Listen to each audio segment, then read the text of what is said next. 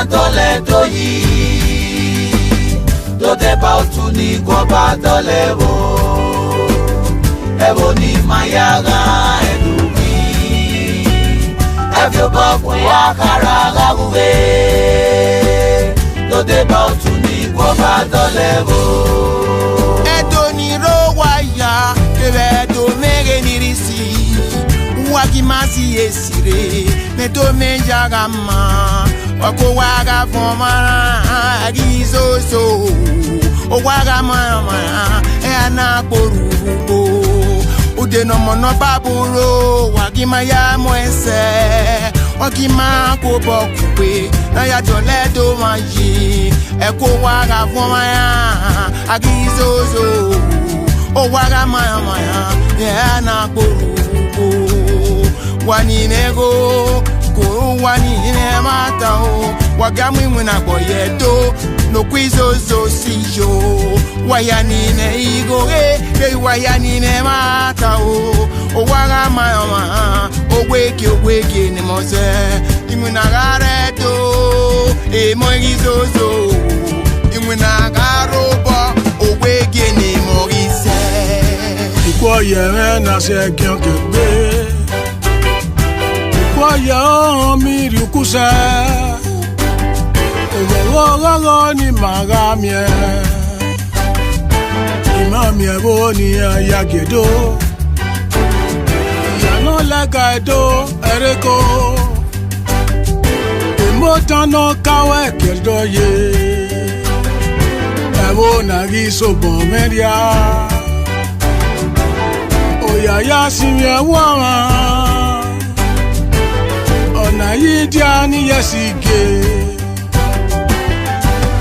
Ibeto menu zomo Ibeto meni lebinu Ibeto meni lebinu Waya radio teto Adogwa badele doyi Oba menu mogun Oba menu mogun Oba menu mogun Egwaro gidi kan Ambassador Norioba His Excellency Norioba o Tura to boba, ura pe boba o, nutiamo tokia, oba no enegbe, oba nebo, imayanga oedo, timari tivieto, ivieto ya nire Amerika, ivieto nire Canada, ivieto nire UK, ivieto nire Euro, waya radio tedo, wado guaba dole doyi, ah. Ẹ̀bùn ní maya yóò ẹ̀dùn mi tó gbọ́ bá máa dọ́lẹ̀ tó yìí tó dé bá òtún ní kó bá dọ́lẹ̀ wò ẹ̀bùn ní maya ẹ̀dùn mi ẹ̀fẹ̀ bọ́ fún wákàrà láwùwé tó dé bá òtún ní kó bá dọ́lẹ̀ wò.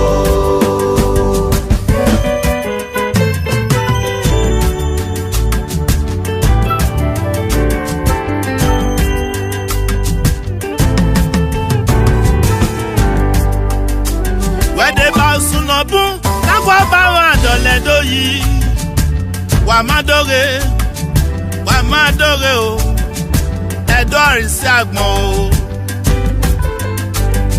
atemi vie eran kebona edo mose edo yeme o edori si agbon o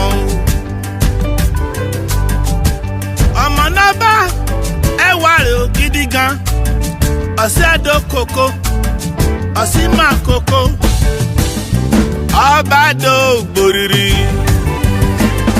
Ẹ̀dọ̀ ẹ̀nà wùwà wàrí ìdáre o wàrẹ́ ilẹ̀ o wàgùnmá gbọ́ bá dọ́là dọ́nà yìí ó wà níbú wọ pẹ́sẹ̀ kékeré bóso níbú èyí àkìyí tó wí tó wà alẹ́ ṣe yàrá ẹ̀ nìran yàrá sọ̀wọ́ bò ìran níbú ìyàwó ìyàrí ìyàtọ̀ èso ra yàrá dùn ẹ̀ gan èso ra sọ̀kú mẹ́nẹ́mẹ́nẹ́ ìyàwó ẹ̀dẹ̀ nà ra sunu wọn ò rí gbogbo tó fi abọ́ wàrẹ́ ilẹ̀ o wàgùnmá gbọ́ bá dọ́là dọ́nà yìí wàrẹ́ mú ẹwẹ́ gbẹ́sẹ̀ kòtàrí ẹwọ́ ìbò màrí mọ̀ ní ẹ̀yàrí ẹ̀wà ó wẹ̀rí ẹ̀wà ó ta aderuga yewebo uwu gwalo demata no nyakpara tie osome na marinya ya eku wane ye maye ona ya muwogere wagagi leo wagimagwa badole dona yi Ewo ni maya yo ẹ̀rù tó kọ́ bá máa dọ́lẹ̀ tó yí tó dé bá òtún ní kọ́ bá dọ́lẹ̀ o. Ewo ni maya gan ẹ̀rù ẹ̀fí bá fún wa kára láwùwé tó dé bá òtún ní kọ́ bá dọ́lẹ̀ o.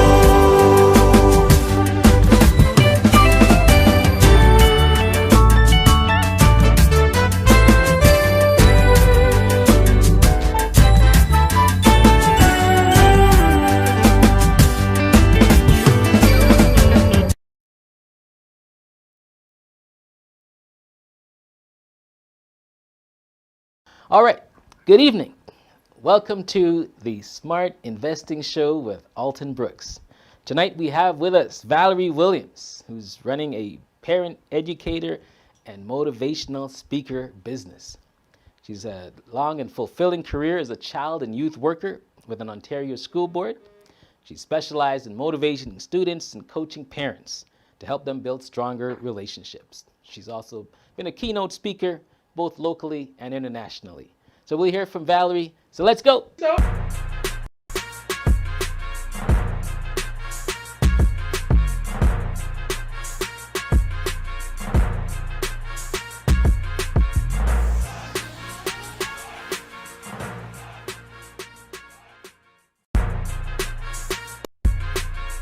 Welcome. Valerie, how are you?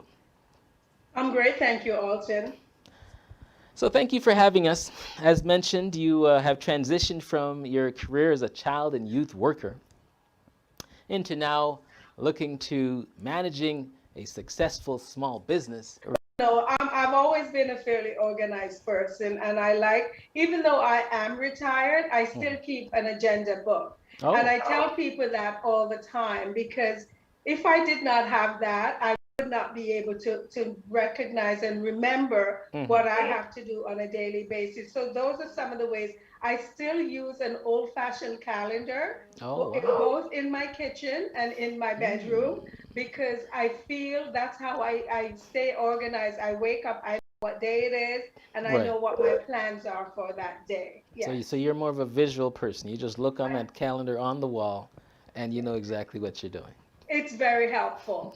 And to go back, Alton, I don't think I answered your question fully about what I do as a parent educator. So one of the my main objectives in wanting to work with parents, I wanted also to be a parent advocate. When I sat on the other side of the table at the school board, I saw parents coming into meetings.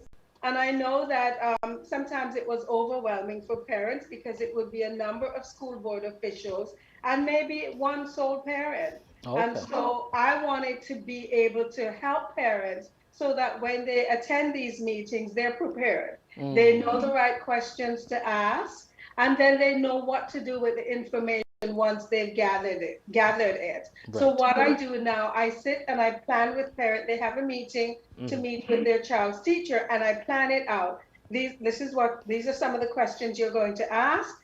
This is the reason you're going to be asking this question, and this is what you will do with the information once you receive it.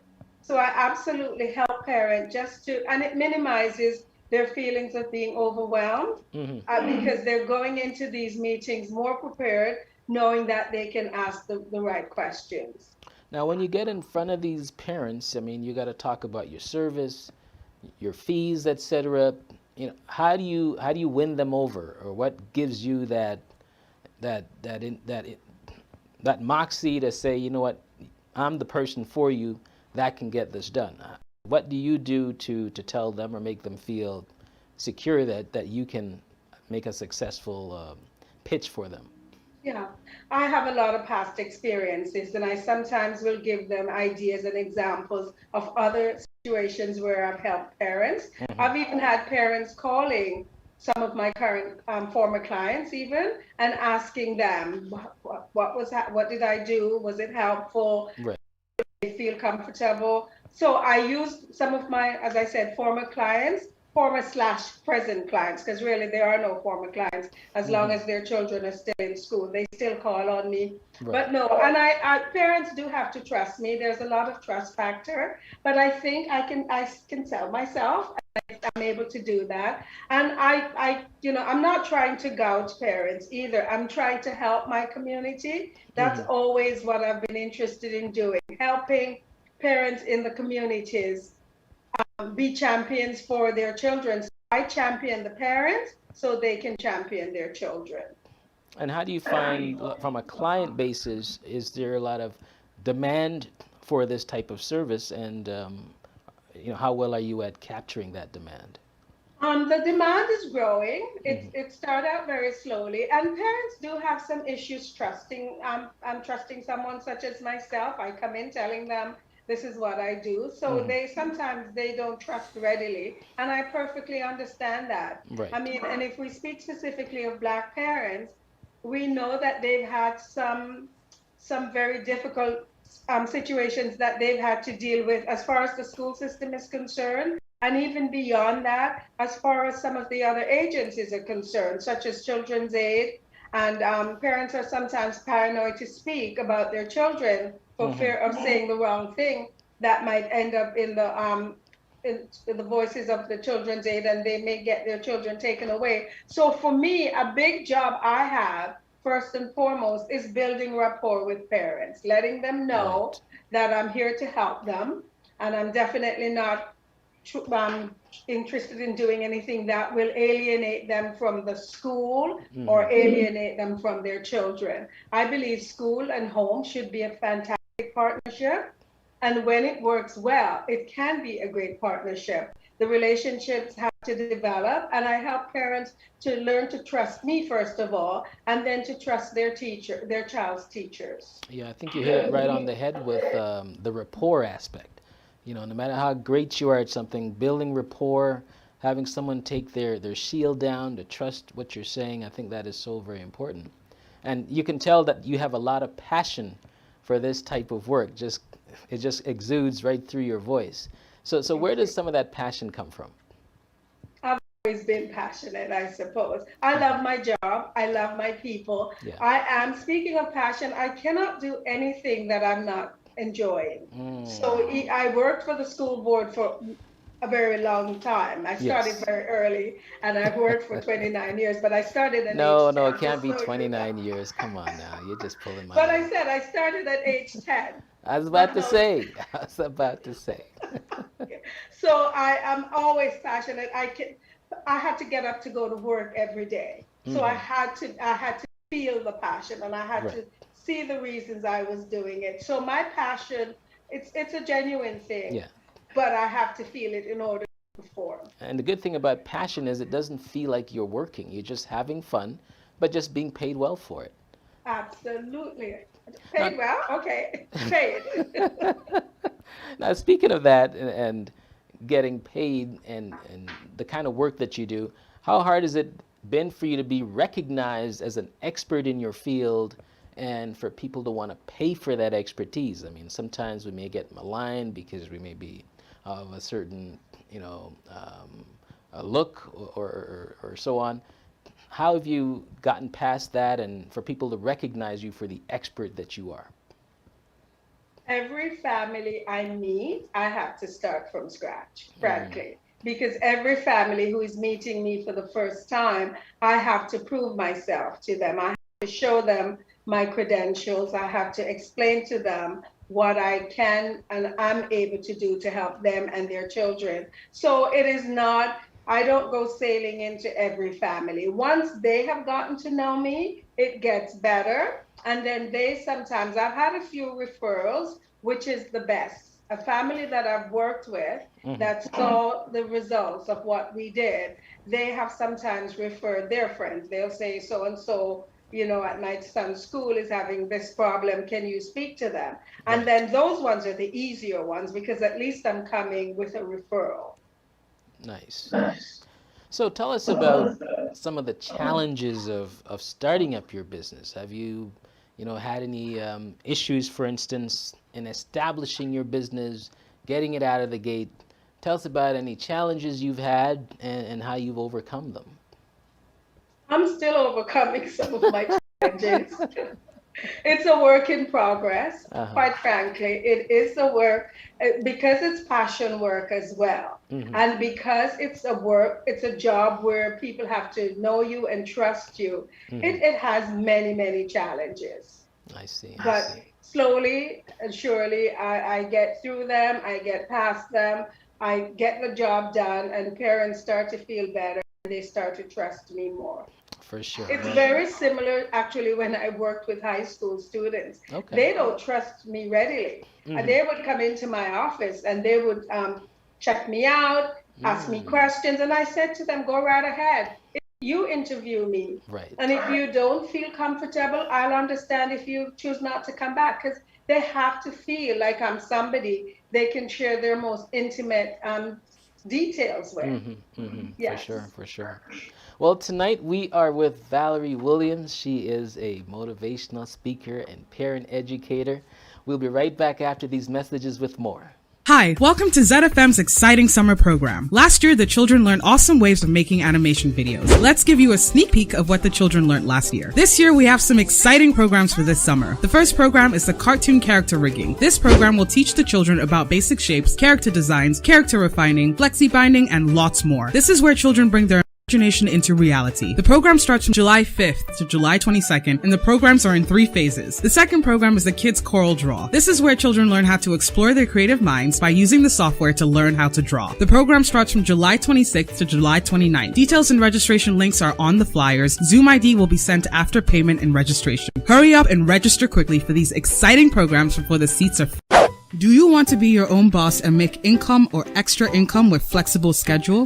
Welcome to Keenan Courier. Keenan Courier works as a marketplace platform connecting customers who need something delivered, drivers that are willing to serve them. Courier with any vehicle, better trip allocation, and cash out your earnings whenever you want. Download our driver apps today to sign up. Welcome back to the Smart Investing Show with your host, Alton Brooks. We're here every Monday night from 9 to 9:30 live with lots of important individuals running businesses and telling us how they do it so you yourself can possibly aspire to running a business as well. We keep you up to date and informed. You can download our app, Gbkm, on iOS or Android. You can also find us at www.gbkm.tv or .fm for those on the FM dial. We've got tons of content and programming from Monday to Sunday, so feel free to check out our app and our web site, and you'll find lots of information, lots of shows, lots of music, lots of entertainment to keep you occupied. Tonight we were talking with Valerie Williams. She is a motivational speaker. She's a parent educator, and she's sharing some knowledge information with us tonight about her small business. And Val, I'd like to ask you, tell us a little bit more about what a parent educator does for those that are watching. Okay, thank you. In my particular role as a parent educator, I facilitate a lot of workshops. I know that sometimes parents, and now because of COVID, I have been doing a lot of them on Zoom, which works beautifully because parents who are not able to get out for different reasons, I can come right into their living room as I talk to them about topics such as separation and divorce, single parenting, mental health concerns. I set up behavioral plans for children who may be experiencing different kinds of behaviors in the classroom where teachers have reached out to parents and have told them that your son or your daughter is having some behavioral problems. I'll sit down with the parents and oftentimes with the child and set up a behavioral plan. So that parents know what to look for. What I encourage parents to do also is focus on the behaviors that are good. We are socialized to look at what the child is not doing very well. So I encourage parents, catch them when they're doing something good. Like if Jamal has put his toys away, concentrate on that. Right. Acknowledge that, praise that behavior, rather than looking at the things he's not doing well or she's not doing well. So setting up behavioral plans. I help parents to do time management plans with their children. Going to bed and getting up in the mornings are a real challenge, not just for teens, but for children as well. So Right. I help parents set up a plan, a time management plan, so your child knows exactly what you expect them to do. When they come home from school in the afternoon, what is the first thing you would like them to do? When they go get ready for bed, how do you want them to manage that? And certainly when they wake up in the mornings. So just helping all of this. I'm a mother of two grown sons and I have three grandchildren. So I'm not talking about things that I have not personally experienced. And so I find that the more organized you are as a parent, the easier it will be to help your children to become organized. I also do one-on-one counseling with parents because sometimes parents really know that they're having a difficult time and they're not sure how to do it. They just have not themselves been taught how to manage, how to not lose their cool when they're dealing with their children. Because as you can imagine, Alton, the COVID situation where families were thrown together, it was difficult. And so I had a lot of calls during that time from parents who were pulling their hair out, not knowing exactly what to do. So Right. I'll do one-on-one counseling with parents, helping them to manage the situations as they come up. Yeah. Do you find that it's easier to work with high schoolers or elementary, or it's just as challenging with either sort of age group? Is one easier than the other, so to speak? I wouldn't say one is easier than the other. The only thing for me personally, when I worked with high school students, when I sat one-on-one with them, I felt I was able to reason with them a little differently, mostly due to maturity. But there are some elementary students who are amazing. They come into your office and they can tell you what the issue is. They Right. can almost also tell you what the parents should be doing to make their lives a little bit easier. And I've had a few of those over the Right. years, and they are amazing. So what that does for me, I'll then say, okay, perfect. I will call your parent while you're here, and I will have the conversation, or I'll invite the parent to come in, and we three or four can have the conversation. Bingo. So it's not that one is any easier than the other. It depends on the individual child, I really. see. I see. Well, you certainly sound like someone who is very versed in her job, so they are definitely blessed whenever you show up at the door. But let's transition to just finding about, managing the concept of paying yourself. A lot of us, we start businesses and we're running it and we're just going in and out, expenses, revenues, etc. But we don't necessarily think about sometimes paying ourselves. Is it something that you actively think about? Do you, think of, I need a salary and then the business has to survive otherwise, or you just take it day by day? What's your plan when it comes to, this actually being a paying position for you where you're drawing a salary from the business? Is that something that's close that you can do, or something you're doing already? Just share your thoughts on that. Can I say work in progress?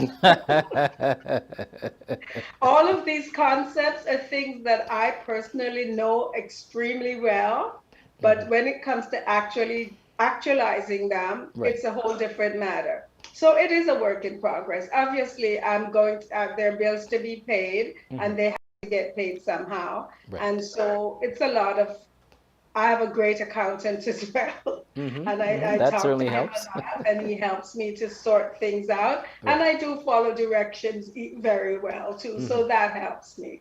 Yeah. That is great. That's great. So again, we talked a little bit about it earlier, but being an individual running your own business, are you planning on scaling it by adding other professionals like yourself, or are you just content with just being like a solo entity? What are your plans when it comes to the growth of your business? And then tell us, what do you plan to add additional associates? I would like to have a conglomerate. Oh, wow. That is terrific. And I'm going to hold you to that Yes. too.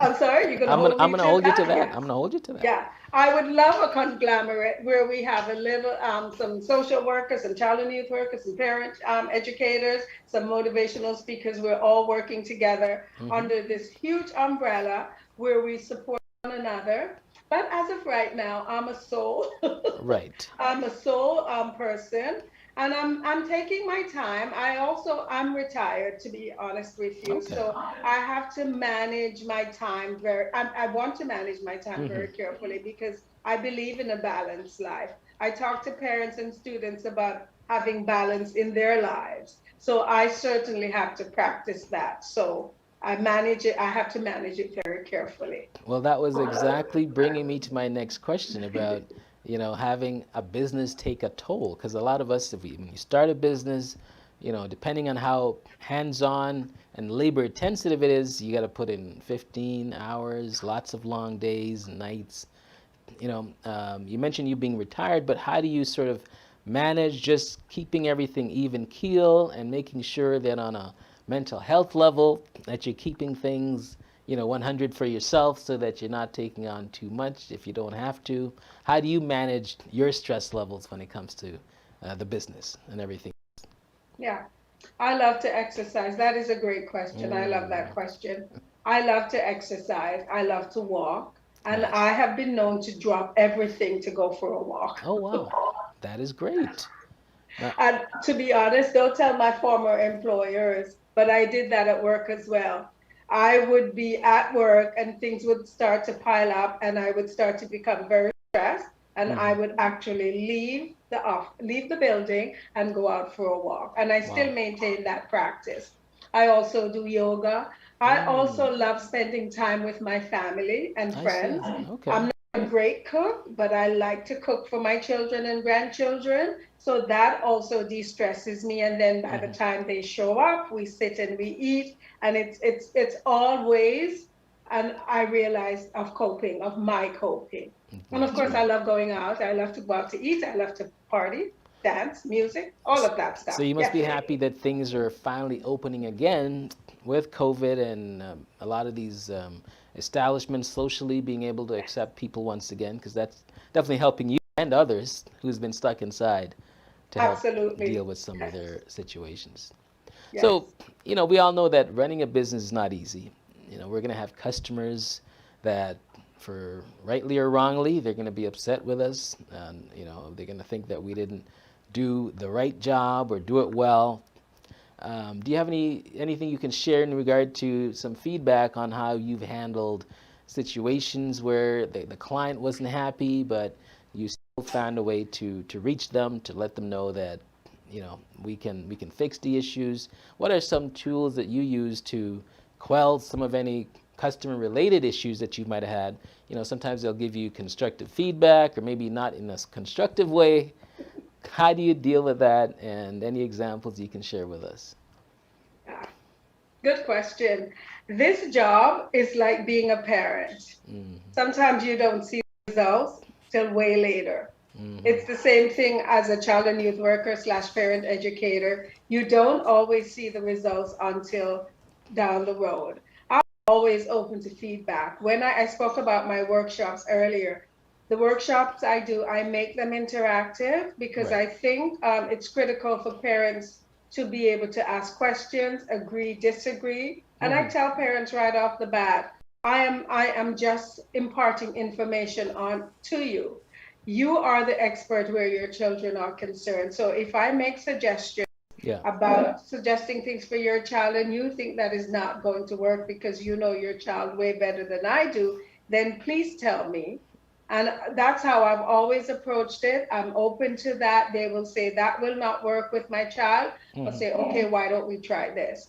And so I'm always open. And because it's interactive, the feedback is immediate. Okay. Have I had negative feedback? Of course I have. People have told me that that does not make sense Mm-hmm. and that will not work. And I'm okay with that. I'll just calmly say, okay, that won't work for your child and I understand. Why don't we try this approach? And you tell me if it works or not. A few days down the road, I will follow up with a phone call. Did that work? Sometimes it does, sometimes it doesn't. But I have a lot of tricks up my sleeves so we can always pull something else out and some other strategies that parents can try. That is terrific, and it certainly looks like, being customer centric is very important to you, and making sure that they get the value that they're paying you to do. You have to. Every family is very different. Parents are different, children are different. One size does not fit all where counseling or giving strategies or suggestion is concerned. It can never be a one size fits all. So I have to take the time to get to know the families individually, and then I'm better able to work with them. That is terrific. Now, you've given us a lot of good insights tonight, but tell us a little bit about what you do as far as hobbies and just time to give back to the community. I know that you're a part of some organizations. Tell us a little bit about what you do on your off time and how you give back currently. Yes, I devote a lot of my time to the Congress of Black Women. We have chapters all over Ontario. I live in Peel, so my chapter is in Mississauga. And so spend a lot of time. Our mission is to uplift Black women and their families. So we work with parents to help them the best with different aspects. One of the premier things that we do, though, every year we give scholarships. Nice. To young men and women who are going off to post-secondary. And this year we had a virtual event and we gave out 20 scholarships. Wow, that's incredible. Yeah. And we do, we have a camp. Right now we're getting ready to start the summer camp. We have a March break camp. This was obviously pre-COVID. This year we're starting up the camp. We didn't do it last year. So all activities that are geared to families, we try to do that. We've had a homework club in the past. We've had a reading club.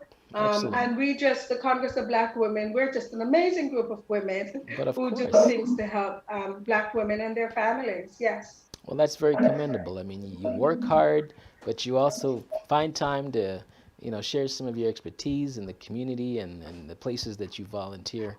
You're what you would call a role model, and we congratulate you and give you your roses for all that you do. And we wish you lots of success with your business. But tell our viewers, if they wish to get a hold of you, whether for parental education or for motivational speaking, how do they reach you?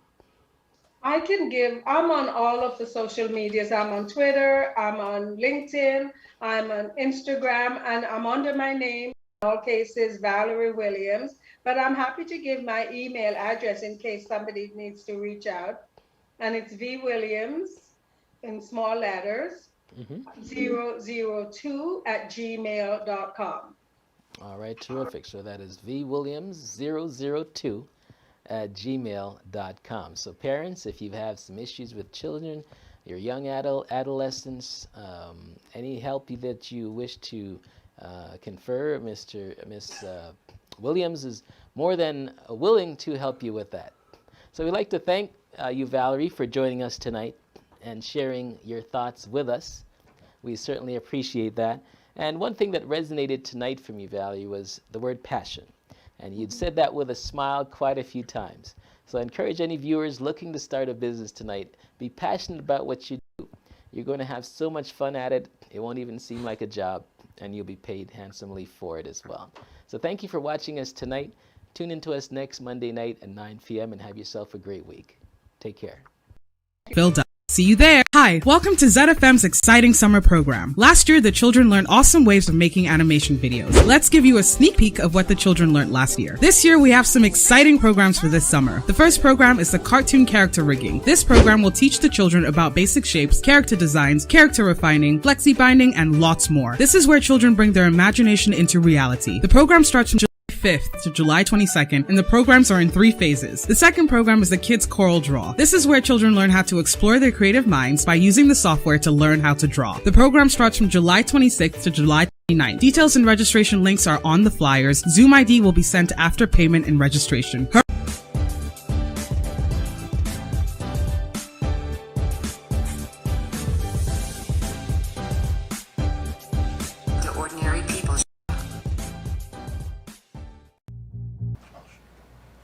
Hello, good morning, good afternoon, good evening, depending on where you're listening from in the world. My name is Jacqueline Dixon, and you're tuned in to the Ordinary People Show. Ordinary people can do extraordinary things. And we're broadcasting live from Toronto, Canada, powered by Gbkm Tv network. In studio today, it is a fantastic day in the GTA. Why? Because we're at stage 2. We've arrived, ladies and gentlemen. The premier has given us the okay, and now all systems are go for in-person shopping. We can do some in-person shopping in retail establishments, and a whole plethora of other things that are attached to the stage 2 protocols. And if you are unsure about them, visit the Ontario, the website for the province of Ontario. It lays out all of the various different stages that we are going to eventually pass through and the protocols attached to them. But right now I'm super, super happy that we've been doing our part here at GBCAM, and you've been doing your part as a private citizen in ensuring that we bring down the numbers on this COVID epidemic that we've been facing for the last year and a half. My gosh. Whew. Anyways, we do see the sunshine in the horizon. We will make it through this for sure. But for those of you who are tuning in today, maybe for the first time, or even my regular viewers, and you're concerned about the COVID process, procedures, what's happening with COVID, let me just share. We have been hitting our numbers consistently below 200 now per day in Ontario. Man, that is a huge milestone. And our vaccination rates are going up, up, up, up.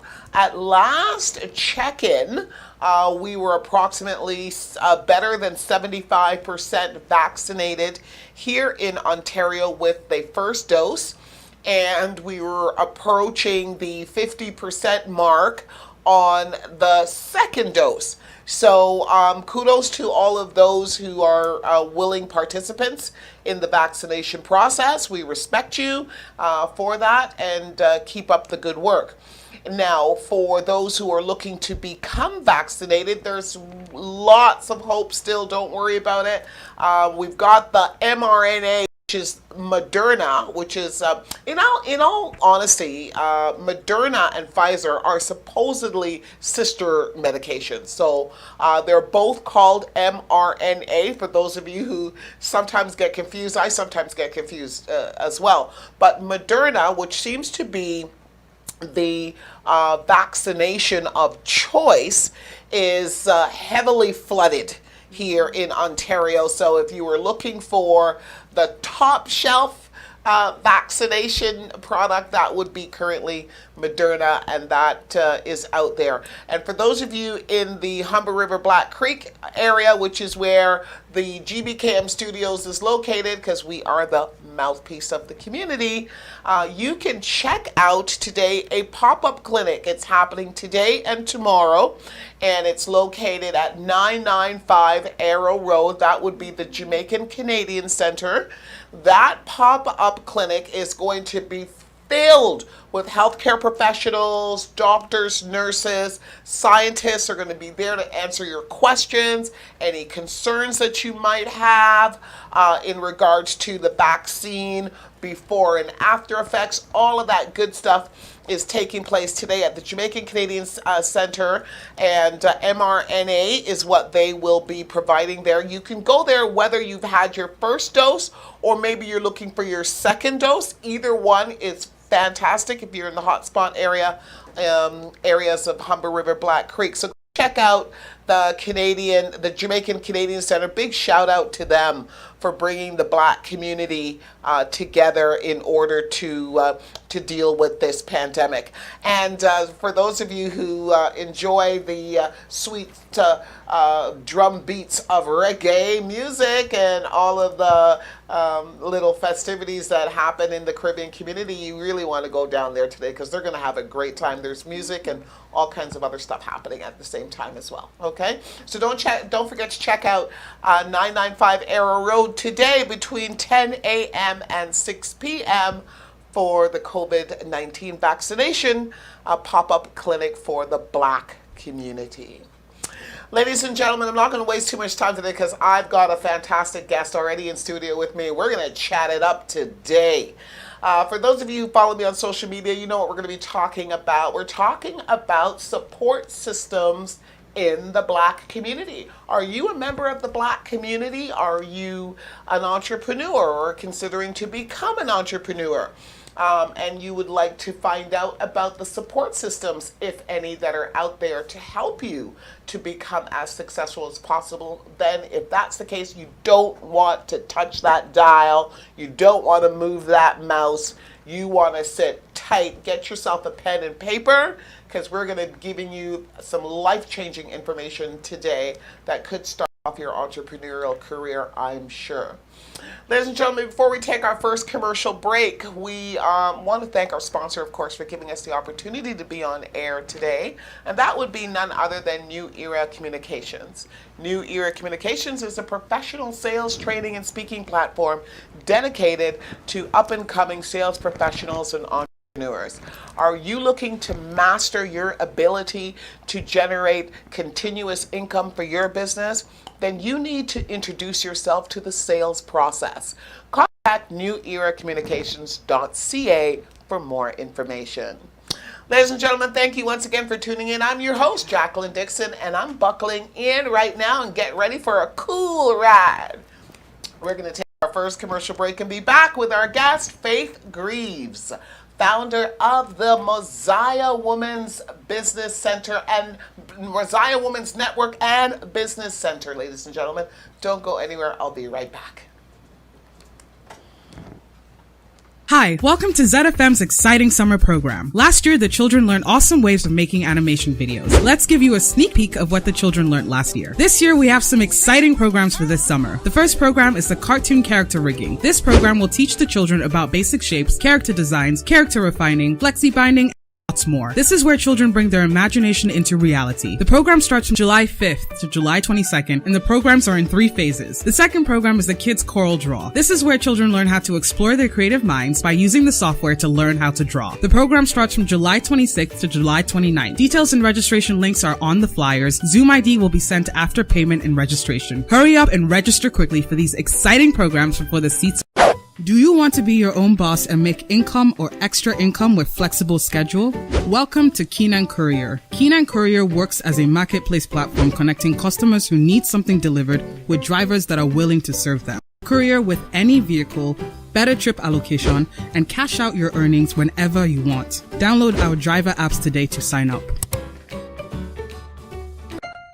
Are you craving some home-cooked African meals but are missing the authentic ingredients? No worries. Head over to Dunamis Food online groceries at www.mydunamisfood.com to check out our collection of the best quality African and Caribbean foods. From swallows to spices to meats and produce, expect top quality customer service and have your groceries delivered to your door when you shop at Dunamis Food. Don't forget, go to www.mydunamisfood.com and get a taste of home. It'll be like you never left. Dunamis Food, keeping you smiling always. Nous vous gardons toujours le sourire.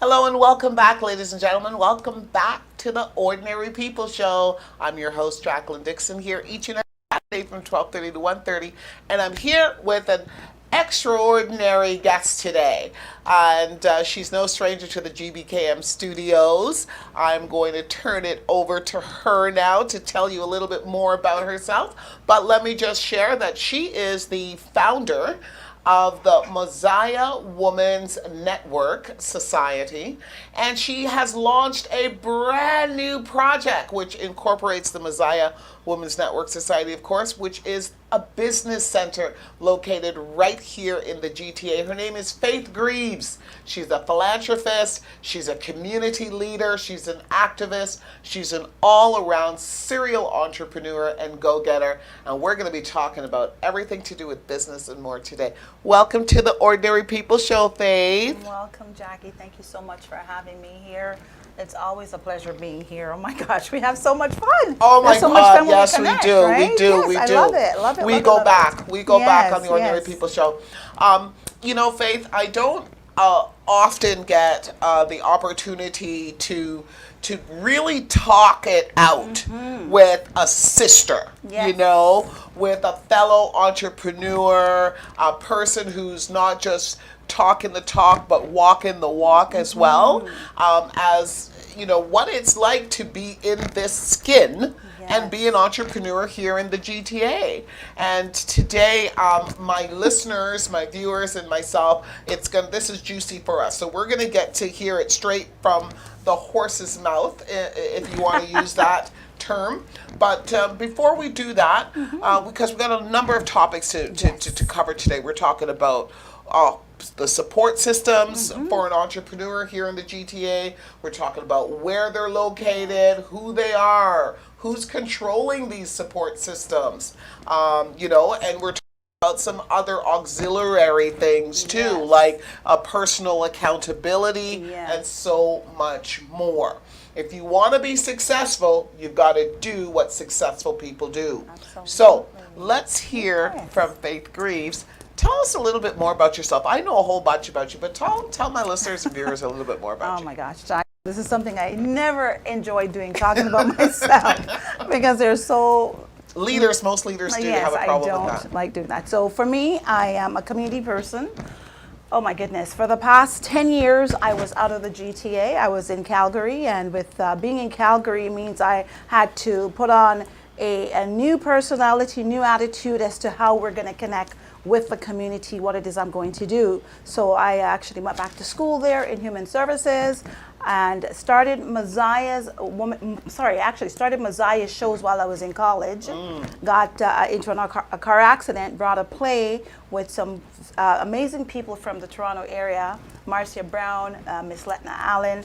The first production was I Need to Know My Father. We brought it out there, which was really good. It was something that the community needed, and it was really good for the ones that participated.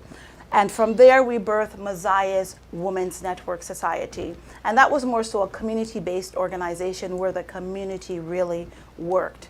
And for me, I have a natural knack to connect with people and say, let's get it done. Let's make things happen. I am a let's make it happen. And with that mindset, you got to attract people who are willing to see the vision and the movement.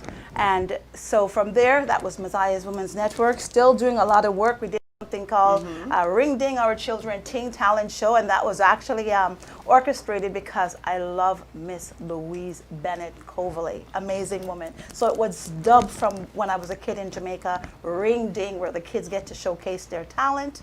We also did something called Marcus Garvey Youth Leadership Awards and Recognition. Again, for the people who know me, they know that I'm a Garvey fan, and I'm also a Garveyite. It's like when I was in Jamaica, I was the ladies vice president for the UNIA there, and I've learned a lot. So that really transformed me into the person that I am today. It moves me because Garvey was a man that he had a vision, he had a mission, he had a purpose, and he was ready to work with the people who were ready to work. For the ones who weren't, he just said, you know what, they will come on board when they're ready. So he was about community, building community, understanding that we as a people, we are king, we are queens, we're princess, and we're prince of the land. And if we were going somewhere, we need to identify who we are. This is why he said, a people without the knowledge of their past history is like a tree without roots. So we have to know the foundation and where we're coming from in order to know where we're going.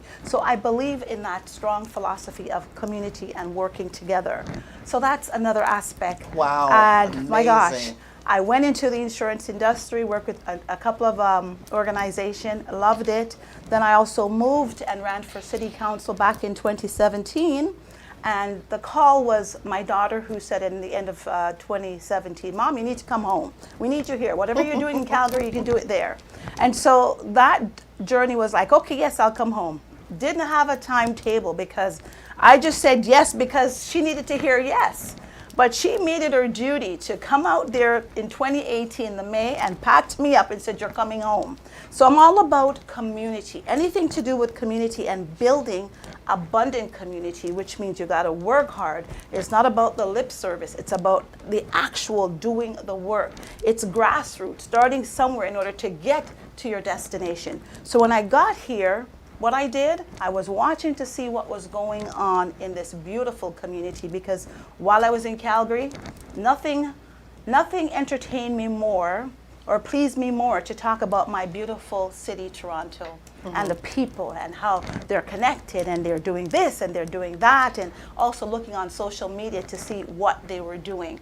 So it's always a great memory and a place here in Ontario and in Toronto. So when she brought me home, trust me, it wasn't easy. It wasn't easy. And I decided to even go back to school. I went back to school, and I was in school for about 7 months. And where I am today with Messiah's Professional Business Center, that was, okay, we're going to add something on to Messiah's. We're going to get to that. Okay, we're going to get to that. We're going to get to that. It's all about community, and it's Right. all about working hard. I never like to talk about the things that I've done. You know, one of the nicest thing I've had the opportunity to is to sit with those folks that are driving our communities, our country, our wards, our territories, and they give me insight in regards to how we as a people are, because they've already studied us, and that's something that we need to identify, that we need to get out of this mindset of being studied always and there's no progress. And we are the ones that need to understand, in order for us to have success, we have to get out of the box. We have to start looking at each other as, you are my sister, you're my brother, I'm here to support you, and let's make it happen. Stop doing this. Stop talking. There's so much to do. So I'm an action-driven person. And with that action, it motivates me to move forward. Not only that, I'm also a God-fearing person. So with that mindset, the journey that I'm on, it's just amazing, because I view myself as a vessel. The vessel being used to get what needs to get done. So lots to do. It does. You know what? I said, listen, you need to share, because I know that your background is very colorful and it's very full. And there's never a dull moment in your life. You're always doing something. So I wanted you to be able to get an opportunity to share with the listeners and viewers who are not familiar with all of the various different things that you've got your hands involved with.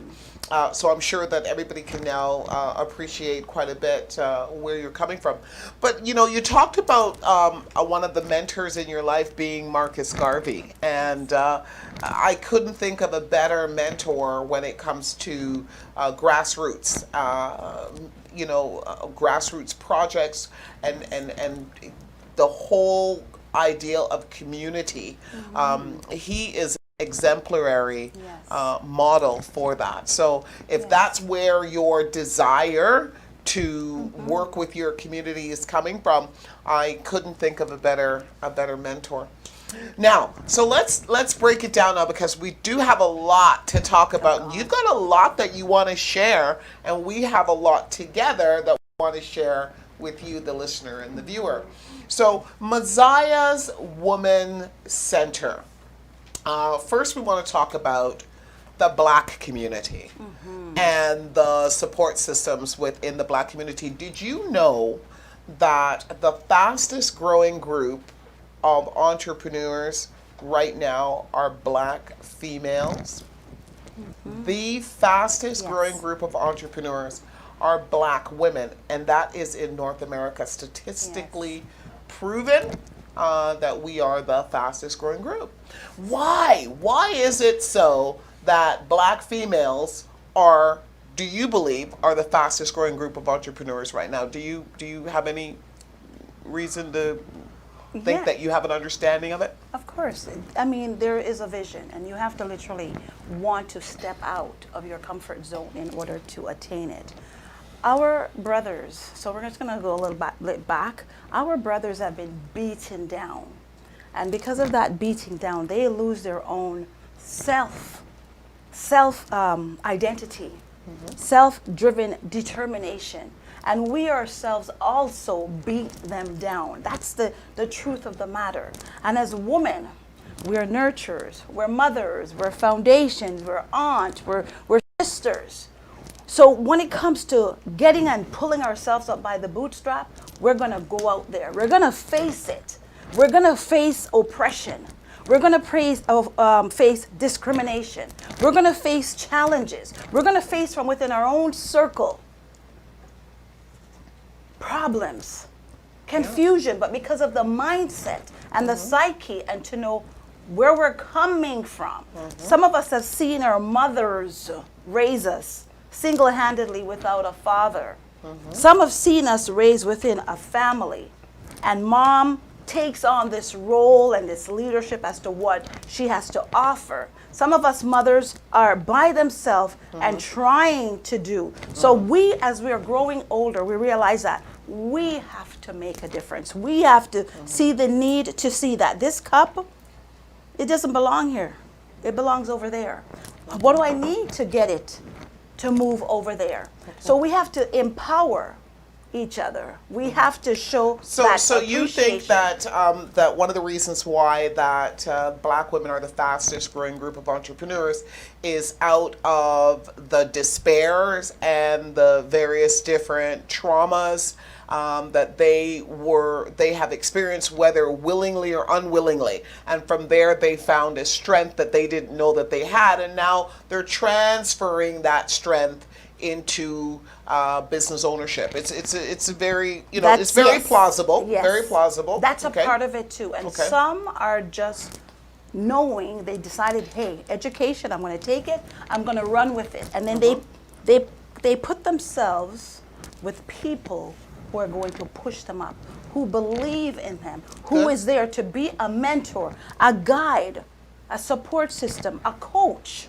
a father, a mother, and it helps them to push themselves up. It helps them to get to their destination. So there's a lot of things in couple. So it's like fitting it in tightly for them to get to their destination, and they're willing to go that extra mile. Good stuff, good stuff. Well, that is the facts. Black females are the fastest growing group. Now, being a female entrepreneur is not an easy decision to make. A lot of Black females, as you have mentioned, by the time they pull the plug on becoming an entrepreneur, they're, matter of fact, well into their midlife. Yes.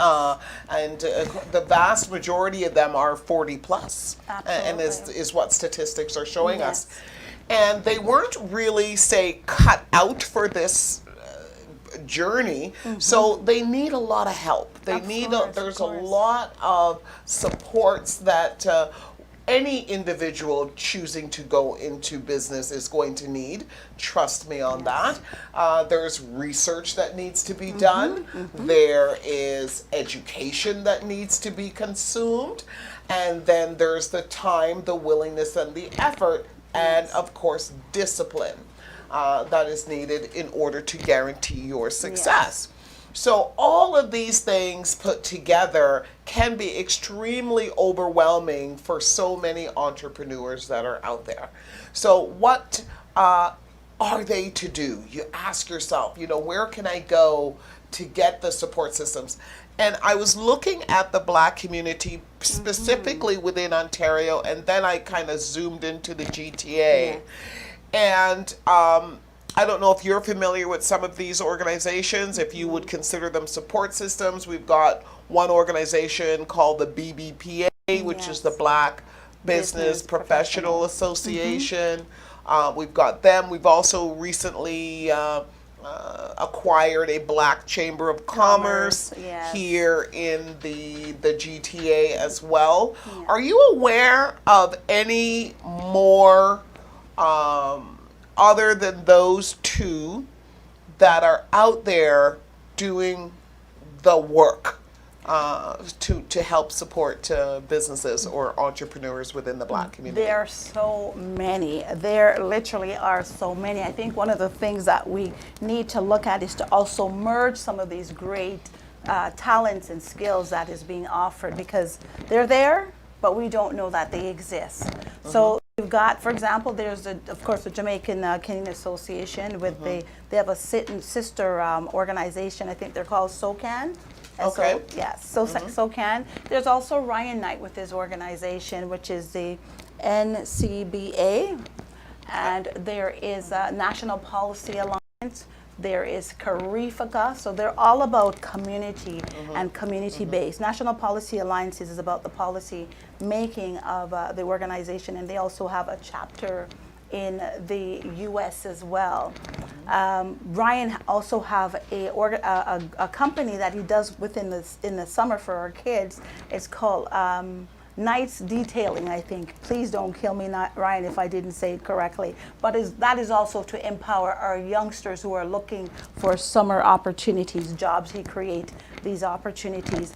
Oh my goodness, there is the Nigerian Association. So there's so many organizations that are out there doing great work. We also have on board, there's the Black North, I think.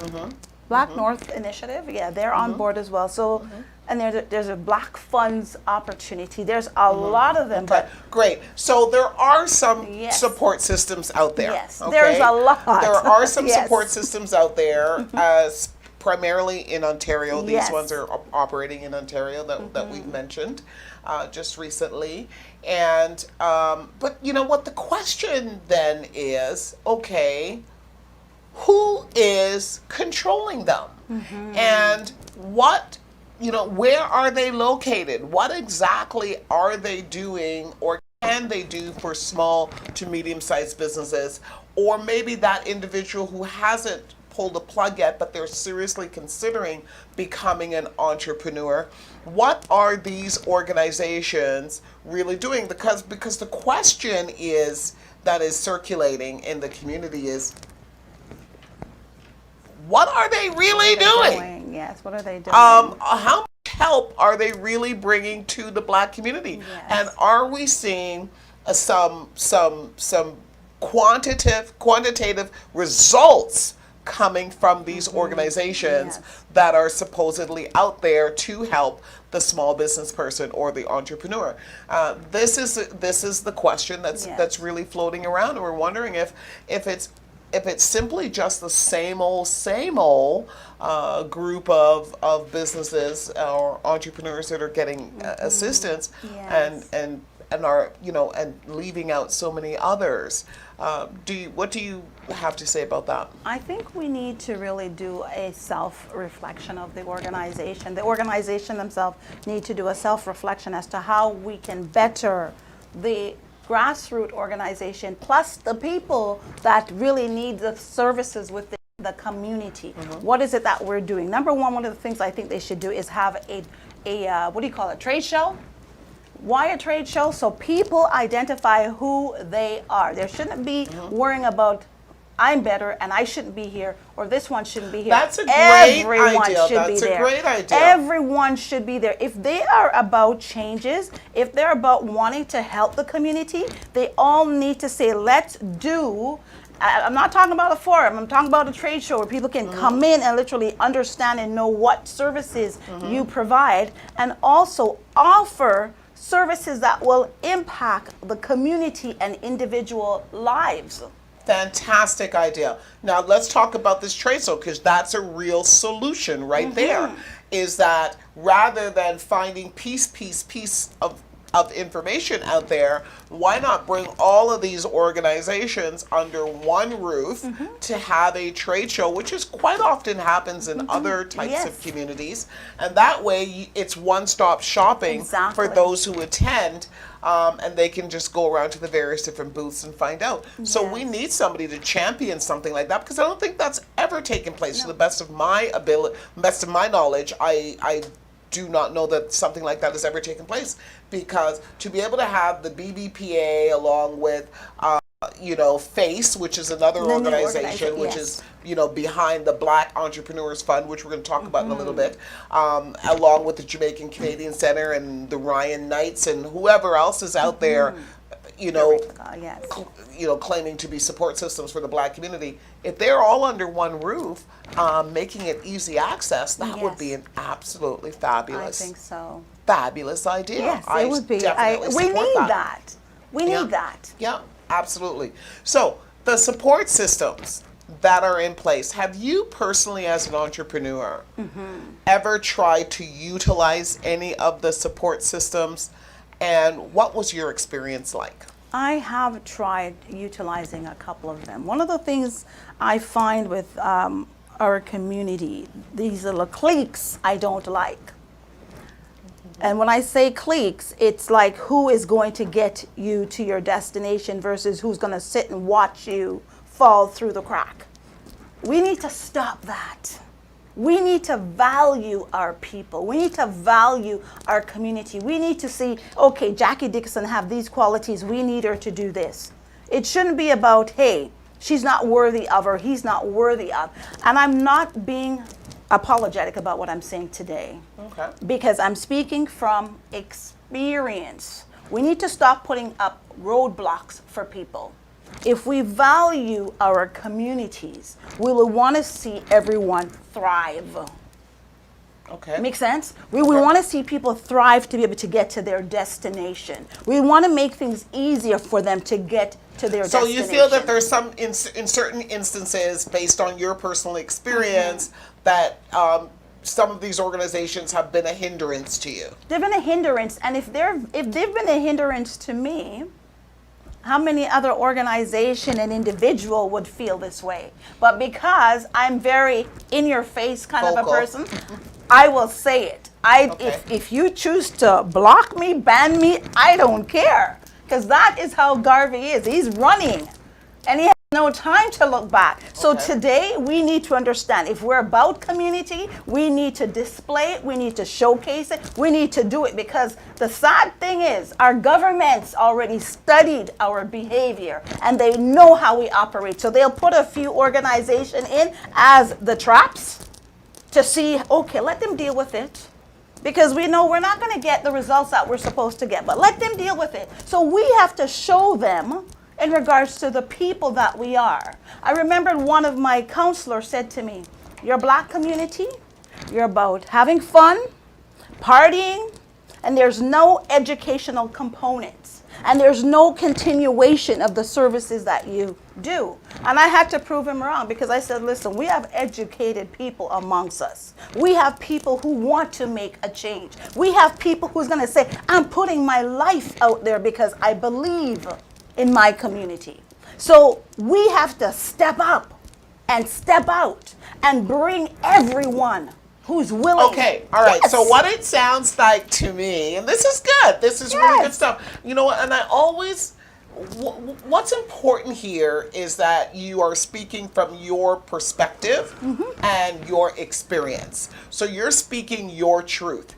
And nobody can take your truth from you, because your truth is your truth. Absolutely. So what it sounds like to me, and which is a sentiment that I have heard from others, okay, and I will, back you up on that, that there is a chosen group of organizations that are the gatekeepers for the entire Black entrepreneurial community, which is not a monolithic community. We are comprised of many different people from many different backgrounds and many different levels of education with many different types of aspirations.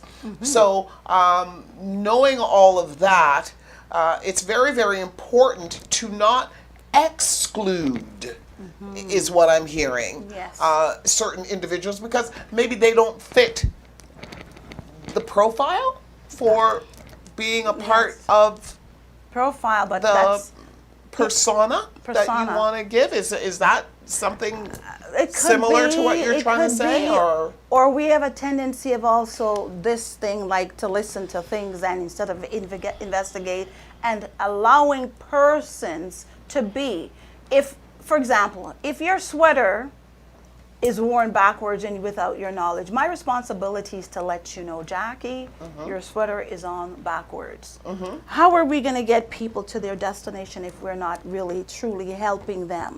We should not be the gatekeepers that block people. We should not be the gatekeepers that make things more challenging for people. But what do you have to say about you got to be on the inner circle. You've got to be one of us. You've got to be in agreement with the way that we behave and move in the circles that we move in. And what if you're just not one of those types of people? Do you not get the additional help and support that you need in order for your business project to take off, because you're not you don't fit in? I think that's what we do to each other. Is Sad to that say. what you feel? I think Okay. we do that to each other. I mean, it's if you look at history and stats, this is the norm within us. Okay, all right. This is a norm within us. So it might be a generational thing that we are Yes. dealing with. That even though we've got all of these organizations out there and they're supposed to be in place, that they're still being run by people that have underlying issues. I like that underlining issues, yes, as to who should be allowed into the gates. Okay, Who all right, should all be right. allowed. Okay, good, Yes. fair enough. So, but at the end of the day, we still have to persevere. Absolutely, Okay? yes. We have to persevere, and if it's on your heart that you believe that you can bring something of value to the community, to the general public, then you need to persevere regardless. Absolutely. And we're going to talk about how you can do that without necessarily joining any of these cliques. Can you still be a successful entrepreneur in the Black community without being a part of these cliques?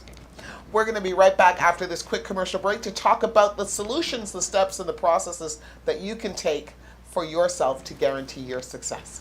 Don't go anywhere. We'll be right back.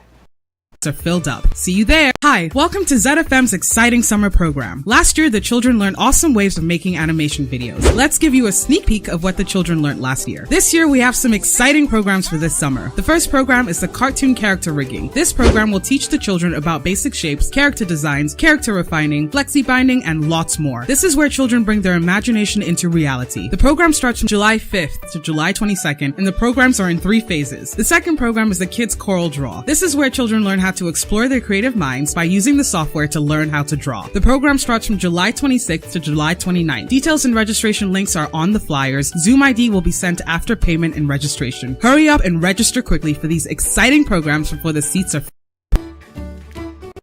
Do you want to be your own boss and make income or extra income with flexible schedule? Welcome to Keenan Courier. Keenan Courier works as a market platform connecting customers who need something delivered with drivers that are willing to serve them. Courier with any vehicle, better trip allocation, and cash out your earnings whenever you want. Download our driver apps today to sign up.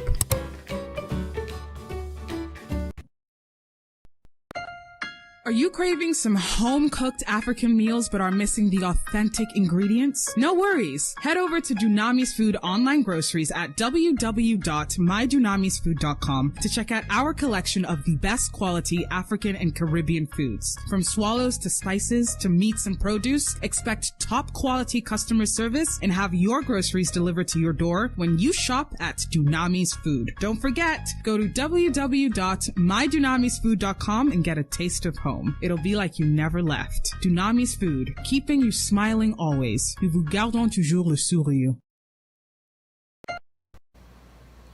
Hello and welcome back, ladies and gentlemen. Welcome back to the Ordinary People Show. My name is Jacqueline Dixon. Thank you for tuning in with us today. For those of you who are just joining us, or maybe for those of you who are just joining us, we have a fantastic guest in studio today, Faith Greaves. She's the founder of the Mosiah Women's Network Society, and she's here to talk about support systems within the Black community and her latest project, the launch of Mosiah Women's Business Center, which is located right here in the GTA. So welcome again, Faith. Just before the break, we were talking about the various different ongoing organizations which are out there supposedly to support members of the Black community for those who want to become an entrepreneur.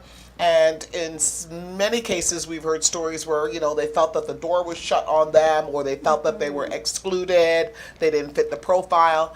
And in certain cases, some of them literally gave up their hope of becoming an entrepreneur, or decided, I'm going to just do it on my own. And it's tough. It is. On your own. You need a support system. You need a community. You need people behind you who can help you with the research and the education and the training in order to be a successful entrepreneur. Yes, Hence why you are here today.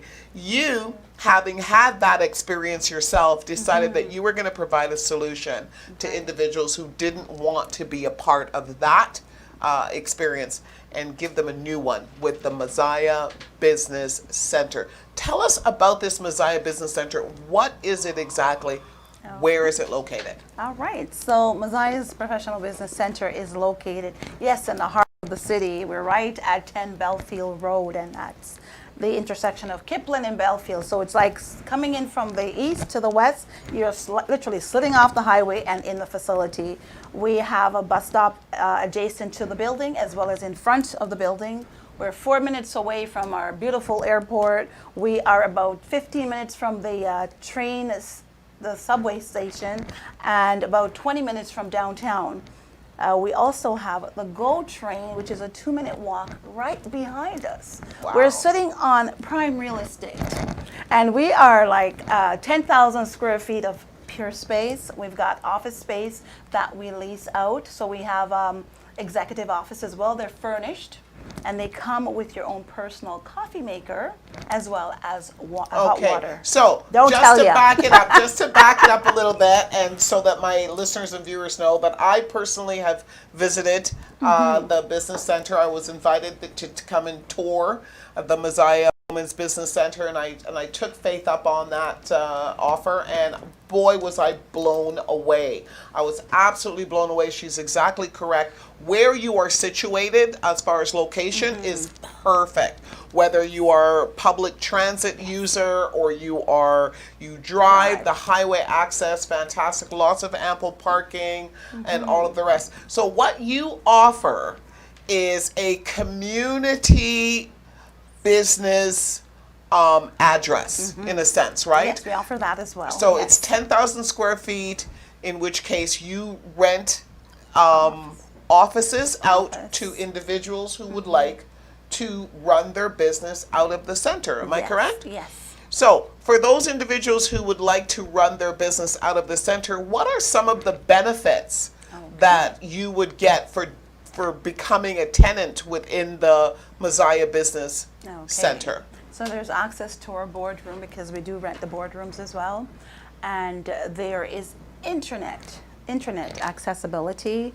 We also, there's printing packages that is designed for the tenants, and you also have the opportunity to use the other services that we offer. We have a green room, we have a P.O. box, training room, we have hotspots too for persons, entrepreneurs who are, starting up your satellite companies, your corporate that is downsizing. There's those hotspot desks that are available for you to rent as well. So there's a lot of things that we offer within. There is also business consulting. There's media. We have a green room as well for persons who want to come in and do media, whether it's their photo shoots, whether it's a podcast, whatever. We ensure that the business center is equipped for multi-functioning activities. This sounds absolutely fantastic.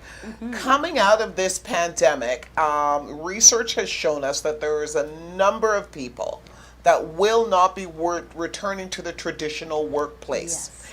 And as a result of that, they have decided now to become an entrepreneur.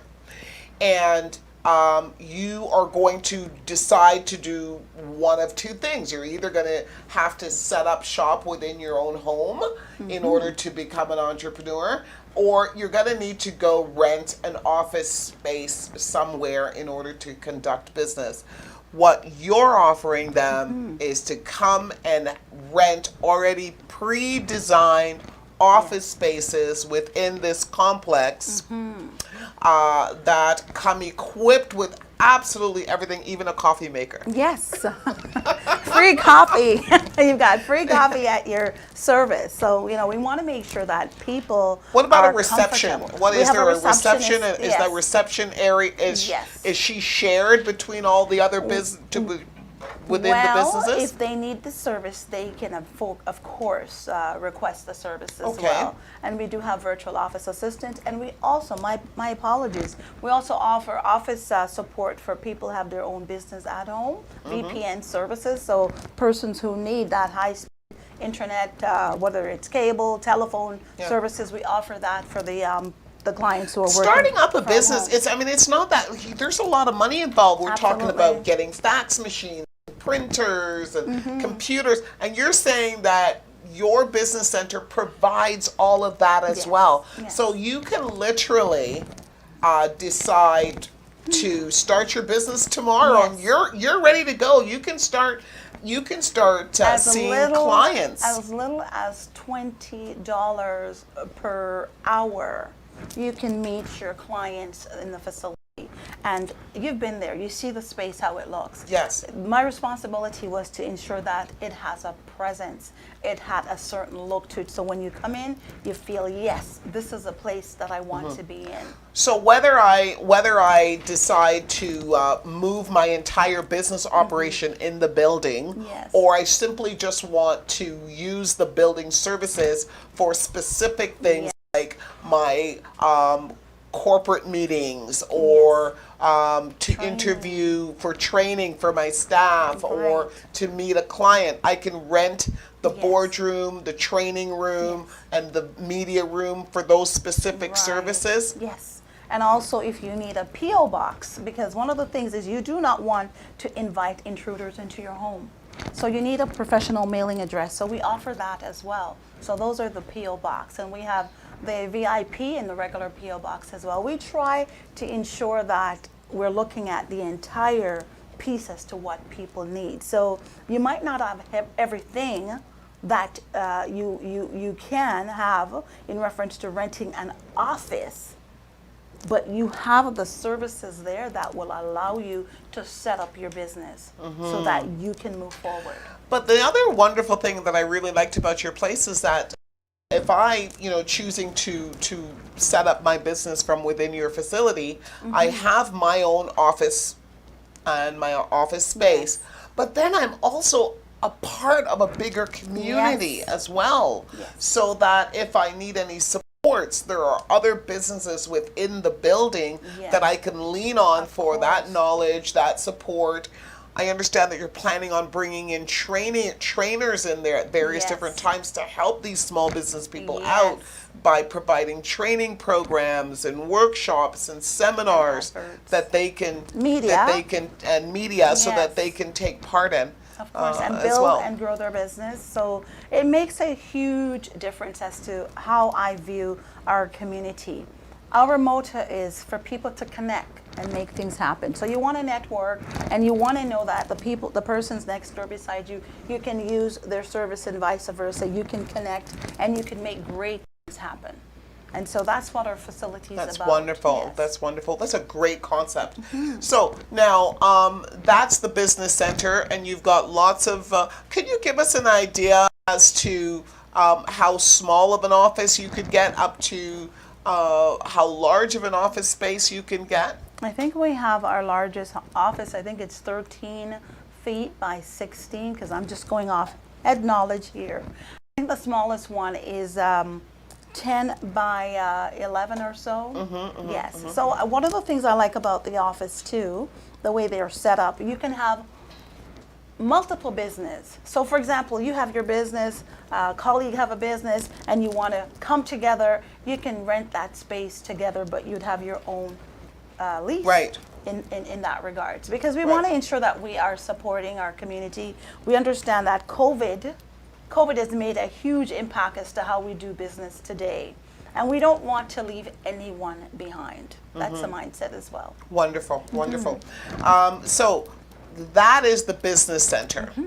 So within that framework, there is another operation, a not-for-profit operation, I understand, that runs from within the business center, and that is the Messiah Women's Network. Can you tell us about that? Because I know that's been your baby for a while. That's my baby, yes.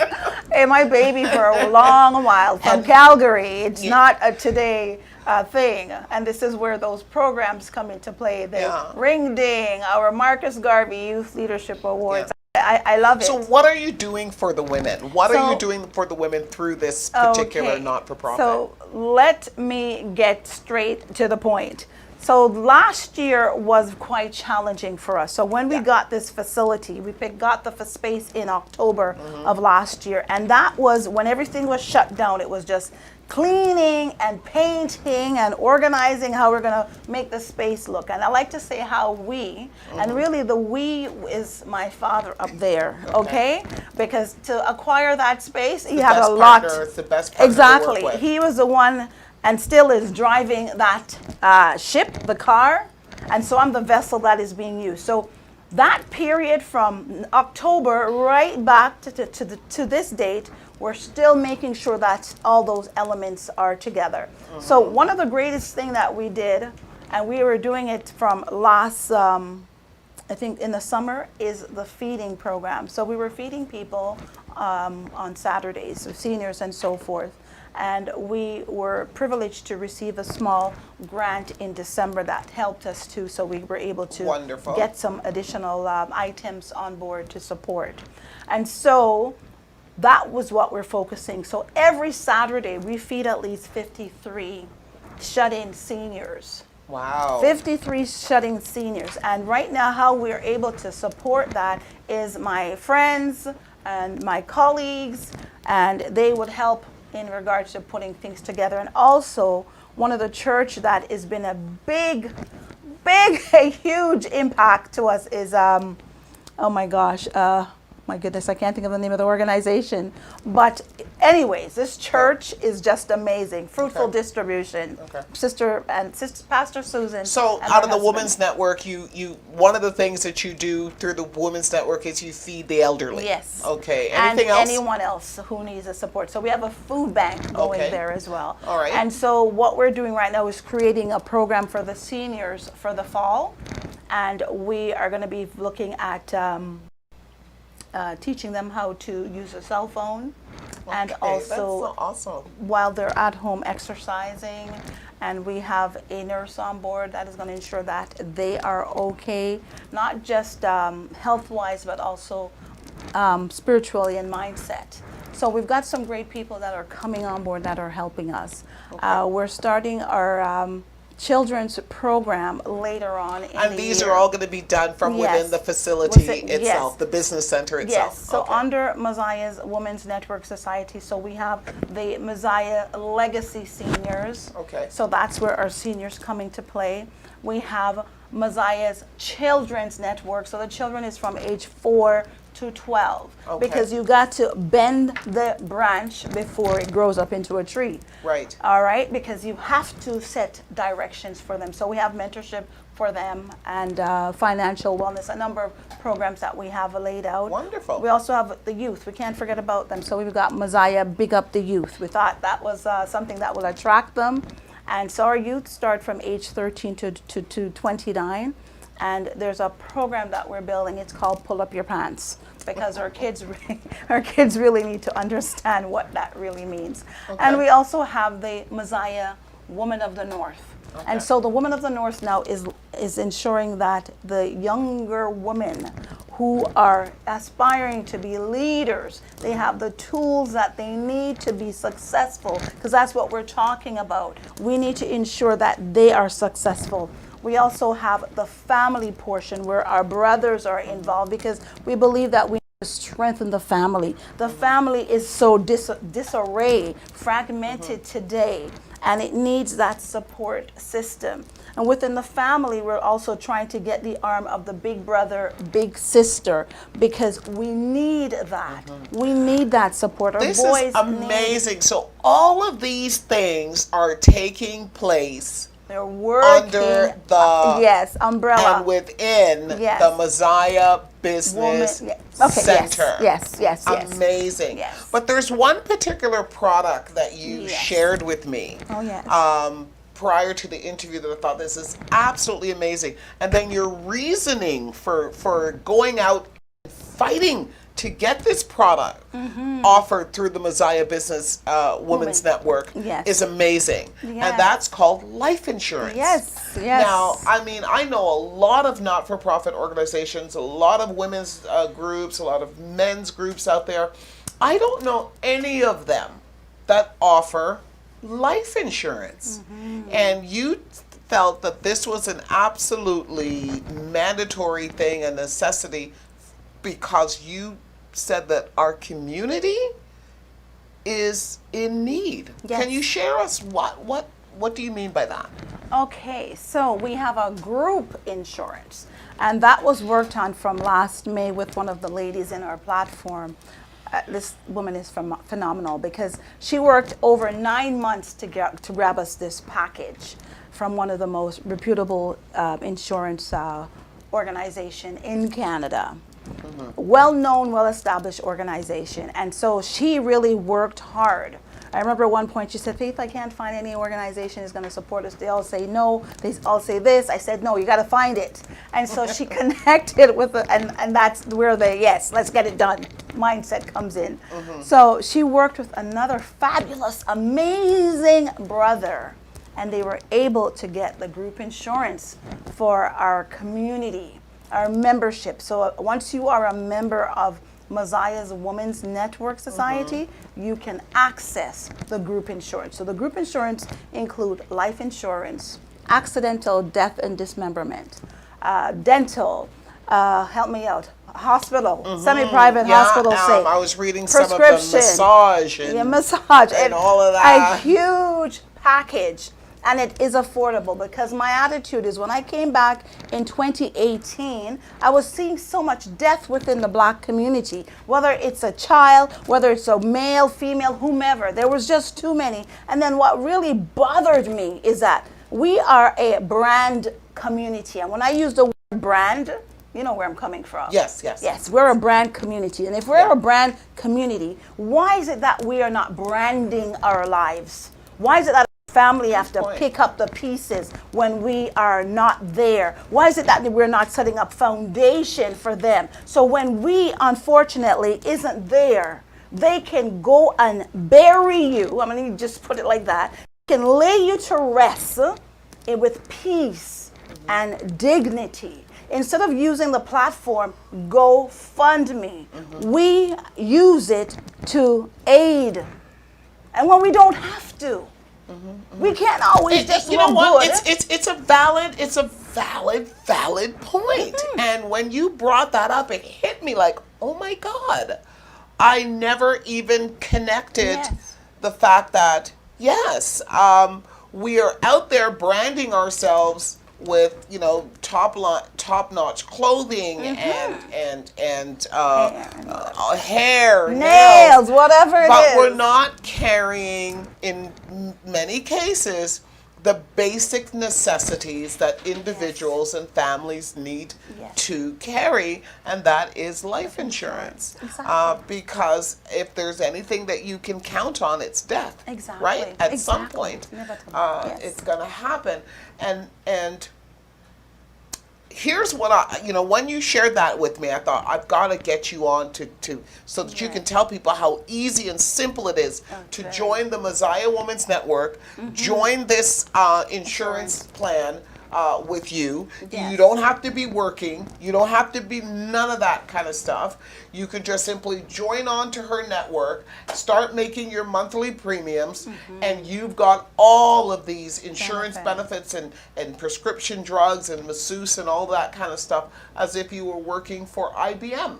So it's not often that something like this can happen for the community. For those of you out there who do not have this in place for your family yet, I really urge you, reach out to this lady, because it's amazing that she was able to get this contract secured. We've seen it too many times. GoFundMe, and using it for the wrong cause. It's really there when you need to empower your sports league or whatever it is, but it should never be used for that purpose, because it's not like we cannot afford it. We have to look and shift our priorities and say family first.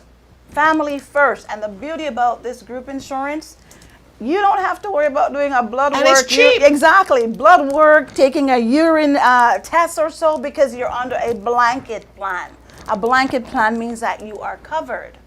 So this is what they would offer any group insurance. It's fantastic. I'm very, very, and I can't talk for all of the Black community, but I just really want to applaud you for that one thing alone, for providing a solution to members of the Black community right now that are walking around without life insurance. And if you want to know how to build generational wealth, the people are going to tell you real estate and all that kind of stuff. Let me tell you something. Do you know how generational wealth was built for other communities? Life insurance.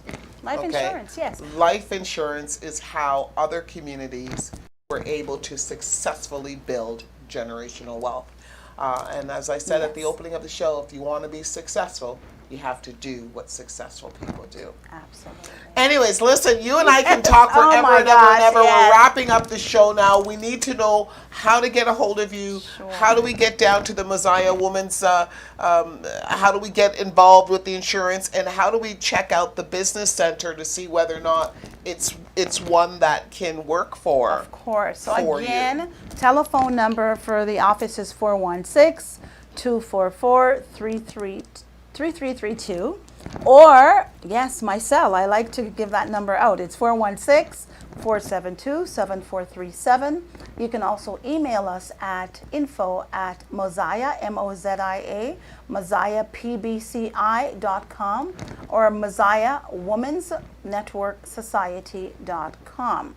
You can also check us out on our website, www.mosiahswomensnetworksociety.com, or Mosiah's Professional Business Center Inc.com. I got to think about it, but yes, you can check it out and look at also our Facebook handlers. We're on Facebook, Instagram, Twitter, YouTube. Yes, we're there. You can even search for my name and you'll see it pop up. Faith Greaves. Very easy. You'll make some connection. But I'm going to tell you, folks, insure what is more valuable to you, and that's your family. And I'm going to tell you one thing. With insurance, what it does, it replaces an income lost due to premature death. So set your family up for success. Do something different today. Do something for you so your family can benefit. And it doesn't necessarily mean you have to join Mosiah, but start looking at what you need to do. Successful people will hang out and support and work with successful people. And we're very successful people. So all we need to do is get out of our comfort zone, okay? Get out of our comfort zone and start doing what we need to do. Connect with people who will make impacts in your life. Fantastic. I'm so super excited. I thought that was awesome, and I had to bring her here to share that good news. Listen, ordinary people can do extraordinary things. Do you know how you go from being an ordinary person to an extraordinary person? You do exactly what Faith has done, which is stop talking about what you want to do in life and start doing it. Yeah.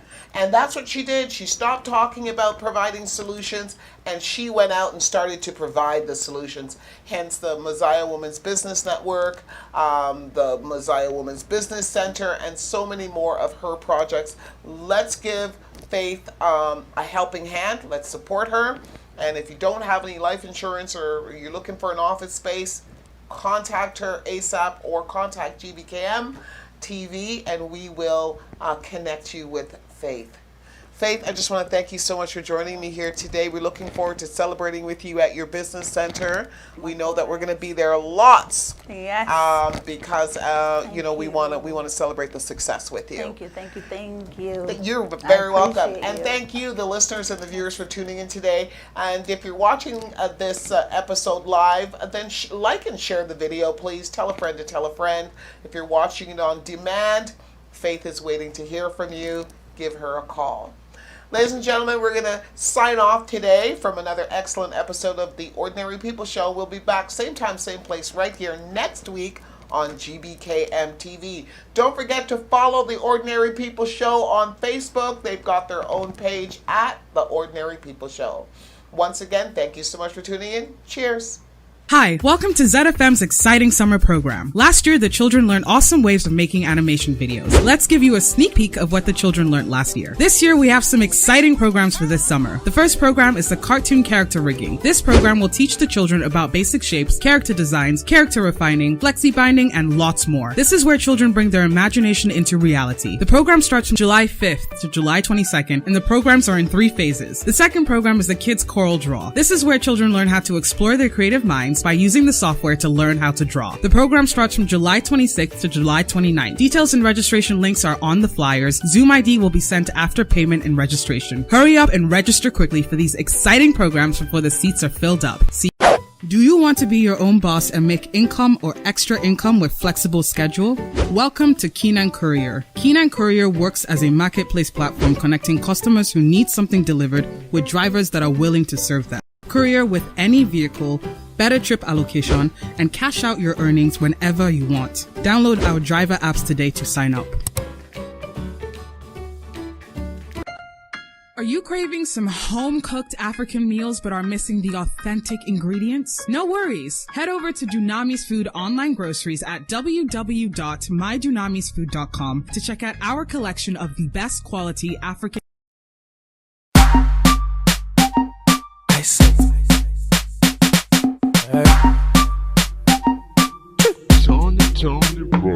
See, this kind girl me I never see. This kind with some more I never see. Baby girl, take me to your privacy. I don't go for your hand and I'll be Pharisee. Aye, give me energy.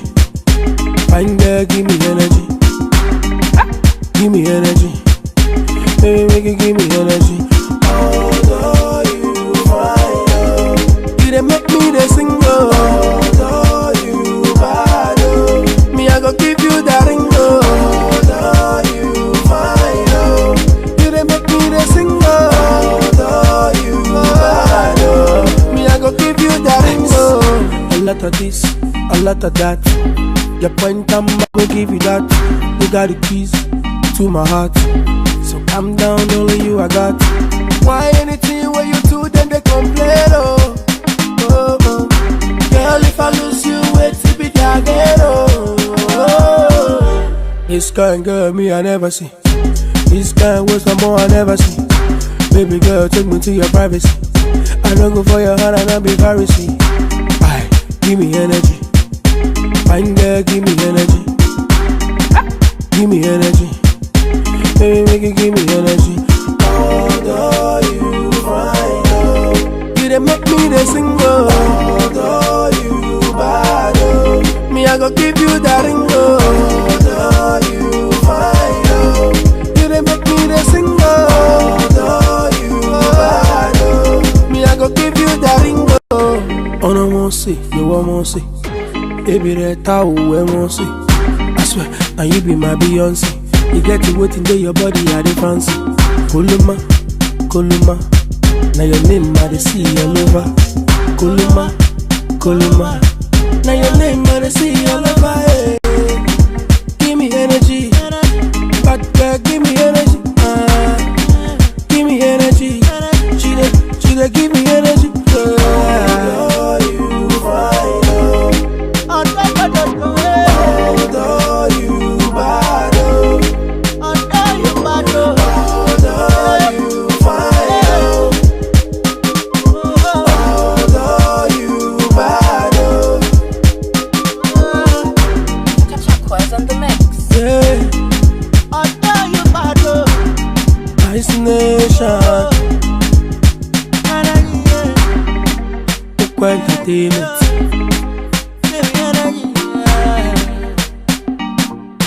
Mr. Happiness.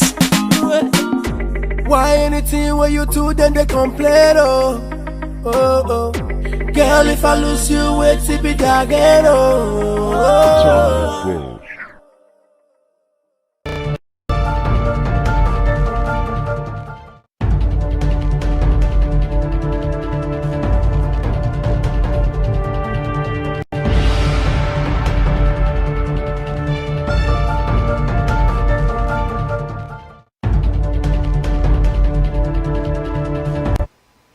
Good afternoon, live from Toronto on the Gbkm network. This is the Chat Up Show, the show where we chat about any and everything to do with popular culture and your weekly news. I'm your host, Elizabeth Aloyde, and I hope that you are ready to chat it up with me today. As always, you can keep up with the Gbkm network in various ways. You can listen live 24/7 at www.gbkm.fm. You can watch live on Facebook and YouTube at Gbkm Tv. And of course, you can follow us on our social media platforms on Instagram at GBKMFM and Twitter at GBKM_FM. Now, welcome back to another week of the Chat Up Show. I'm excited to be here with you guys. Can't wait to get to chatting with you today, especially with the conversation we have ready to chat about today. Now, these last few months have been a time for reflection for a lot of us as we've been quote unquote bored in the house and in the house bored while on lockdown and in quarantine. And I'm sure that it's got us thinking about the world around us and how much of an impact we personally make and those around us, and especially our leaders, are making on the world around us. And especially with a lot of the conversations now happening around the world about humanity and society and community in general, there are a lot of questions that are coming up. Now, in the United States, it is 58 days after the murder of George Floyd, and people are still protesting for justice, for the lives lost at the hands of police brutality. That says something. 58 days, and folks are still protesting for justice. Now, with this conversation of Black Lives Matter has come up the conversation of defunding the police, and it's brought up questions about where this money would go, who it will go towards, what kind of funding other parts of the communities need, and how the money that essentially would be taken away from the police budget will be distributed to all these other organizations and community services. And it got me thinking, if we were to go through with this plan to defund the police, there are so many organizations that are obviously in need of funding that will really help with building and developing communities. And there's one in particular that I want to discuss that pertains to some issues that have been discussed for a while, of course. It's not something new, but it's a different kind of conversation now when we're looking at just the impact alone during the pandemic. Now, today I have a very special guest joining me today. This is a woman whose passion and whose work is focused on uplifting and creating a platform for empowering women. Now, as a woman myself, you hear this and you're like, yes, go girl. And I'm so welcome to present and welcome Winifred Osagi to join us in today's studio on the Chat Up Show. Welcome, Winifred. Hi everyone. It's an honor to be here. Thank you for having me. Thank you for being here. Now, I'm excited to chat with you as you have founded your platform, Women International, which, as you say, is all about dignity to womanhood. Can you tell us a little bit more about how you started your platform? Okay, so of course it's always an honor to discuss my passion and my vision for Women International. It started in 2016 after I got married, and I was like facing some things that seemed new to me as a child or as a growing girl. I thought I was gonna have my partner with me 24 hours of the day. I was gonna have this Snow White and Cinderella kind of story, and then I realized that it's the real world, it's real life, and your spouse has got to work, and you have got to still be something even after marriage. And then I was like, I have to share this. I have to tell other women and prepare them for the journey, because really it's not about going into it being selfish, but about what you both can achieve together. So that's how it started. And then I started posting, I started making videos, and of course it was all centered around the Word of God, because of course I am a pastor's daughter. And from there, my passion, especially for women in the society, the downtrodden, the abused, the victims of rape, the little children, that passion came from, just experiencing things in society and the little experience that I have myself. The passion to help abused women, the passion to help little children, just stirred up on my inside. And that's how Women's Shelter was born. And so you, of course, I want to touch on the idea of restoring dignity to womanhood. What mean to you?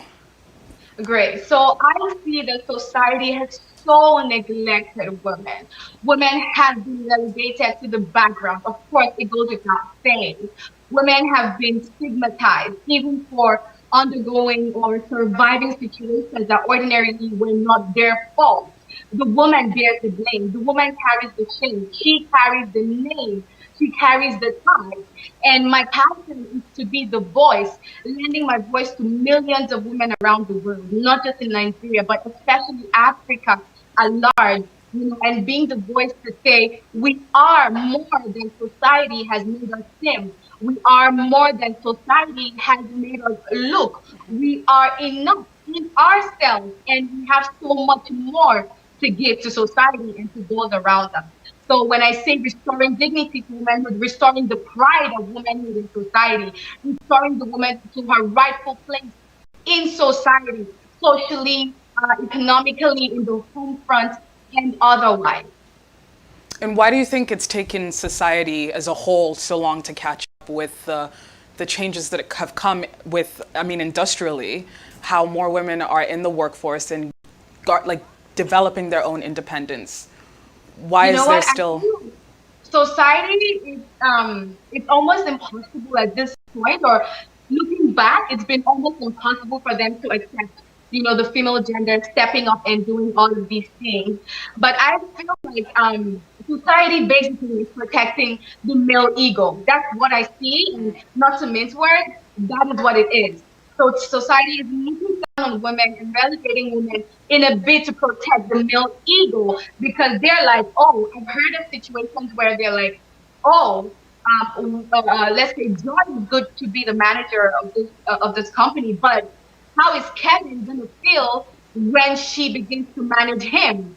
And that just tells me that society in general is protecting the male ego. And as long as that's there, it's going to be a constant struggle. But by the grace of God, with my voice and with everything that I and my husband were doing, we're going to break through. We're going to, bring a whole revolution to that. And as someone who is so vocal about and very passionate about empowering women and showing that women do have a voice that needs to be heard, I'm sure you've gotten backlash from certain people over the years telling you that, women have received so much equal rights and have so many rights today. Why are we still having this conversation? Oh, well, mostly the backlash I get is from Africa, unfortunately, like people in Africa and maybe just a few people, outside of Africa. And my passion or my goal is really to bring this, should I say, kind of equality, especially maybe socially, economically, and even emotionally and mentally in Africa, in Nigeria, precisely. I want to start from my roots. I want to start from home. And there's really no equality. There's really no, as you said, people will backlash and say, oh, but in recent times there's been some level of, inclusiveness and all that. But it's not true. That's only mere words. That's maybe on paper. That's absolutely not true. We still have marriages where the woman is made to act like a slave. We still have marriages where a woman is abused and nothing is done, nothing is said. He is still the one that gets the blame. So, I mean, how can we talk about inclusivity or equality when all of this is still happening in our society, in our community? It's impossible. So with the backlash that I have received over the years, even from fellow women, they say, oh, you want to be the voice. What makes you think you can be the voice? Why are you trying to be more than you are? Who do you think you are? But you know what I have to say, and what I always respond to those women? They don't want to be in the position that I am right now. They wish they had the courage to speak about these things, but they actually cannot come out and stand for what they believe in. So it's really, I don't know, should I say out of lack of courage? I don't want to say envy or whatever, because I am fighting for them. It's their lack of courage that makes them to, feel like, oh, I'm trying to shine. I'm trying to be different. I'm trying to do something that maybe no one has ever done. So they're like, oh, keep quiet, you can't do it, and all that. But then Of course, I know what I'm set out to do, and by the grace of God, nothing is going to stop me. And so, just along those lines, I guess the title of a feminist is something that a lot of even women are like, oh, I'm not that at all. I don't hate men, because they think that that's what feminism is about. And they're like, I'm not part of the men hating group. I don't believe in the patriarchy. So like, what do you then, how do you respond to that argument then? Okay. So I personally am not a feminist. I am a humanist. And it is appalling when I see like cases of abuse or stories of abuse on the blogs, and some men go there. That shows a very poor thinking faculty, a very poor thinking mentality. And some men go there and they say, "Oh, I know feminists are going to be all over this post trying to defend it. What about the humanity in you? Why are we even talking about being a feminist, feminism, and all of those long stories? I am a humanist. I am not a feminist. What about the humanity in you?" And so going from point to saying, oh, women who are fighting for their rights or women who are fighting to be heard are just feminists. I mean, I agree. I value everything that feminism stands for, but I am basically not a feminist. I am a humanist. I just want women to be treated better in the society. I want women to be seen and be heard. Okay, so there's various levels and classes of feminism. That's what some people do not even know. You know, they just feel like, oh, if you're a feminist, that's for women. I am for women. I am not a feminist. I am a humanist. So whoever wants to give themselves a tag, make sure you have the right understanding of the word before you actually give yourself that tag. It's okay to be pro-human.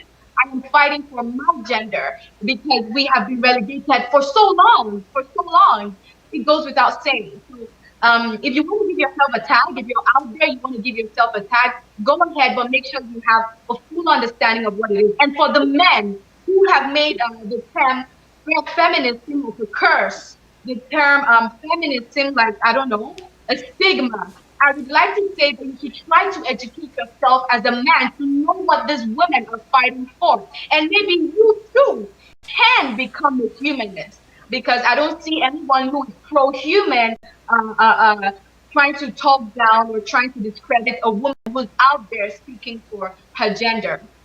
That's how I feel. Now, with your work, you're hoping to open up a shelter to help people who are fleeing dangerous situations, situations at home. Now, there's, of course, domestic violence happens across the board, all genders. No gender is immune to it, right? But when people hear of the issue of domestic abuse, they think, oh, it's only a man inflicting the abuse on a woman. And if it's a man being abused by a woman, in society, often it's ridiculed, laughed away. People don't tend to take it as seriously. Even like police reports are often neglected when it's a man filing them because of the idea that the man is strong, he's supposed to be the protector, so how are you then getting abused by a woman, quote unquote? So would you want your work to be available to everybody, or is it now that you're focusing on helping women? Okay, so I'm going to say this without mixing words. My focus for the shelter is for women. I understand that abuse cuts across every gender, every race, and every age. However, my vision, my passion is for the female gender. I have watched men being upheld in the society for so long, and that is not to undermine the suffering that they might go through. I mean, really, what physical harm can a woman really inflict on a man? Fine, mentally, psychologically, emotionally, that's all understood. But my passion, my vision is for women. We have been stigmatized and relegated for so long. When a case of domestic violence comes on social media, it is the woman's fault. There's never anything said to the man. And when a man is abused, it is still the woman's fault. There is no time where a finger is pointed at the man for being wrong. So I am out here to help the female gender. There are so many organizations, society, even religion these days, they protect the male ego so much. And I mean, I'm sorry if I don't want to be a part of that community or a part of that group of people. I am set out to help women. My passion, my vision is to help women and give them a voice and put them back where God wants them to be.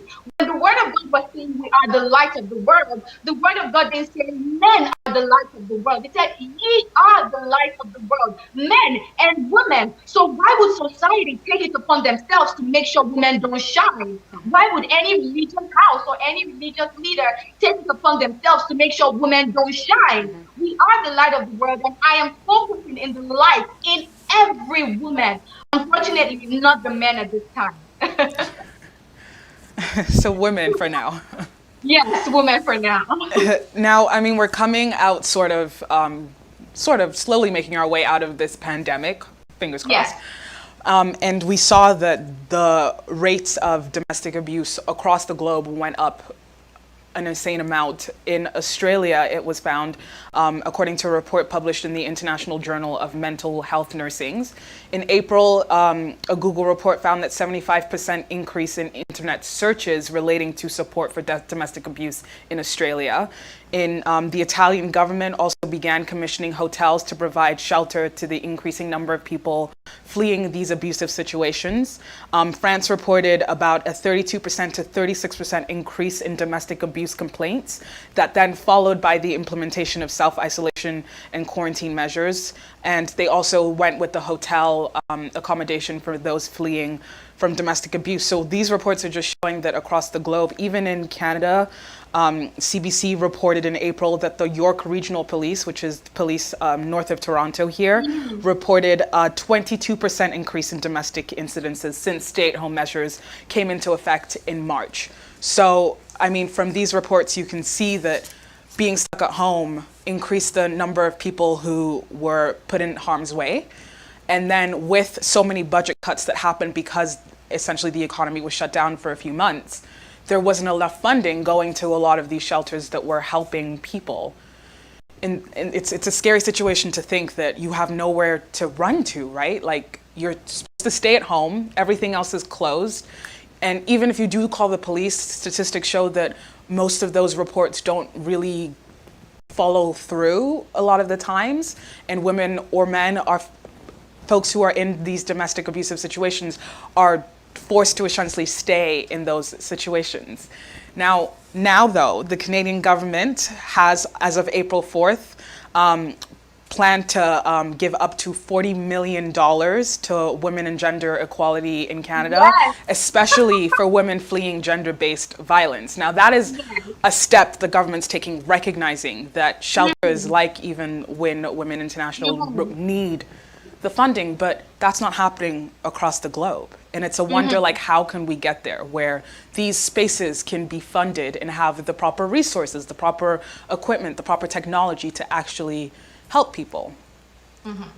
So I actually love the Canadian government. Of course, I am proud to be Canadian and to be here. And I just want to say that the wounds or the scars from domestic violence or domestic abuse is not just what we can see physically. As a matter of fact, the bulk of the damage done to victims of abuse, they're done emotionally and psychologically. You do not want to know what women who have been through abuse go through emotionally, with their self-esteem, psychologically. That can ruin their life faster than even a broken arm. I'm telling you. So I applaud the step that the government has taken to, fund women's shelter here in Canada. And I mean, I'm beyond happy about that. And talking about globally and worldwide, I mean, it's sad, and I would boldly say here that, of course, in Nigeria, as I said, women are made to shush. There was a public interview at a time where the president of one of the countries in Africa, I don't want to be very specific, but I'm sure we all know, publicly said that his wife belongs in the bedroom in the kitchen and in the other room. And so if the first citizen of a country can openly say that about the female in his life, imagine what he thinks about the female gender in general. And so it's really going to be tough for the rest of the world, especially Africa, because that's where my heart is burning for. It's really going to be a tough one for the politicians, the people who are in actual helm of affairs, to come to this point where they can actually begin to fund, bodies, NGOs that are assisting women and all that. But that's why we as individuals need to stand up. People like me, other women like you, other agencies in Nigeria, in Africa that have already taken the mantle, we have to come up and say, no, even though the government won't do anything about it, I as an individual, I am going to do something about it. I as an individual, I am going to say something about it. A lot of people are like, oh, you look so young, you this small girl, you this young girl. Now you think you can do what nobody has been able to do. But yes, I say it all the time. Wherever I stop, wherever God calls me by the grace of God, my daughter is going to continue. I am not leaving the fate of the female gender in the hands of the politicians in Nigeria or in the hands of the politicians in Africa. As I said in one of my videos, if I have to work 5 jobs to make sure I am able to assist the abused women in my society back home in Nigeria, I would do it. But thanks to God, I have a very supportive husband who is supporting me all the way to make sure this dream is a reality. So I don't feel like in Africa precisely we need to wait for the government at this point. Let's all begin to, individually do what we can to see that women suffer less and to make sure that their dignity is restored. Because trust me, Elizabeth, when a woman feels protected, when she feels valued and honored, she will be able to give into the home. She will be able to give her all into the society. That's why there's this popular saying, a happy wife, a happy life. A happy woman, a happy society. A happy woman, a happy country. A happy woman, a happy nation. Look at the Western world. We have Canada, Europe, America, and see how they value and they honor women and children. This makes us, well, I wake up thinking, how can I be of impact to Canada? How can I serve Canada, a country that has given me so much? How can I be of service to Canada, a country that has rebranded my life? How can I help? How can I make impact? I want to put everything that I have into the workforce when I have a job. I want to give everything that I have into just helping in any way that I can, community service. But you see, all of these things are lacking in Nigeria because they haven't given us a listening ear. We don't have a voice. And until Africa does this, until Africa realizes the place and the value and the power that women have in moving a nation to the next level, they're going to remain where they are. There is no magic. They're going to remain where they are until someone like my husband, for example, gets in the helm of affairs with someone like me as a wife, and he's being very supportive. Until that happens in Nigeria, things are not going to change. It's going to be the same old. So I'm calling on every individual, if you're a woman and you see the injustice being done to women in Africa, all around the world, I'm calling to you to get up and stand up and do something about it. On that note, that call of action to get up and do something about it, we're going to take a quick break, and then we'll be back to continue this discussion with Ms. Winifred Osagi. Stay tuned. Do you believe you could host an entertaining, engaging, and thoughtful weekly show? Or are you a business person or entrepreneur interested in building a brand for yourself? Can you connect with an audience and have strong social media skills? If so, the Gbkm Network would love to invite you to join our team. We're looking for driven, genuine folks who are willing to work hard as an independent broadcaster. If this sounds like you, come join our team. For more information, email your resume to career@gbkm.fm. That is career, CAREER, at gbkm.fm. It's time to turn your passion into a... The world fight this coronavirus. We are standing together as a family. My name is Kevin. I'm a fan of Gbkm. My name is Pastor Clement Omozane. I'm Medea, your red carpet host. I am your host, Ellen Roxon, for the show Talk That Talk here on Gbkm FM. I'm a mother and a teacher. I stand with everyone at this time. And my name is OJ Egobo, co-host of the King's Domain. Hi, I'm Elizabeth Goidi, the host of the Chat Up Show on Gbkm. My name is Kenny Bazwai, President and CEO, Gbkm FM and TV. We stand with all the community affected by this pandemic. Hello and welcome back to the Chat Up Show. I'm your host, Elizabeth Oloidi. We are joined today by Winifred Osagi, who is the founder of Win Women International. It's all about restoring dignity to womanhood. Now, before we went on our break, we were sort of moving into the conversation of women's position in society and especially how their position is viewed in certain parts of the world. Now, we're speaking about Africa and Nigeria specifically, as we are both Nigerians. Growing up culturally, you know, a lot of my views are, of course, with my Nigerian background, a lot of the views on gender are mostly religious and mostly traditional, especially when it comes to like gender roles and the place a woman has in the household and how the man is the head and the woman follows and he takes the lead and he makes all the decisions. Now, would you say that this cultural, I guess just the way we are culturally has impacted how we are today when it comes to gender roles, gender-based violence especially? Yes. Absolutely, absolutely. And I'm sorry because I know some folks are listening to me right now and they might go off on what I'm about to say. Okay. And you know, there's this new trend of, oh, I'm a traditional man. Don't do that. I'm a traditional man. My dear traditional man, there are international men. There are sophisticated men. So when you say I'm a traditional man and using that as an excuse to abuse a woman, please go take a look at sophisticated men, well-read, well-traveled, and learned men around the world. So of course, tradition and you know the patterns that our forefathers left behind, and having the woman carry most of the load of the family has an impact, you know, in everyday marriage today and in society in general. But then again, are we going to continue living like our forefathers and expect our women to continue suffering like our mothers in those days? If you ask my mother's mother or my mother's mother's mother, she's going to tell you, oh, this is how I suffered in those days. They're going to say your time, you guys are enjoying. That alone is enough to tell you that the traditional rules that were followed in the past were to enslave women.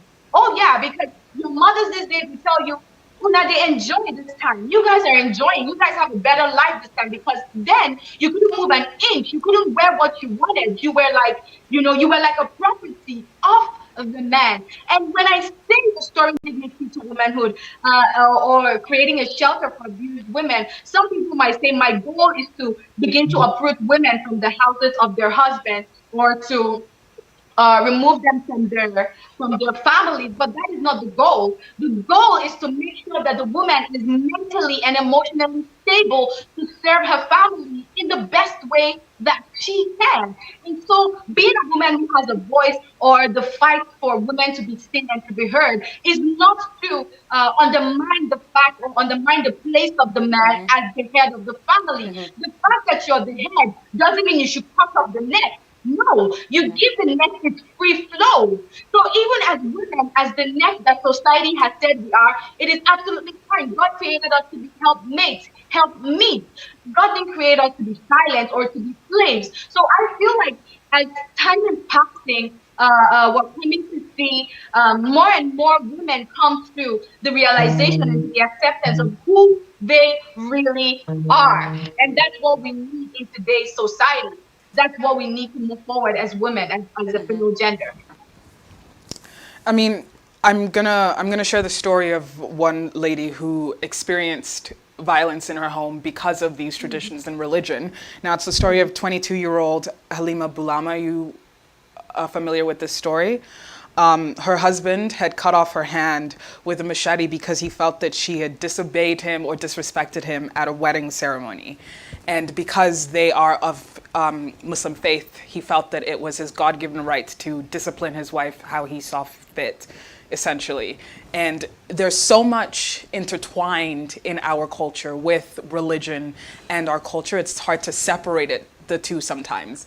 And we see that oftentimes religion is used as an excuse to commit these acts on both ends as well, because there's some women who feel that they can walk around life and not do anything for themselves because that's just what they believe God put them on earth for. And then there are other men who feel that they have to have all the control in the world and control every single little bit of their families' lives because, again, it's their God-given right to.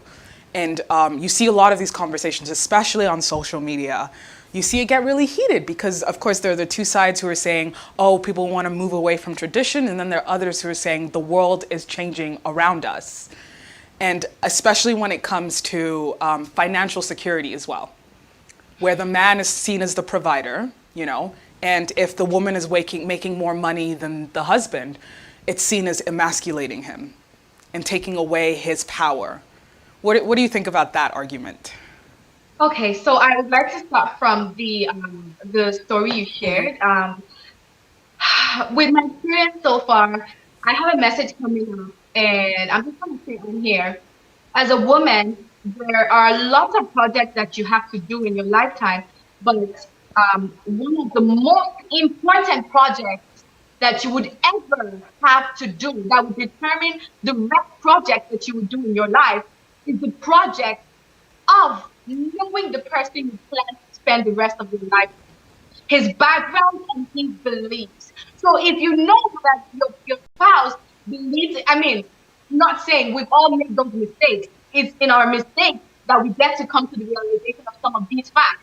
So if you realize that your spouse, he's a religious believer, in things that like cutting off your arm if you're wrong, or shutting you up in public, or even killing you if you're wrong, and you go into such a marriage, then I mean, of course, I still feel sorry for such women, but they didn't go in with the right understanding. They didn't go in with the proper knowledge of what they're going to face, right? So most likely they signed up for what they're getting. So that's why it is very important as a woman to do the project of knowing the person that you're getting into a relationship with, and his religious belief, and his family belief, and all of those history about him. And then coming into the argument for finance and everything, my spiritual mentor, she has broken it down, and she has plainly said that we are, I'm referring to Reverend Felix Adejuma, we are in an era where God is blessing women. Come on now. We are in an era where God is blessing women financially, especially in Africa, even around the world, because God has seen the sufferings of women. God has seen how society has relegated women so much. And then I am told you before, you and your husband are now one. You both should have joint accounts and all of that. But say, for example, as my spiritual mentor would say, you want to throw your husband a surprise birthday party. Are you going to take from the joint account? So I still encourage a woman to have her personal account. Oh, yeah, for other things, but for the most pleasing that I can say here right now, he wanted to take your family on a surprise vacation as a woman. It would not be a surprise if you were taking the funds off of a joint account. So there is still be, I mean, there are a lot of other reasons, but I'm just saying the most pleasant one here for the audience. But then, yeah, I still encourage women to have their personal account. And I feel like sometimes some of these arguments on social media are just for people to feed their personal ego. They know what it is and they know what it should be, but they just get into such to feed their ego, of course, especially some men, and they're like, this is not how our mothers did it. This is not how our mothers did it, and that's why our mothers and great grandmothers, I mean, they didn't fulfill purpose. They did not fulfill purpose. They did not fulfill destiny. Most of them, they only leave to cook and wash the clothes of the man that they were serving under. I like to say serving under because they were more like slaves. So that's the whole life that they lived. But we're in a generation now where every woman is understanding that God created you to fulfill purpose, even being married. And I had a short message I tagged. If you never got married, if I never got married, I would still have a life to live. So why get married and shut my life up and just kill my destiny and kill my purpose? If you never got married to Obi or whoever his name is, you would still have a life to live. So why don't you figure that out, even while being married to Obi, and see how you can, do it together with him and make it work in sync. So yeah, that's my response to all of those arguments that they have on social media. I mean, we could sit here as educated women and, be as traveled women as well, seeing how things are in other parts of the world. But for the person who's living in the village up north in Nigeria, and they haven't been exposed to as much, and they think that this is a regular way of life. What kind of resources are available to help aid? Because, I mean, in some places in the world, before you even get married, you have to go to marriage counseling with your priest or pastor or anyone just to make sure that you're a good fit. But that's not an option everywhere. And as you said, it's important to know who you're marrying. But if you feel that the way that they're acting is normal, it's tradition, it's cultural, it's religious, so you want to be a great servant of God or child of God, so you're going to follow along with what your mother taught you was how a woman should be in the household. But who is educating women, if they're not even allowed to get educated, on how to be you? You're a whole person as well. You're not just your husband's wife or your father's daughter. Like, you are a person with your own identity, with your own life, with your own goals, with your own dreams. Who's teaching these girls? So, not to promote rebellion or for kids to become rebellious, but it's unfortunate that in the, or should I say in their prime, we are really unable to effect as much changes or as much impact as we would like, because say in Africa and Nigeria, in the northern part where they have kid marriage and child marriage and all of that.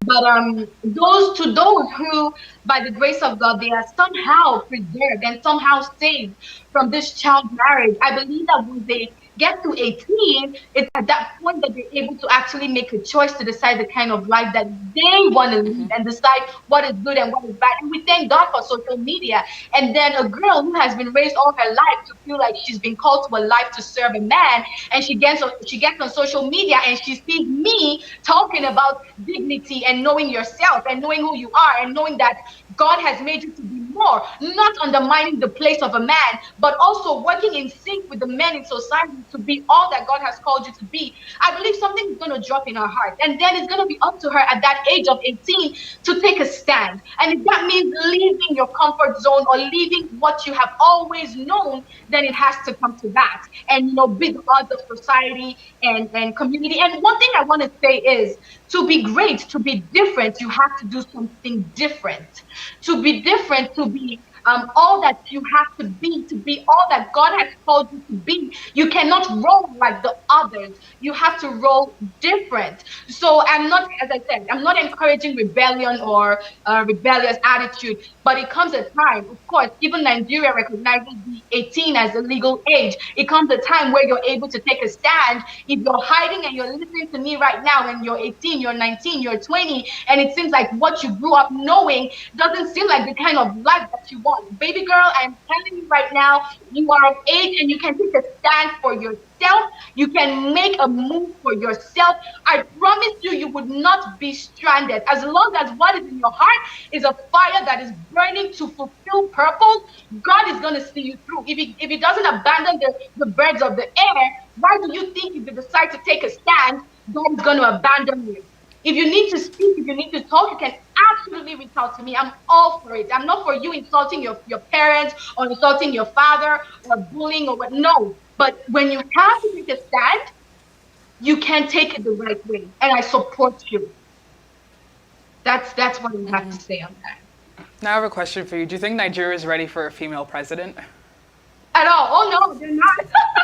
They're not even ready for a female first lady. You know what? Sometimes I feel like Nigeria wants a male first lady, because even the office of the first lady has been relegated to the background. So how would we even say that they're ready for a female president if the first citizen of the country came out to openly reduce the office and the position of the very first lady of the country? What do you think he sees me as?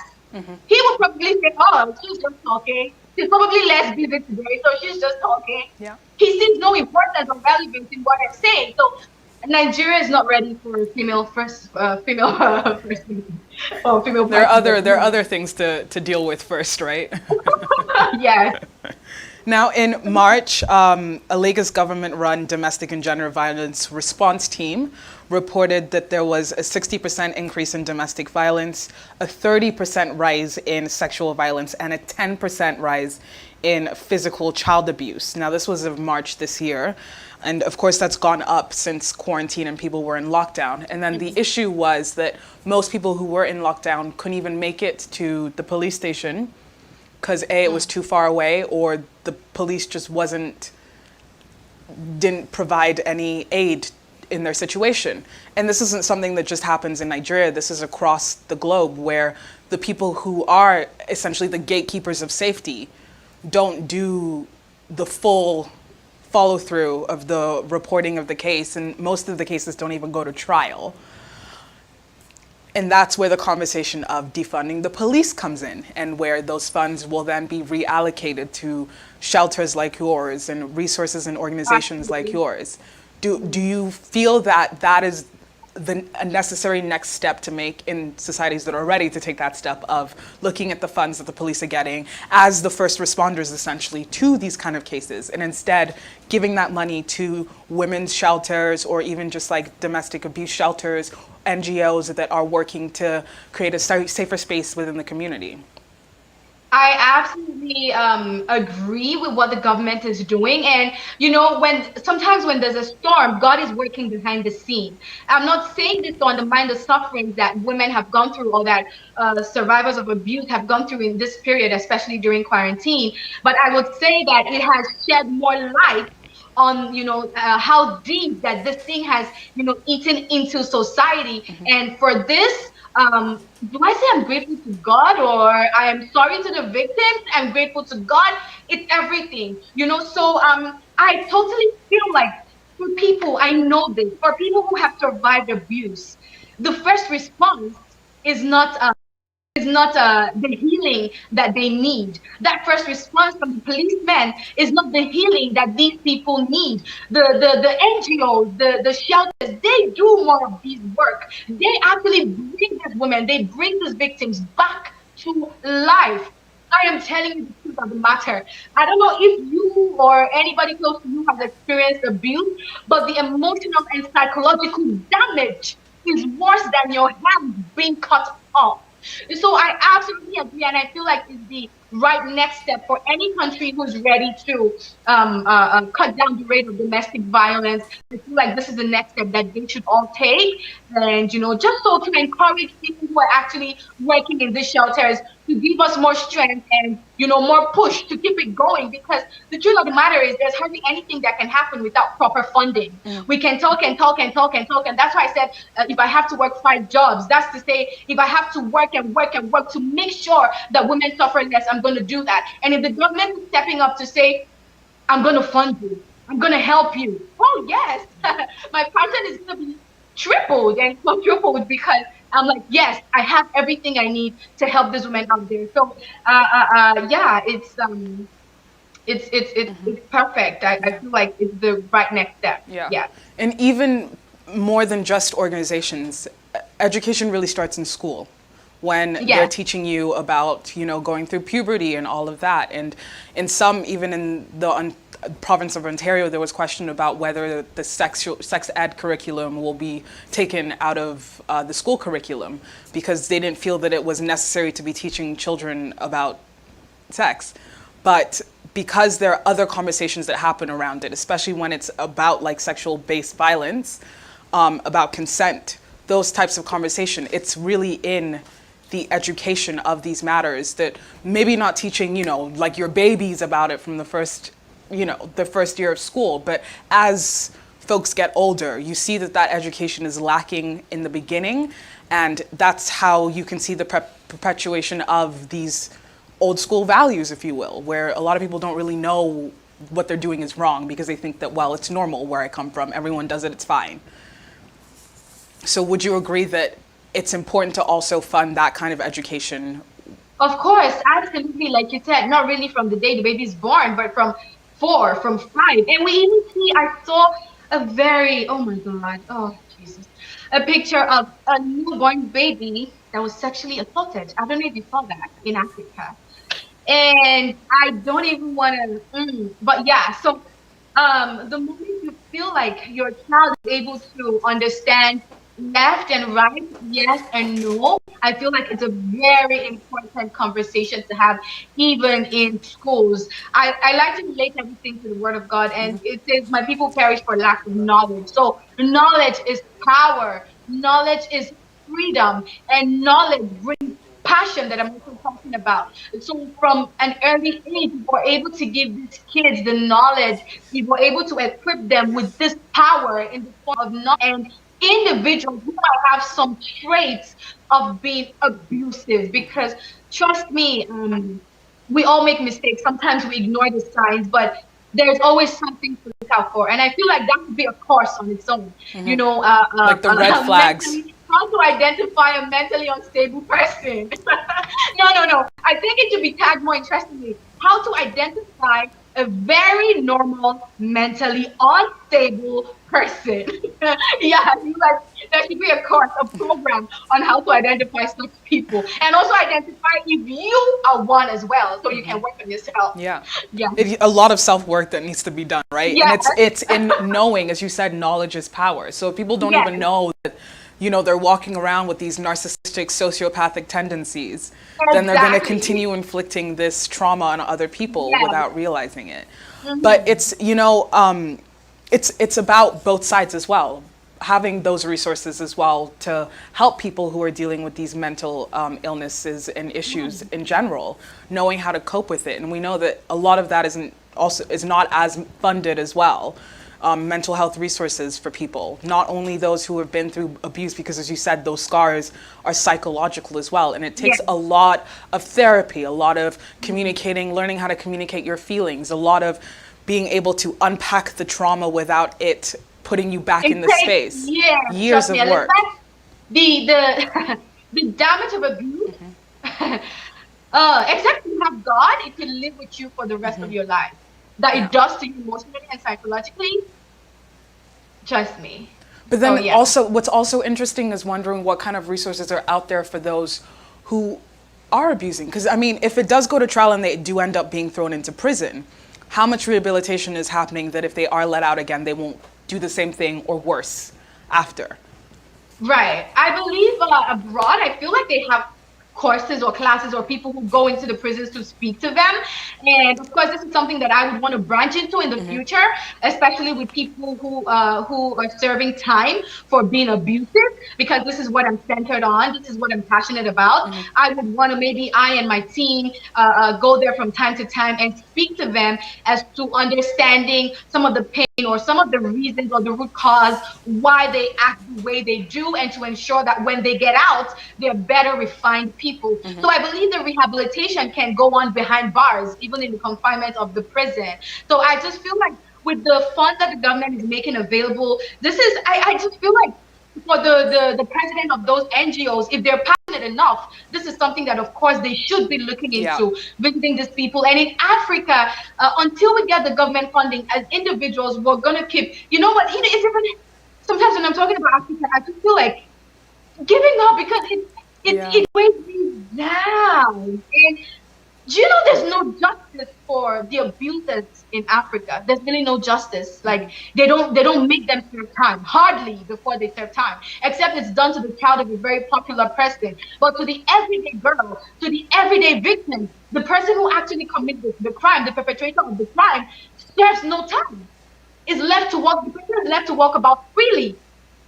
And this is what my organization is coming to do in Africa, in Nigeria. If you do the crime and it is actually punishable, you're going to serve the time. So, you know, as you're serving the time, we're going to come there and make sure you're a better person than you were when you got in. Up until the government hopefully hears our cry, and somebody that actually knows the value of women gets in the helm of affairs in Africa, to be precise now. Yeah. So then with that in mind, what is your best case scenario? Like what is it that you want to see when it comes to change around justice for women across the continent of Africa, like, or even just across the world globe? I mean, we know in India there was an epidemic of rape, and because a lot of people didn't know what consent was, and a lot of the officials were in on covering up a lot of the crimes, what then would you see as like the best case scenario for I guess, quote, perfect world?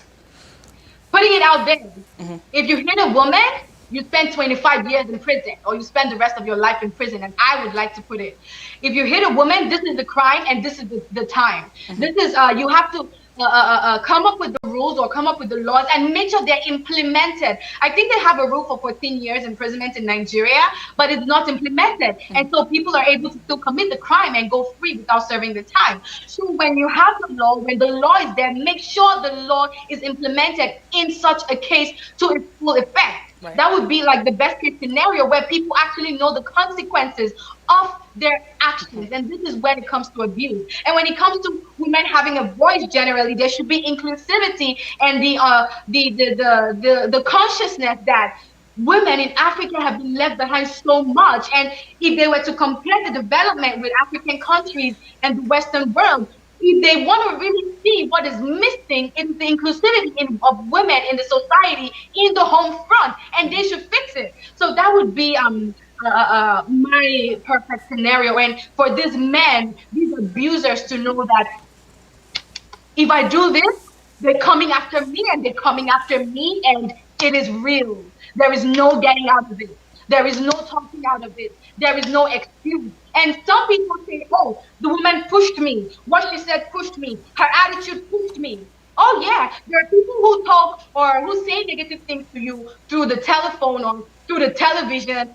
That doesn't make you break the television or throw your phone away. So when your wife or when your girlfriend says something that's a little bit unpleasant to you, why do you feel like your next line of action should be to hit her? Why don't you go hit the person that didn't respond to you on time at the supermarket, or the cashier that didn't want to give you the time of day at the supermarket, or your teacher or your lecturer? Why the woman that you have chosen to love and to spend the rest of your life with? So that proves to me, or that shows to me, men who lack self-control. As a matter of fact, I have no respect for a man who would come out and try to, in any way, excuse an abusive behavior, because I see that man as a man who isn't well informed, as a man who isn't properly educated. And so as I'm calling for the education of women, I am also calling for the education of men, and not just boys, but men, even in their 30s and 40s, because social media has made it clear that a lot of men in their 30s and 40s still need a lot of education. And that's where I'm going to end it. So now for you, how can the community support Win Women International to help you get the change, to see the change you want to see in the world? Yes. So firstly, before I even get into anything else, if you're a man and you're listening, please make the home comfortable for the woman. Please listen to her. Please make sure she's heard and she's seen. And for those who want to support financially, of course, you can absolutely do so. You can reach me on social media. I'm Win Women International. You can absolutely reach me. Or if you would want to support directly to our bank account, I don't know if that's something I can go on and say here, or that can be tagged to the video. It's fine. You can go ahead and reach me on social media, on Instagram, Win_Women_International. I'm on Facebook, Win Women International, and we go from there. But first, the major way you can help my work, the first way you can help my work as a man is to please let your woman's light, let your wife's light so shine before men that they may glorify her Father in heaven. Do not relegate her to the background. Don't go out and have your wife looking like a slave with your bag. She's carrying your bag, she's carrying your purse, she's carrying the baby. Please give your wife a break. Let her have a job if she chooses. Let her be all that God has called her to be. That's the first way to help me and my work. Okay. Well, back to the financial donations as well. If you want to give those details on how you can donate directly to... Okay, yes, sure. Yeah. So you can, of course, donate to us through bank transfers. It is a Gbkm Foundation, and the account number is 3060-544-255. 3060-544-255. First Bank, Nigeria, a Gbkm Foundation. And you can also send an Interact transfer to my email, Winnie, WINNIE, osadebamwen@gmail.com. That's a long name, but yes, you can reach me on social media everywhere, and we'll go from there. I appreciate everyone who would just want to call me say, oh, I love what you're doing and I want to share ideas. I may not have it financially right now, but I want to share ideas. I have people on ground who can reach out and we can have a protest or we can go to the prison. I would love that as well. And of course, money moves things. So yes, of course. Thank you so much. Of course. So again, that's Win Women International for you out there who are looking to get in touch with Winifred Osagi. You can on Instagram win_women_international and on Facebook Win Women International. Win Women International, yes. Great. So I thank you so much for joining us today and joining in this conversation with us today. I can feel your passion radiating from here, and it's good to see that you're committed to making the changes in this world. Thank you for all that you do as well. Thank you so much. Now, before we go, I do have a few announcements for all of our lovely chatters and our GBKM fam. First announcement is, again, you can get yourself one of these great GBKM face masks to protect yourself as you're out and about. As you know, in Toronto now, every indoor place, public space, you have to be wearing a mask. So if you want to get yourself one of these cool, dandy, also it's black and reusable, just send us a DM on Instagram, it's GBKMFM, or send us an email at admin@gbkm.fm if you want to get yourself one of these cool masks. And another fun update is we have a new website coming soon. So I want you guys to stay tuned, keep your eyes and ears in tune and waiting out for that. We're really excited to be launching that. So just wanted to give you a little heads up, an exclusive, if you will, a Chat Up Show exclusive. Our new website and app are soon launching. So look out for that so that you can download them and you can have GBKM with you everywhere you go. And with that, I just want to say thank you again to you, Winifred, for joining us on the Chat Up Show today. Thank you. I appreciate you. Thank you. And for you watching at home, thank you for joining as well on the Chat Up Show. And thank you for all that you're doing supporting our network. As always, you know you can support in various ways by watching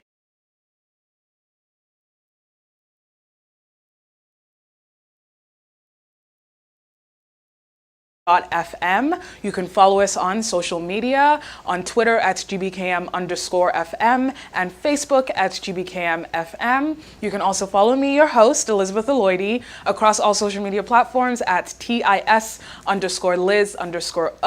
Again, that's TIS_Liz_O.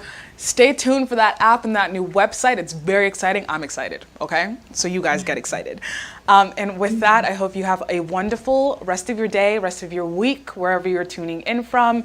And make sure that you stay safe, take care of yourself. Remember, keep washing those hands, hand sanitizers, wear your masks when you're out in enclosed public spaces. And of course, I will see you at the same time, same place next week. Take care. Career. Do you believe you could host an entertaining, engaging, and thoughtful weekly show? Or are you a business person or entrepreneur interested in building a brand for yourself? Can you connect with an audience and have strong social media skills? If so, the GBKM network. You've probably seen him on Facebook, probably on a videotape at home, probably somewhere, but many people are seeing him for the first time. We have here. seen him in CNN. Okay, Bakassi.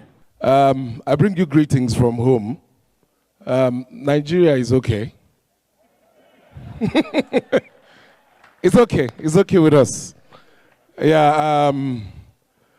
A few months ago, some of you were busy on social media advocating for change. That change has come. Just that we are the ones feeling the impact at home. In some ways, some of you succeeded. Because now when you come home for holidays, your money has more value. But when we come here for vacation, ours have less value. Well, a couple things caught my attention this evening. One of which is the young girl who came up here who's a writer. Please, one more time, a round of applause. And I like the fact that, you know, in honoring her, you also did not forget about the parents who have made it possible. You know, they say that if you want to hide information from black people, you put it in a book. You know, sometimes they tease us like that because there's this assumption that we don't like to read. Yeah. So they say if you want to hide any information from black people, just put it in a book. It will just be there and they'll be staring at it. But it's not completely true. Africa is a great continent. Many good things started in Africa. Even writing. Even writing started in Africa. It started in Egypt. Civilization started in Africa. Great continent, blessed. Nigerians are arguably some of the most educated immigrants in the world, statistics show. We're also a very rich country. At some point, we were the world's 6th largest producer of oil. You know, but Africa's biggest problem is leadership. You know, you can't have everything. So in some parts of the world, God has punished with bad weather. Maybe our own punishment is bad leadership. You know, yeah. So we take it. We take it. But our people did well with oral tradition. Africa was an advanced society. Good system of government. Everything that it takes to be a superpower, Africa had. But we didn't manage it well, maybe. You know, so some people came with better intelligence, came into Africa as missionaries, handed us Bibles and destroyed idols, converted us from our traditional way of worship to Christians, and we welcomed them because Africans are very welcoming. But we did not know that they had slavery in mind. You know, so while we were busy welcoming them and acquiring a bit of their culture and religion, they were packing ships to take some people to come farm in this part of the world. But we were not prepared. So they took some of our ancestors, brought them this far, you know. And now that Africa is ready to travel, they don't want us to travel. They have embassies all over the place, stopping people from getting visas. You took us when we were not ready, forced us into ships. Now we are ready to travel. You don't want us to travel. Life is not fair. Because if those people try that thing again, brought ships to Nigeria, trust me, they wouldn't have enough ships to move people. So they took us by surprise. Now we are ready. They are no longer ready. They are not interested. It's not fair. Anyway, we survived. There's no killing the African. You know, like I said before they came, we had religion. Our ancestors worshipped the traditional way. So those missionaries came and they were baptizing people as they were converting. They'll sprinkle water on you, change your name, and from then on you acquire a new faith. Once in a while, the early missionaries will go around our villages, especially for those of us who come from the southeast of Nigeria, you know, just those days to check how you were doing in the Lord. So on this particular day, Father Philip, an Irish priest, went to the family of Brother Paul, a new convert, to see how they were doing. And it was supposed to be a Good Friday. By the doctrine on Good Fridays, you don't eat meat. Those of you who are Catholic, you know. You abstain from meat consumption on Good Fridays, just, you know, as a way, as a practice of faith. So on that day, Father Philip got to the house of Brother Paul, and behold, he was enjoying his native fufu with bitter leaf soup, with bush meat. Father Philip looked into their soup pot, saw the leg of the bush meat, and said to Brother Paul, are you eating meat on Good Friday? Brother Paul, as a sharp Igbo man, said, no, Father. It is not meat, it's fish. You can imagine the shock on the white priest's face. When I'm staring at the leg of the bushmeat in your soup pot and you're saying it's fish. So the priest looked at him again and said, Brother Paul, are you going to lie on Good Friday? He said, no, Father, I'm not lying. This is fish, not meat. But let me explain before you get confused. He said, Father, referring to the priest now, you remember when you first came to my community? My name was Amadioha. But one day you brought me out in front of the church, you sprinkled water on me, and you said, Amadioha, from now your name is Paul. And since that day, I've been answering Paul. I went into the farm and I caught this bushmeat. But I remembered it was Good Friday and we are not supposed to eat meat. But I need to feed my family. So I took this meat outside. I sprinkled water on it. And I said, meat, you're now fish. And I told my wife to make soup. And the priest said to him, no, Brother Paul, you don't have such powers. Brother Paul said, you see where we are going to have problem. If you can change a home here, Mario had to pour. Why can't I change ordinary small this here to fish? Well, baptism is baptism. Yeah, I like that our children are beginning to step up, write books. That means the future of Africa is bright. You know, the young woman here at a very tender age, she's now an author, writing books, planning to write more books. You know, news like that excites me. You know, but I also know that for you parents, it's difficult to raise children in this part of the world. You know, because I have my own family. My wife and kids live in Canada. And I know how tough it is, how parenting is tough, especially in this century. Because the children are now the new parents. You know, growing up, those of us here who grew up when we grew up, without announcing my age, if you see some of the gray, you can place it. You know, I know it was not easy. We grew up in an era when television was not 24 hours. You don't wake up in the morning, meet TV on. You go to bed, TV is still on. No. TV will start at 4, close at 12. Because the TV station, they will need to rest. That was when we grew up. And we didn't know that these things were teaching us patience. You wait for stuff. You don't just get stuff, you wait for it. So by 4 o'clock as a child growing up, you wait patiently for TV. And that was when the head of the house or the head of the family controlled everything. Because once it's 4 o'clock, you go look for your father to come and open the TV. Because he had keys, he came in boxes. So the head of the house will come with the key wherever he is, unlock it, then slide the doors open. You can now watch TV. To watch TV was like a ceremony. You don't just every time you press something and TV comes on. No, you prepare for TV. Then you sit patiently, the national anthem will play, pledge will play, then you start watching. Then parental control was not something you set on your decoder or your set-top box. No, parental control was your parents sitting behind and you sitting on the floor. If you watch anything you're not supposed to watch, you get a knock.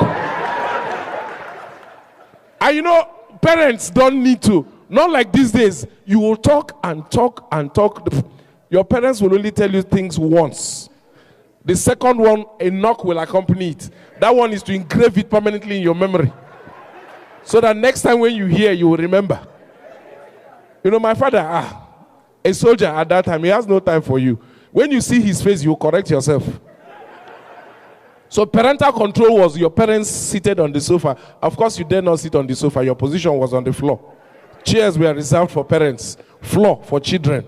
Then you sit and you watch.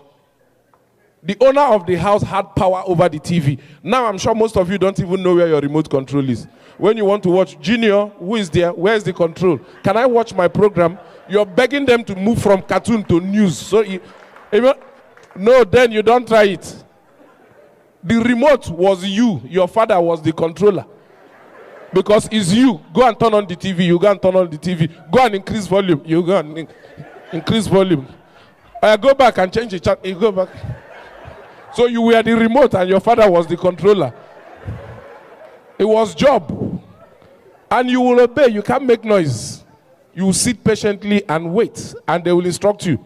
So from common sense, you know what not to watch when your father is seated behind you. For instance, anytime we were watching TV, my younger sister and I, if there was a foreign program on, you see a young white male and a young white female discussing. Once they pause and begin to look at each other, it's our cue to get out. Because if by accident you are still there when they lock lips, the slap that will come from my father, you will think you're part of the kissing. So as we were watching, once they pause, I'll tell my sister, let us move. We'll leave. Because you already know what you're not supposed to see.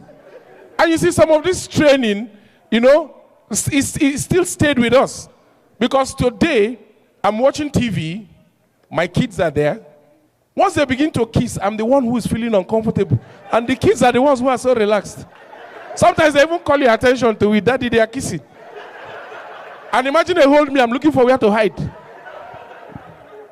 You know, but anyways, parents did well and we turned out right. And of course, please a round of applause for all the mothers here, all the mothers. Our mothers did an amazing job. Our mothers, they did a wonderful job, you know, of training us. You know, those were the days when mothers used to give eye signal. If your mother took you to somebody's house, you get the warning first before you leave. No matter what they offer you, you're not hungry. Are you listening? No matter what they serve, no matter how good looking or tasting, you are not hungry. What did I say? Mommy, I'm not hungry. Say good.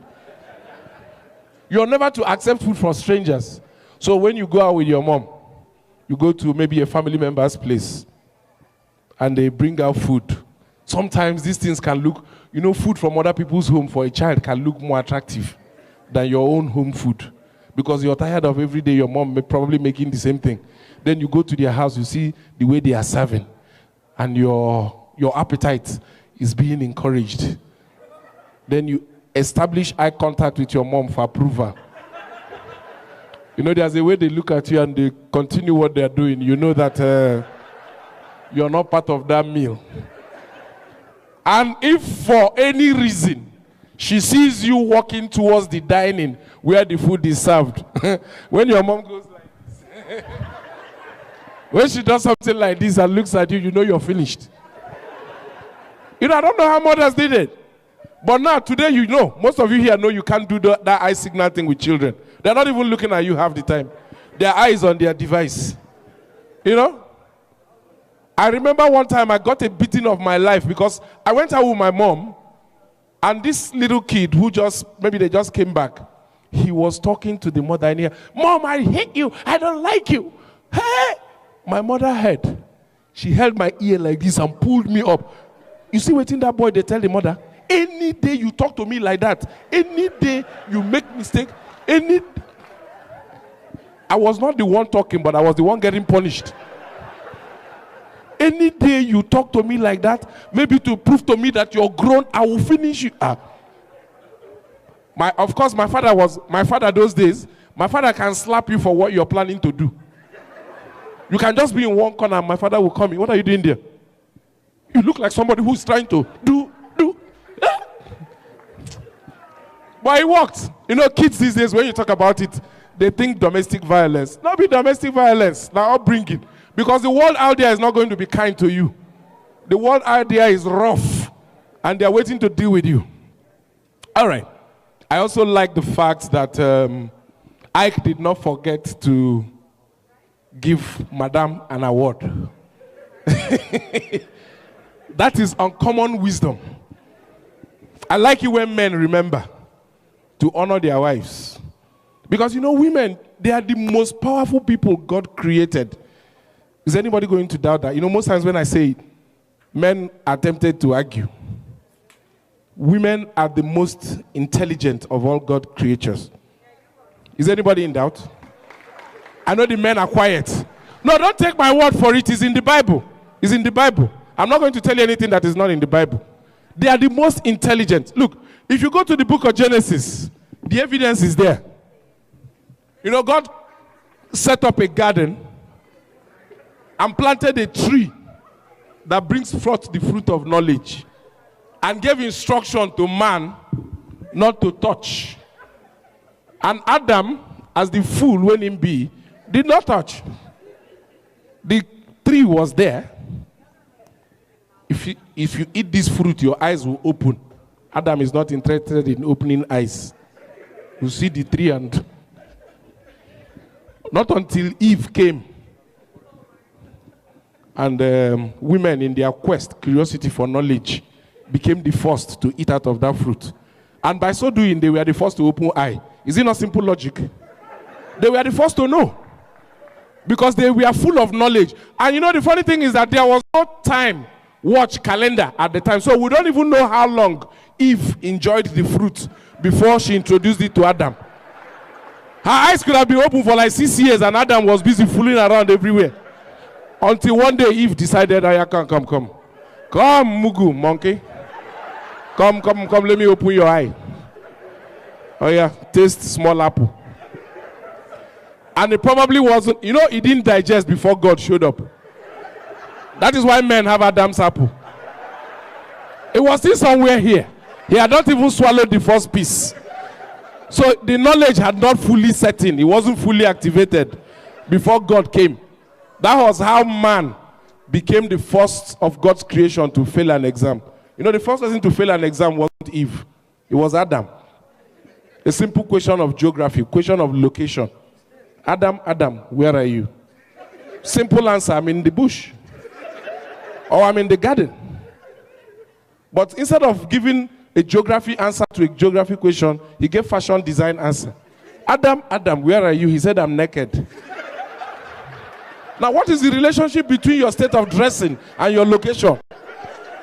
You know, that was what annoyed God. And God looked at him and said, how can somebody I made in my image be this dumb? That was why man was thoroughly punished for an offense that a woman committed. You know, but there's a place that's, in some areas we are better than women. When it comes to kindness, we are better. Women, you don't want to argue that one with us. You know, I've given you intelligence, that you're smarter than us, which is why it's easier for a 16-year-old girl to chop 60-year-old man money. We just be giving you, I need money, you will be supplying. And anytime she says thank you, you say don't mention. Meanwhile, your account balance is going down. So intelligence, you score high.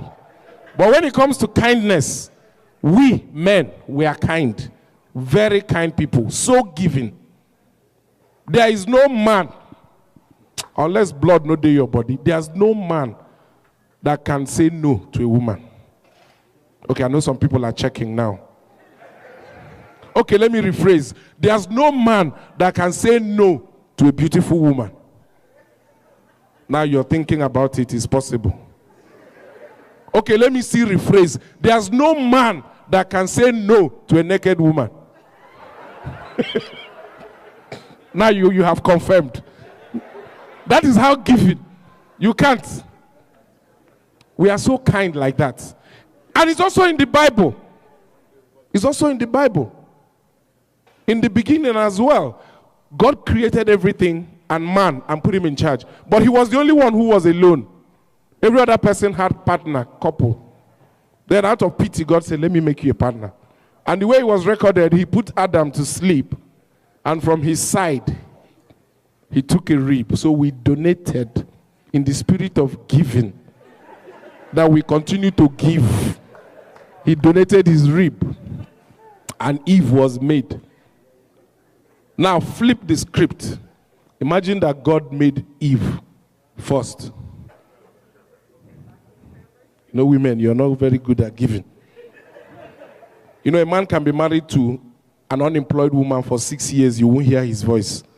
But once the man is the one who's unemployed for 6 months, everybody in the community will know that you are not doing anything.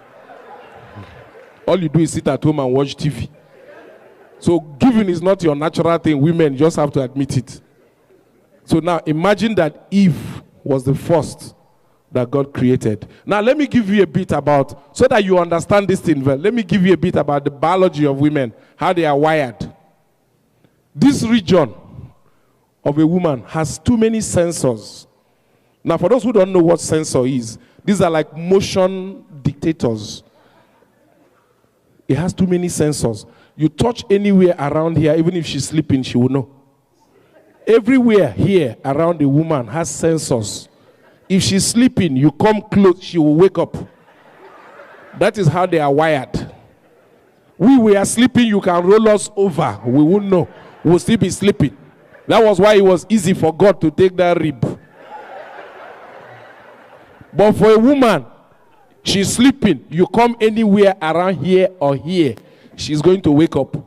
So now imagine God has made Eve, put her to sleep, and God goes to take rib around here. As soon as he walks in, Eve will wake up. Then you can visualize the conversation. God, what are you doing in my room by this time? And God will be like, Eve, sleep, sleep, sleep, sleep. I want to make you a partner. Hey, God, let me tie my wrapper first. I don't understand. God, if you want to create somebody, is it by touching me around this side? God will say, will you shut up and just sleep? He said, no, God, that's not how you created other things now. You took mud, you molded, and you breathed life into them. How are you now touching me around this? They'll be arguing for another how many years, only God knows. And we wouldn't have been created. So you now understand how kind we are. Very nice people. So I'll give you. Then when it comes to the most powerful of the gender, of course, women, you are the most powerful. I know some men will like you. You know, that is why in Africa, you know, most times we claim we are the head. We are the head of the family. You know, African men, Nigerian men would like to brag about, I am the head of this family. You need to know that I'm the head of this family. Yes, the women know. But they are the neck. And the neck controls the head. You know, if you have neck problem, you can't even move the head. The women are so powerful, very powerful. The women, they are the neck. Any man who's married, you know about that. And even more so here. You know, that is why some of us are still back in Africa. Somehow, politically, we have managed to maintain leadership. But here, you guys know you're not in charge. You know, one of the first things that surprised me when I came to this part of the world is, you know, how very compliant the men were. You know, you go to your friends' house, you see, and they wash plates quietly, they come. Meanwhile, in Nigeria, he's a chief. And a chief cannot wash plates in Nigeria. Chief will have like 3 hours help. Who are you? Chief does not go anywhere near the kitchen. You will stay in your living room, they will serve you. But in this part, no, you are not heard anything. You wash plates. Madam will be cooking, you will be doing dishes. I go one of my uncle's house, maybe chief. I see chief. The wife, they say, I rinse that plate well, I shock. Chief, where will they fear for village? But then they send message to wash plates. You people are very powerful. And to know, it's also in the Bible. It's also in the Bible. Think of any great man that you know in the Bible. When woman show, his powers became questionable. Adam was the greatest in the garden, controlling all the animals. But when Eve show, you know, power left him. Samson was one of the strongest until Delilah cut his head. Power go. Solomon was one of the wisest. You know, in fact, Solomon is one man that I like, one of the kings that I like in the Bible. The way he was described, you know, he's a glamorous man, handsome, you know, writer, composer, lover of women. You know, King Solo, no. That man, sometimes I visualize him. His greatness, you can't begin to quantify. Solomon had 700 wives and cheated on them with 300 concubines. Only one person. And this was before the invention of Viagra. I don't know how he did it. In fact, if he was still alive, he would be a motivational speaker. Organizing conference for men, telling them how to handle women. Because I don't know how Solomon, because that's about, roughly, if you do simple mathematics, about 1,000 women. And you're not even up to 1,000 women here. You're not even up to 500 women. So imagine that Solomon, one person controlling all the women here. I don't know how he did it. And you know, a year contains 365 days. So 365 wives. That means the remaining, you know, 600 and will just go untouched in a year. That is why when you look at their dressing that time, no chance to wear trousers or belt. Now robe. Because at the ratio of one wife per day, no time to remove belt. Is anybody you see, you help her immediately. Because, no. I'm trying to censor some things here because of the children. You know, so you can imagine the rest. Solomon was that powerful. But when a woman came into his life, Solo's power. King David was the most loved by God. The way it was recorded in the Bible, King David was the most loved. But a woman make him and God quarrel. You know, in the whole of Israel, King David, everybody knows that in the evening, he goes to the balcony to take fresh air. And that was where that woman chose to go and bath. For backyard. Knowing that the king will be out there taking fresh air. Then she went there to. Then David, you know, fair woman, but you know, fair woman for that matter, not like she's dark, she's fair. Then, you know, having her bath outside, David called look, see the woman. Hey. And you know, men, the way we are wired, some things are involuntary. Some things are, even when you're mad, if you've seen a very mad person, you know, when you're mad to the point that you don't run intermarket, you don't get dada, then you know that person has so many years experience in madness. Even when they move and they see a market woman with leg aja, they go back, check. So you can imagine a healthy King David seeing a fool woman. No. David said, no, go call that woman. Go and call her. That thing she wants, she will get it. So you're very powerful. We can't even begin to question you. You know, but we'll love you. You're the best thing, you're the best creature that God, without women in this life, men, you will agree with me, we won't have need to work hard. But would they get up for morning, go work when God has put everything in the garden? If there were no women, we'll just wake up, nearest mango, eat, hunt antelope, eat, and go back to sleep. Maybe play Ludo or what? Go back to sleep, wake up and eat. All this hustle and acquisition is just so that you can attract the best women. Men wouldn't have bothered to do anything. All these inventions wouldn't have been done if you were not around. The competition is there because you're there. Everybody wants the best, the finest. So we keep working hard. Any day we want to go another planet, we'll go to sleep. And relax. We can't kill ourselves. Because a lot of men, you know, statistically back home, there are more widows than widowers. You know that. If you go to church in a typical Nigeria or, you know, my village church, you find more widows than widowers. The men are going quick. Because we overwork. We're not overwork us. They tell you, oh, you know, the only time your wife agrees you're the head of the family is when there's a bill to pay. Honey, you know you're the head of this house. And these bills are coming up. You have to do something. Then to defend your title as head of house, you keep working until you pack up. My father has been dead now for 10 years. And now when my mother, they even go abroad, they go places. She's even getting younger, and my father is gone. So I looked at this thing, I said, this head of family thing will not kill me. It will not kill me. After all, there's democracy, rotation of power. So I called my wife one day, I said, honey, you know, I believe in this democracy and power rotation. We've been married now, it's almost 16 years. And in those number of years I've been in charge, I think it's time for you to take over the leadership of the family. Just be the head, let me just be following your instruction. My wife says, see you, so you want to run from responsibility. I said, no, it's just, you know, let us equality. It is gender equality. I spoke all the English. I said, go, my friend, go and take care of your responsibility. So I'm looking at it now, I'm seeing myself as, hey, so at this rate now, who knows, I will go first again.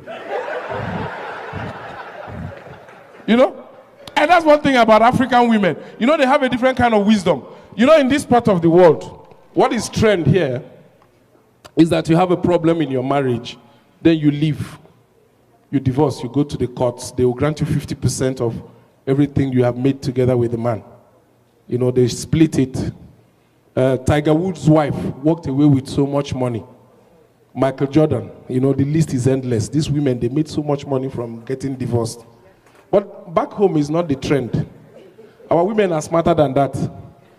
They are not ready to collect 50%. No. They'll just be patient. You will die. They will take 100%. Because they know you will soon kill yourself.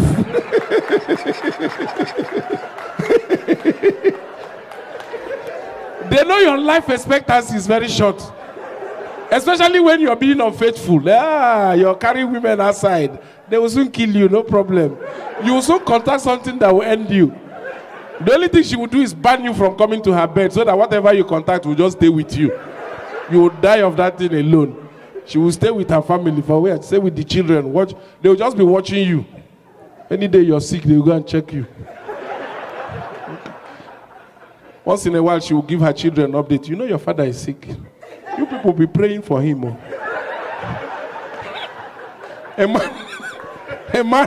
A man was sick once and was dying in the hospital. So the doctors told the wife, your husband won't be able to make it. His situation is very bad. So as a family, just do your best to make sure he enjoys his last days on earth. You know, don't stress him. So while he was there, he decided to speak. The wife was by his side. Say, honey.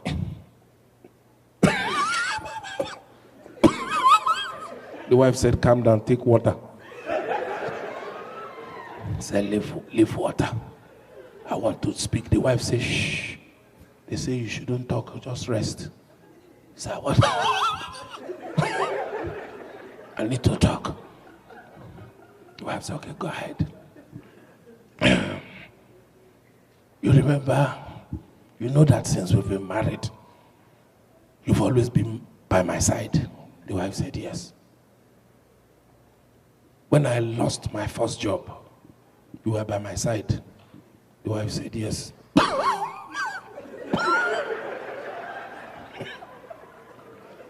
When I started my first business, you were with me. The day the shop got burnt, you were by my side. The wife said, yes. The day armed robbers attacked us and took my car, you were by my side. The wife said,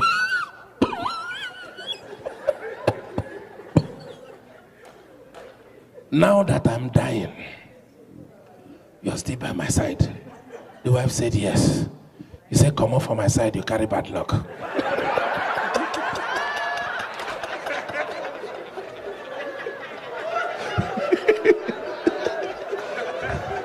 It is any man won't give vote of thanks. I know women don't like that. Okay, let me leave women alone and talk about churches. I don't know how you worship here. You know, but churches back home is so much fun. You know, you go to church on Sunday, you know that maybe one drama will happen. You know, because there's always drama in church. There's always fun. You know, sometimes it comes in the form of the testimonies that people come to give. I don't know, do they do testimonies here in church? Like people come to give testimony. You know, you guys are living the good life, so I don't need testimony. Things are good. You know, back home, testimony. You know, nowadays churches censor it. They screen the testimony. They call you, hey, wait till you say God do for you, let us hear. Before you tell the whole church and embarrass us. You know, but those days it wasn't like that. I'll quickly round up. I know I don't have so much time. Those days it wasn't like that. So they would just let people just come and give testimony until, okay, thank you. Until one day, a church pastor was totally embarrassed. The first person came, he was a young girl. Praise the Lord. We say hallelujah. Praise the Lord. Our Lord is good. We say all the time. Brothers and sisters in the Lord, I will not lie. Before I be a shower, hey, this was in church. Now, if you're Nigerian, you know what ashawo means. Ashawo is prostitute. And this lady was telling us in church, before I be a shower, I don't do a shower. The pastor was now giving them sign to cut her off. So they switched off the mic. I said before, I don't do a shower for a Ikeja.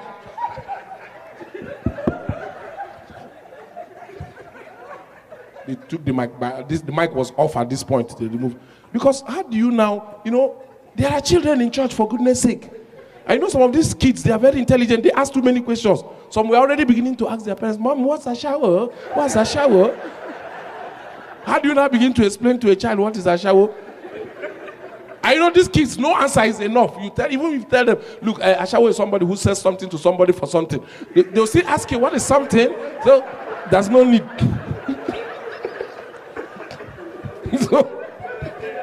So they removed the girl. Next, the mother of the girl came. Praise the hallelujah. This is where my daughter they talk. This is a shower problem. When it started, we were all surprised. We say, hey, God, how can this spirit of a shower be in our family? She continued. The pastor said, come. So they cut off the microphone again. They moved her out. So they said, allow the young man. So this time a young man came forward. Who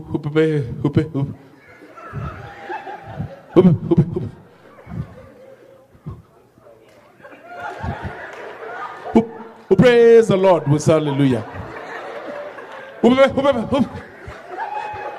praise the Lord with hallelujah. Our Lord. The Lord is good with all the time. Just talk. You know you're having difficulty speaking and you're doing all this praise the Lord. The Lord is good. Just go to the point. Say ma.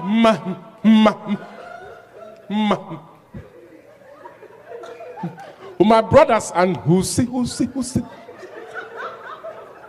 in the Lord. When I started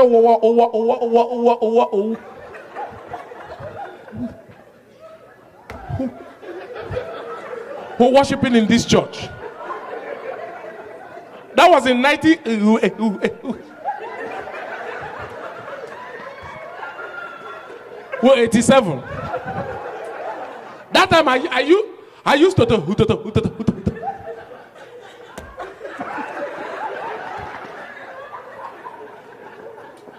I used to stammer where.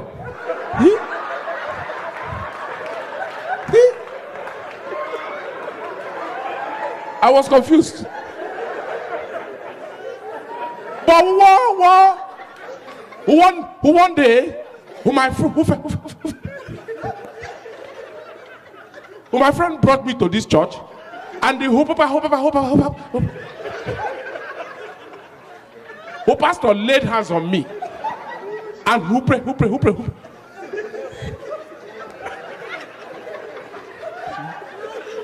Who prayed for me. And since that day, I no longer hold stop. Ushers just carried him and the microphone and moved him out of the church. What kind of human being is this? At that time, the pastor had to come on top of this thing and said, no. Brothers and sisters in the Lord, brother, hallelujah, brothers and sisters. I don't know the devil. I don't know what the devil is trying to do in our midst today, but the Spirit of God is here. The pastor had to correct. I didn't perform any of those miracles. I don't know them. I don't know where they're from. Yeah. Stuff like this happen. Then a friend of mine said to me, okay, this Christmas we're having harvest in my village. You have to come with me. You've not been to my place. We've been friends. I said, okay, no problem. I'll come with you. So we have this harvest. Now, if you're from Nigeria, you know how harvest service is, especially in the villages during Christmas or festive period. It's a very big event. Harvest is when people actually take their first fruits or whatever they produce and they go to church and they offer, to God. And when the church gathers all those things, they do bazaar sales. Proceeds from that, they put back into the development of the church. So we went to their village for harvest. Nice service, nice people, happy people, lots of singing and dancing. Now, the drama that played out in that village, there's this young man who was in the business of making coffins, casket. But for a very long time, business was not moving. People were not dying as expected. And he had projected and he had made so many coffins, expecting that as usual. But people, I think the standard of living probably improved. So people were not dying like that. And these things were beginning to pile up. So it was harvest. And that morning he talked to his wife. That week he talked to the wife and said, business is not good, though. And this harvest, we must give something to God. But wait, It's what you produce that you give to God. The wife said, yes. He said, we'll take some of these things that we've been piling up here. We'll go and present it before God. If God does not like the offering, let him change our situation. And it made sense. So for variety, they took 2 coffins, one small one, one big one. Refurbished it. Repackaged it, redesigned it, and took it to church. Made it look very beautiful. But as they were arriving church on Harvest Sunday, even the ushers and the warden were surprised seeing 2 people carrying coffin. Say, where are they go? Come. Where are you going to with coffin? Today is not for burial. This is harvest. They said, no, we are not here for burial. No, these things are for harvest offering. Hey, who gives coffin to God? They say, well, this is what we produce. Don't you know us? It's my handwork. What you do is what you bless God with. After all, other carpenters are bringing chairs and furniture. So they let them in. So they came into church with their 2 coffins. And of course, as they took their position, their people left that session for them. What do they care? They are used to sleeping amongst those things. So them and their family, they were there. Service progressed, time for offering. People were bringing their produce. Plantain, eggs, oranges, whatever you were producing. People were just piling it up. Choir was singing. The man called him, Mama Nkechi, let's go. So she carried the smaller one. The husband followed with the big one. They approached the altar of God. The priest saw them from there. He was surprised. Catechist, what is? Catechist said, well, we told them all. But that's what he does. I said, okay, allow him. He brought it. Now, after service, all items out to the church field for bazaar sales.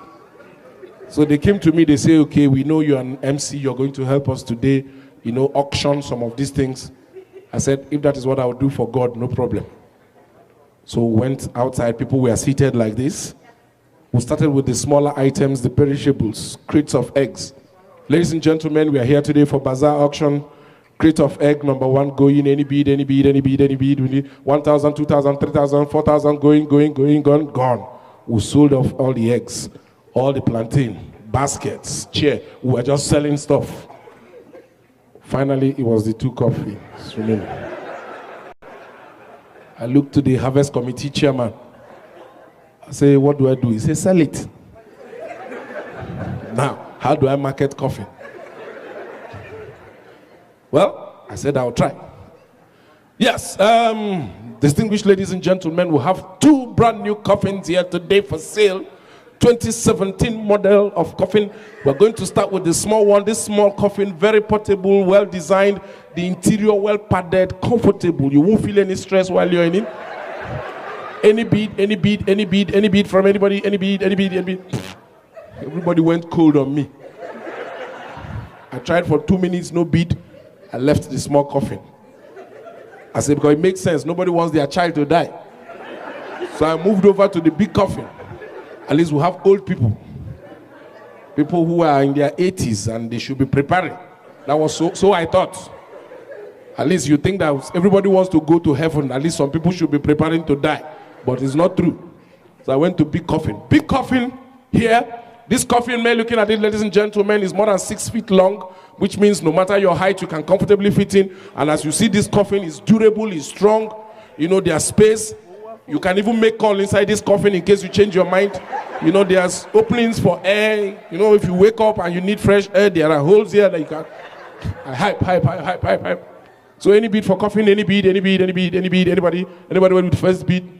Nobody.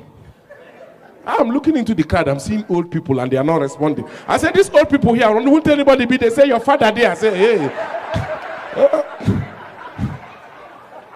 So I left the coffin for them. I told Harvest Committee Chairman, I've done my best. He said, leave it. Now, after harvest, whatever is left goes to the priest's house. So Harvest Committee people packed up the coffin and proceeded to the priest's house. The priest was upstairs in his balcony when he saw them coming with 2 coffins. He said, gate man, lock gate. I want to go lock gate, padlock back. Harvest Committee approached the gate and they were knocking. The priest appeared from upstairs. Hey, what can I do for you?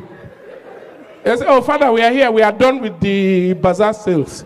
We have some items left. Just show us where to keep it in the compound. They say, keep for who? They say for you now, is normally anything that is left, we'll usually bring it here. No, they say, no, I dash Harvest Committee. Harvest Committee can keep it. Harvest Committee says, sir, we are not interested. As we speak, that Coffin Day Church Road belongs to nobody. Well, that's the reality of life. I guess you guys want to dance, so I won't take much time. Thank you very much. Bless you.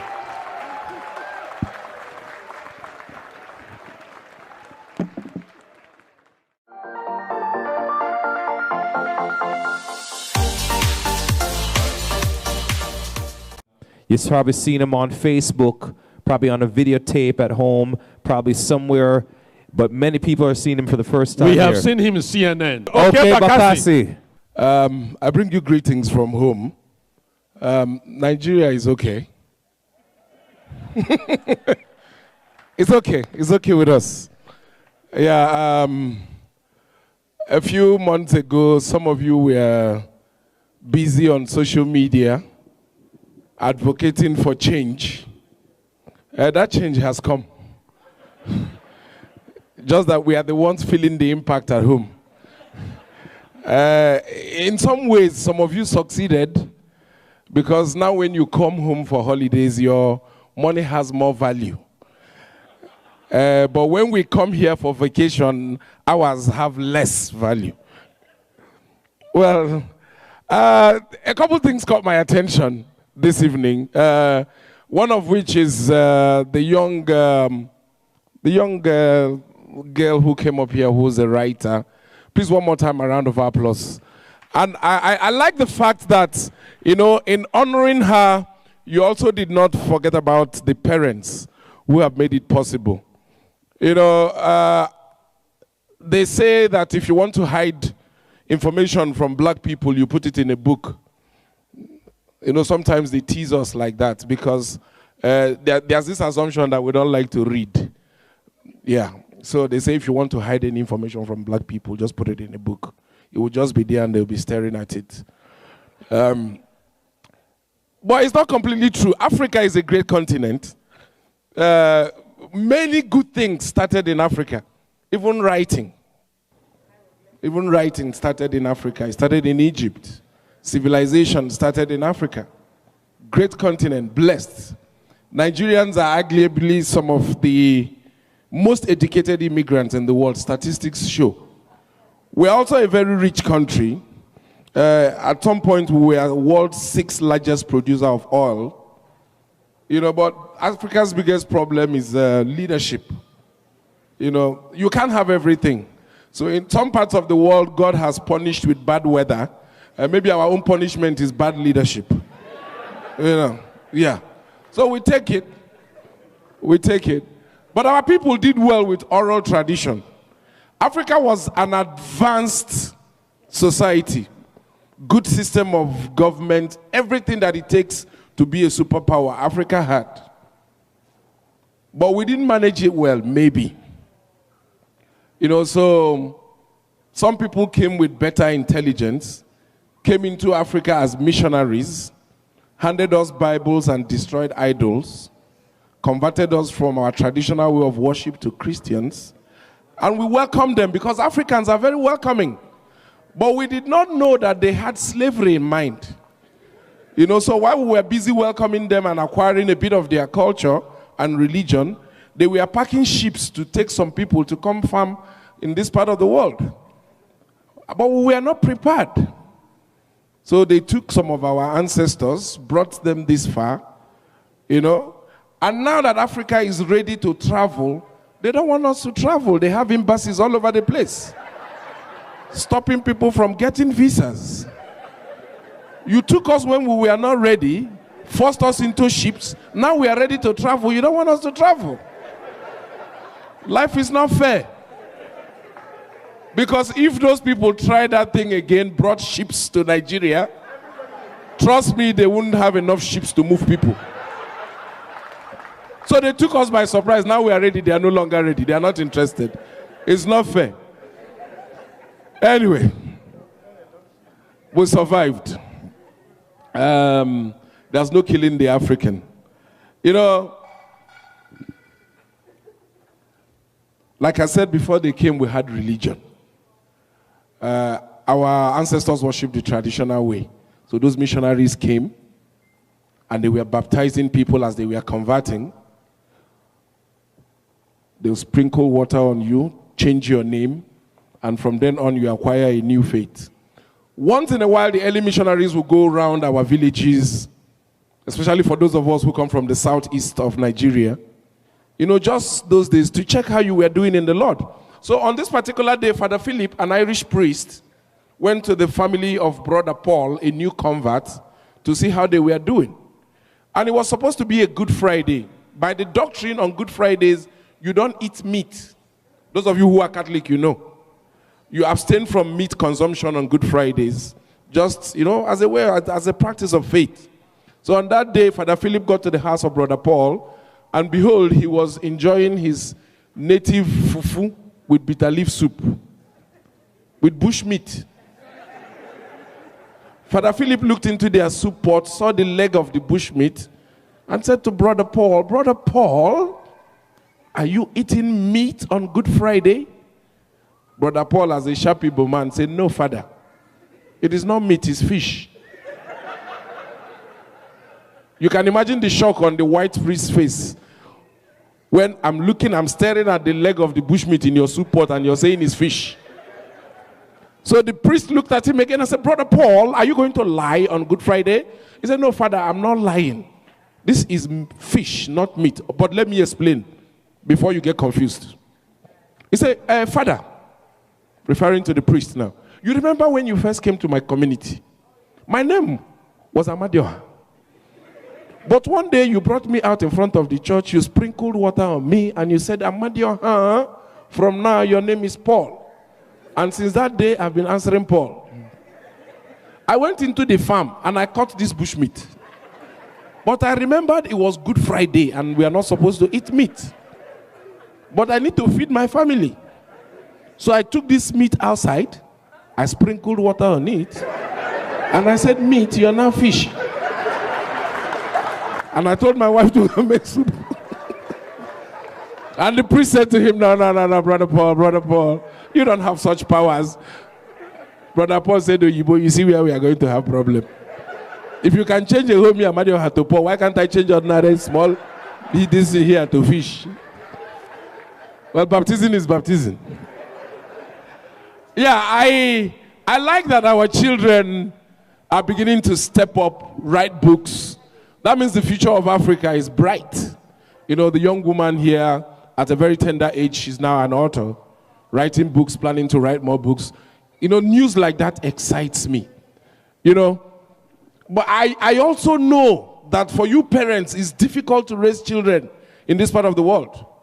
You know, because I have my own family, my wife and kids live in Canada, and I know how tough it is, how parenting is tough, especially in this century. Because the children are now the new parents. You know, growing up, those of us here who grew up when we grew up, without announcing my age, if you see some of the gray, you can place it. You know, I know it was not easy. We grew up in an era when television was not 24 hours. You don't wake up in the morning, meet TV on, you go to bed, TV is still on. No. TV will start at 4, close at 12. Because the TV station, they will need to rest. That was when we grew up. And we didn't know that these things were teaching us patience. You wait for stuff. You don't just get stuff, you wait for it. So by 4 o'clock as a child growing up, you wait patiently for TV. And that was when the head of the house or the head of the family controlled everything. Because once it's 4 o'clock, you go look for your father to come and open the TV. Because he had keys, he came in boxes. So the head of the house will come with the key wherever he is, unlock it, then slide the doors open. You can now watch TV. To watch TV was like a ceremony. You don't just every time you press something and TV comes on. No, you prepare for TV. Then you sit patiently, the national anthem will play, pledge will play, then you start watching. Then parental control was not something you set on your decoder or your set-top box. No, parental control was your parents sitting behind and you sitting on the floor. If you watch anything you're not supposed to watch, you get a knock. And you know, parents don't need to. Not like these days. You will talk and talk and talk. Your parents will only tell you things once. The second one, a knock will accompany it. That one is to engrave it permanently in your memory. So that next time when you hear, you will remember. You know, my father, a soldier at that time, he has no time for you. When you see his face, you correct yourself. So parental control was your parents seated on the sofa. Of course, you dare not sit on the sofa. Your position was on the floor. Chairs were reserved for parents. Floor for children. Then you sit and you watch. The owner of the house had power over the TV. Now I'm sure most of you don't even know where your remote control is. When you want to watch Junior, who is there? Where is the control? Can I watch my program? You're begging them to move from cartoon to news. So, no, then you don't try it. The remote was you. Your father was the controller. Because it's you. Go and turn on the TV. You go and turn on the TV. Go and increase volume. You go and increase volume. I go back and change the channel. You go back. So you were the remote and your father was the controller. It was job. And you will obey. You can't make noise. You will sit patiently and wait. And they will instruct you. So from common sense, you know what not to watch when your father is seated behind you. For instance, anytime we were watching TV, my younger sister and I, if there was a foreign program on, you see a young white male and a young white female discussing. Once they pause and begin to look at each other, it's our cue to get out. Because if by accident you're still there when they lock lips, the slap that will come from my father, you will think you're part of the kissing. So as we were watching, once they pause, I'll tell my sister, let us move. We'll leave. Because you already know what you're not supposed to see. And you see, some of this training, you know, it still stayed with us. Because today, I'm watching TV, my kids are there. Once they begin to kiss, I'm the one who is feeling uncomfortable. And the kids are the ones who are so relaxed. Sometimes they even call your attention to it. Daddy, they are kissing. And imagine they hold me, I'm looking for where to hide. You know, but anyways, parents did well and we turned out right. And of course, please a round of applause for all the mothers here, all the mothers. Our mothers did an amazing job.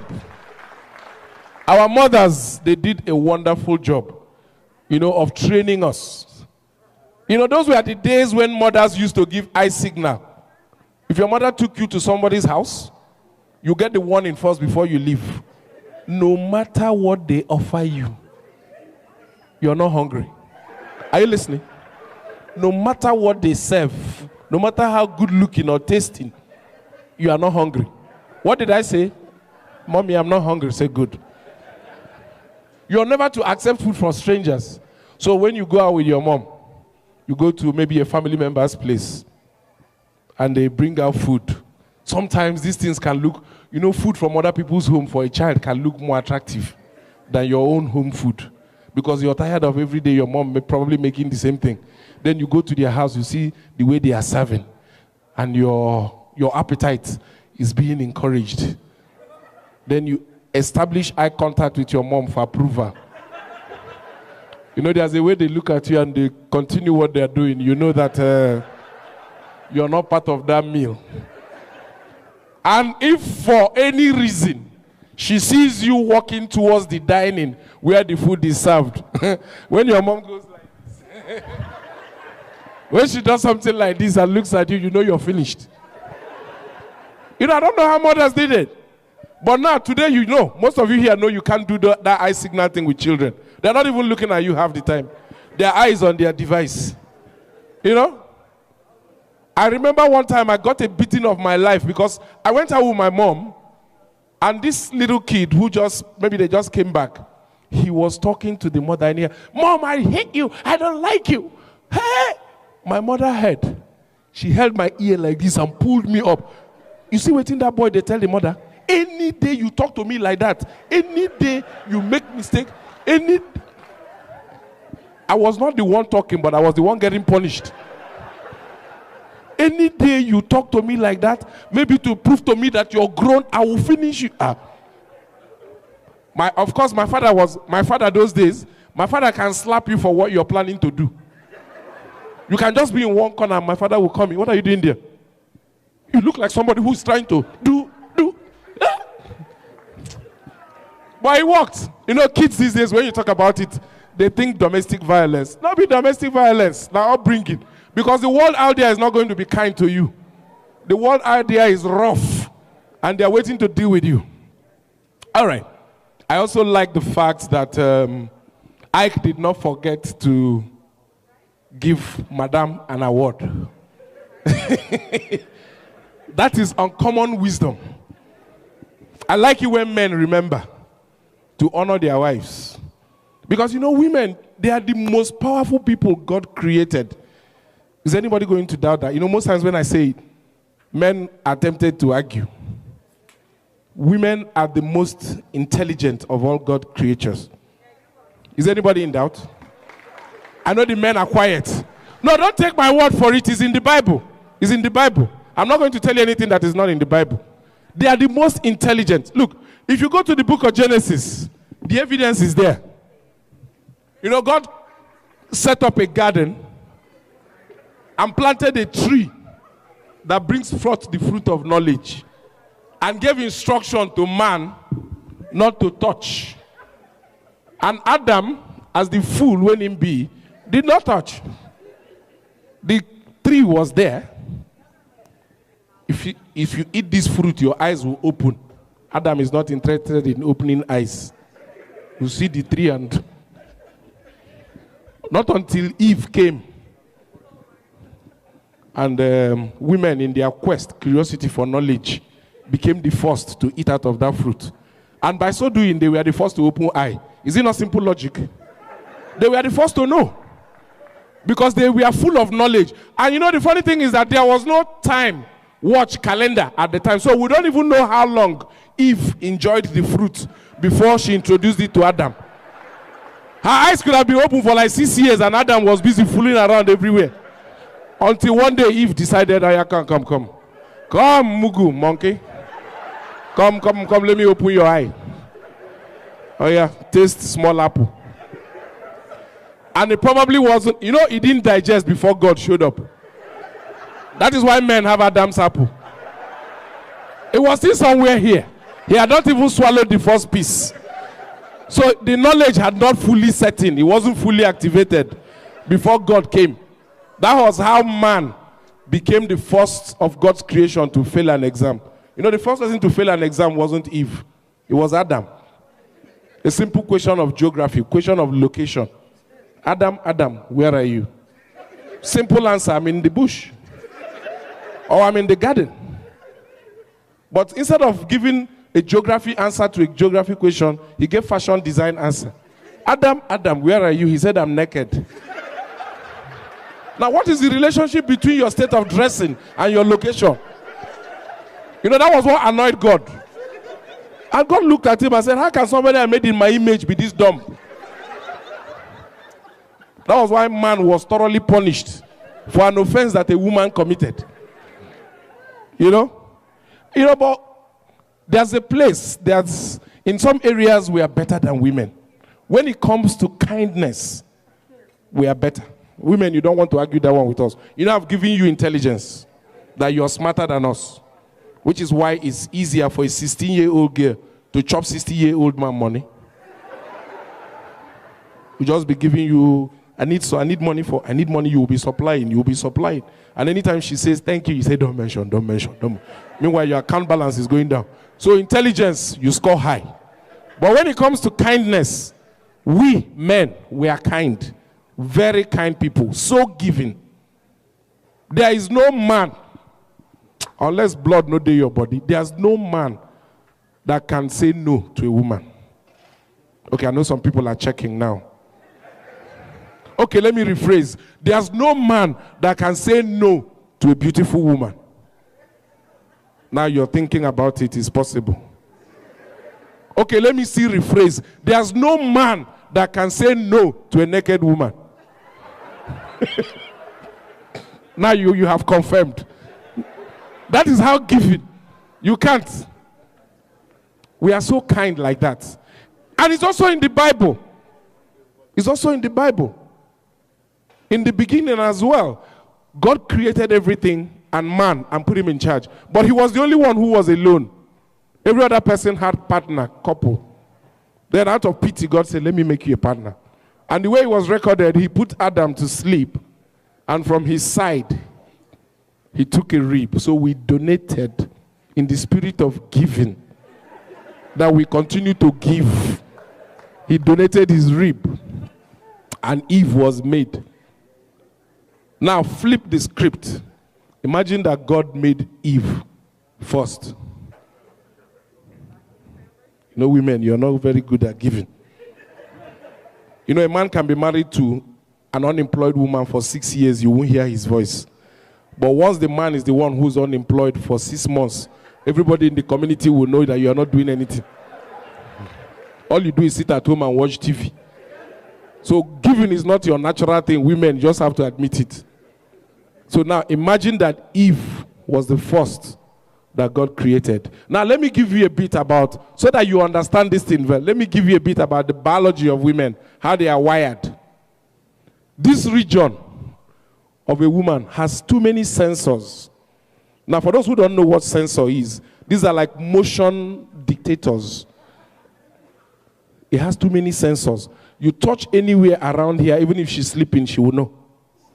Everywhere here around a woman has sensors. If she's sleeping, you come close, she will wake up. That is how they are wired. We are sleeping, you can roll us over. We won't know. We'll still be sleeping. That was why it was easy for God to take that rib. But for a woman, she's sleeping. You come anywhere around here or here, she's going to wake up. So now imagine God has made Eve, put her to sleep, and God goes to take rib around here. As soon as he walks in, Eve will wake up. Then you can visualize the conversation. God, what are you doing in my room by this time? And God will be like, Eve, sleep, sleep, sleep, sleep. I want to make you a partner. Hey, God, let me tie my wrapper first. I don't understand. God, if you want to create somebody, is it by touching me around this side? God will say, will you shut up and just sleep? He said, no, God, that's not how you created other things now. You took mud, you molded, and you breathed life into them. How are you now touching me around this? They'll be arguing for another how many years, only God knows. And we wouldn't have been created. So you now understand how kind we are. Very nice people. So I'll give you. Then when it comes to the most powerful of the gender, of course, women, you are the most powerful. I know some men will argue. You know, that is why in Africa, you know, most times we claim we are the head. We are the head of the family. You know, African men, Nigerian men would like to brag about, I am the head of this family. You need to know that I'm the head of this family. Yes. The women know. But they are the neck. And the neck controls the head. You know, if you have neck problem, you can't even move the head. The women are so powerful, very powerful. The women, they are the neck. Any man who's married, you know about that. And even more so here. You know, that is why some of us are still back in Africa. Somehow, politically, we have managed to maintain leadership. But here, you guys know you're not in charge. You know, one of the first things that surprised me when I came to this part of the world is, you know, how very compliant the men were. You know, you go to your friend's house, you see, and they wash plates quietly. They come. Meanwhile, in Nigeria, he's a chief. And a chief cannot wash plates. In Nigeria, chief will have like 3 hours help. Who are you? Chief does not go anywhere near the kitchen. You will stay in your living room, they will serve you. But in this part, no, you are not heard anything. You wash plates. Madam will be cooking, you will be doing dishes. I go one of my uncle's house, maybe chief. I see chief. The wife, they say, I rinse that plate well, low. I shock. Chief thief where we they fear for village. But then they send message to wash plates. You people are very powerful. And to know, it's also in the Bible. It's also in the Bible. Think of any great man that you know in the Bible. When woman show, his powers became questionable. Adam was the greatest in the garden, controlling all the animals. But when Eve show, you know, power left him. Samson was one of the strongest until Delilah cut his head. Power go. Solomon was one of the wisest. You know, in fact, Solomon is one man that I like, one of the kings that I like in the Bible. The way he was described, you know, he's a glamorous man, handsome, you know, writer, composer, lover of women. You know, King Solo, no. That man, sometimes I say I visualize him. His greatness, you can't begin to quantify. Solomon had 700 wives and cheated on them with 300 concubines. Only one person. And this was before the invention of Viagra. I don't know how he did it. In fact, if he was still alive, he would be a motivational speaker. Organizing conference for men, telling them how to handle women. Because I don't know how Solomon, because that's about, roughly if you do simple mathematics, about 1,000 women. And you're not even up to 1,000 women here.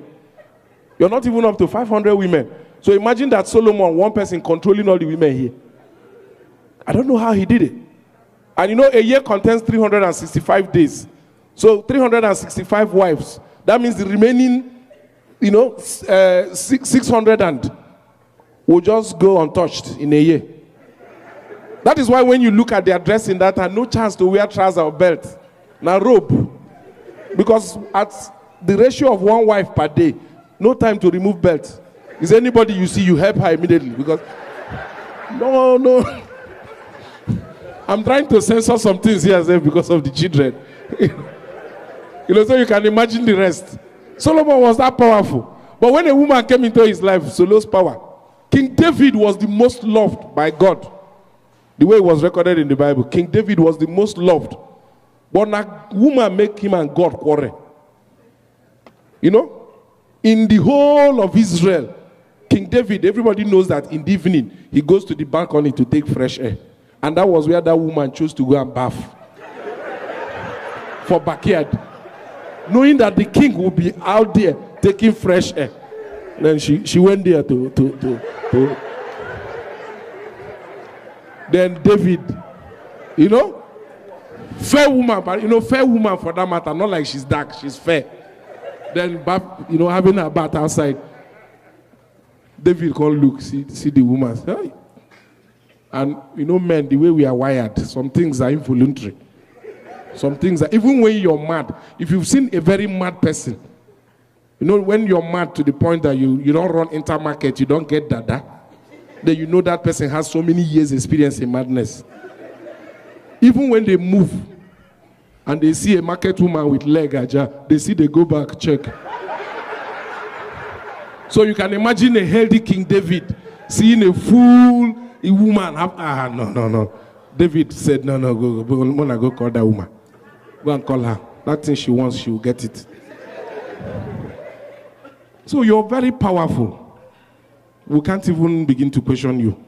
You know, but we love you. You're the best thing, you're the best creature that God, without women in this life, men, you will agree with me, we won't have need to work hard. But would they get up for morning, go work when God has put everything in the garden? If there were no women, we would just wake up, climb the nearest mango, eat, hunt antelope, eat, and go back to sleep. Maybe play Ludo or what. If you are president for 3 days, what will you do? I will renovate our family house. I will snatch you from your husband and I will kill him protector. And I will send money to my great grandchildren like Sonny Abacha.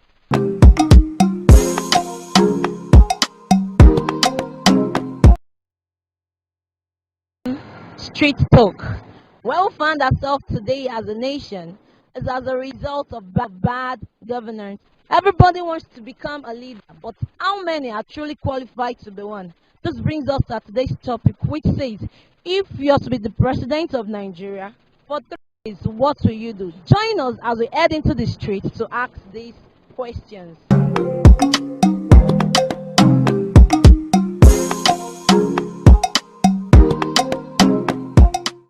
If president for 3 days, what will you do? What will I do? First of all, Buhari will leave the seat of post. One, I will make people that eating Nigeria money, they should not in jail. Two, all the Fulani S-men that killing us one by one, Boko Haram, Fulani S-men, plus Yaradua, will be in jail one by one. 3 days. Yes, just 3 days. So, all the money laundering, they will restore to my account one by one.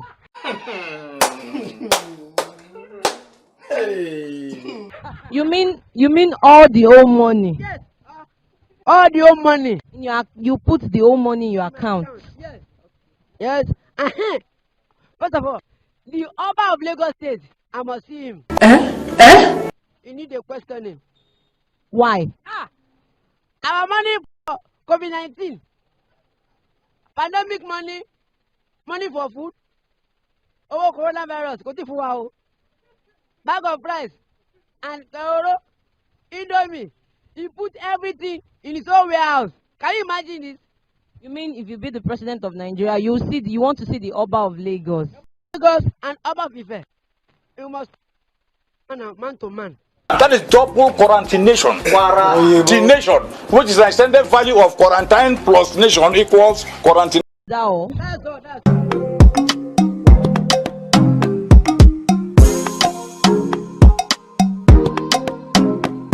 If you are president for 3 days, what are you going to do?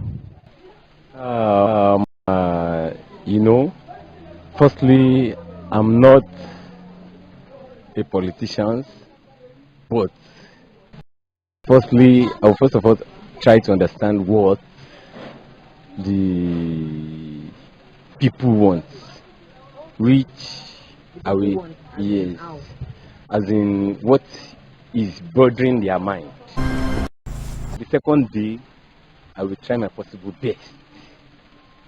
To do it. But I believe first thing which they want at my own mind, which is for the second day, people will need food. And then other days, I cannot try my possible best to bring light and good roads. But Just 3 days. For 3 days. Road.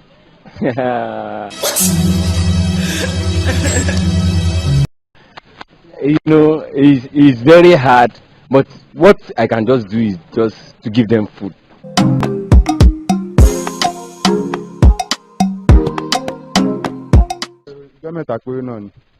I will innovate our family house. I will snatch you from your husband and I will see him better. And I will send money to my great grandchildren like Sonny Abacha. Thank you. If you are president for 3 days, what will you do? If I'm president for 3 days, seeing that the time is too short, there is nothing that someone can do much within that few days. But say president as someone as in a capable man, what the first thing you will do, you have to know the things around, the things as in about the economy of the country first. About the economy of the country. Then the second day, you can use it to hold a meeting within the Senate. You mean meeting? Yeah. Second day. Yeah. Call for the Senate seat. So from there, you can know the mind, because it's through those Senate that you can know the mind of the people.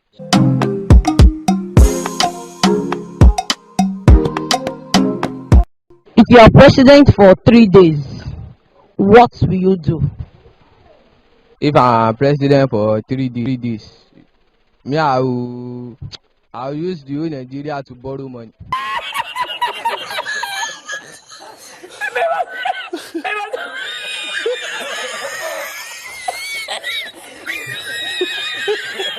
use the whole country to borrow money. Sell the whole country. And I will just for 3 days.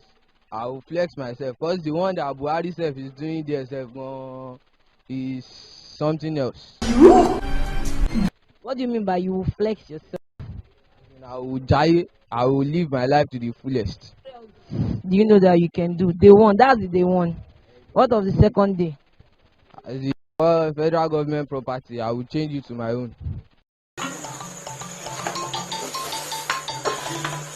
You mean you will change the federal government property to your own? Yes. I will change everything to my own. What of the last day? The last day? The last day, I will all the whole money inside the country account, I will transfer to my own personal account.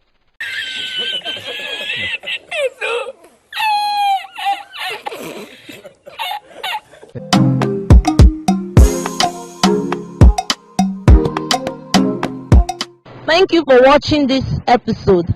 Join us next week, same time, same station. The conversation continue on our social media platform, Facebook, YouTube, Twitter, and Instagram. We love you. Do you want to be your own boss and make income or extra income with flexible schedule? Welcome to Keenan Courier. Keenan Courier works as a marketplace platform connecting customers who need something delivered with drivers that are willing to serve them. Courier with any vehicle, better trip allocation, and cash out your earnings whenever you want. Download our driver apps today to sign up. Wellness, I'm your host, Andrew Barrett, and today we're talking hormones. I have them, you have them. Sometimes they're up, sometimes they're down. Sometimes they make us feel real good, and sometimes they cause internal havoc. Today we're speaking with hormone nutritionist Celeste London.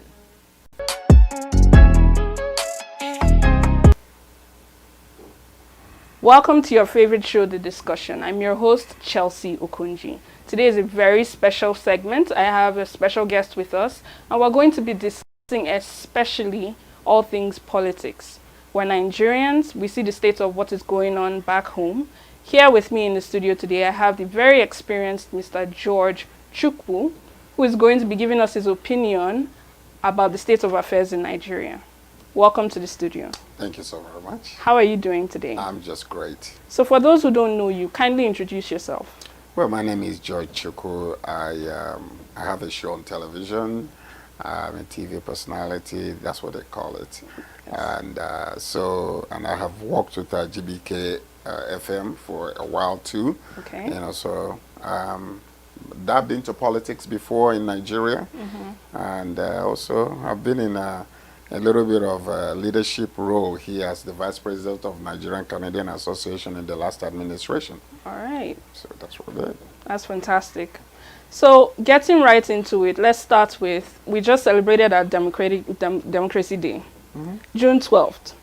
That used to be, and I say used to be with very strong intention, saying that used to be a day that carried a lot of weight, and it was a day that people were proud to celebrate decades ago. What do you think about Democracy Day right now? Should Nigerians be celebrating it? Well, Nigerians should be celebrating Democracy Day or Democratic Day. Yeah. But I think that democracy in certain parts of the world can be considered relative to the people that are, embracing democracy.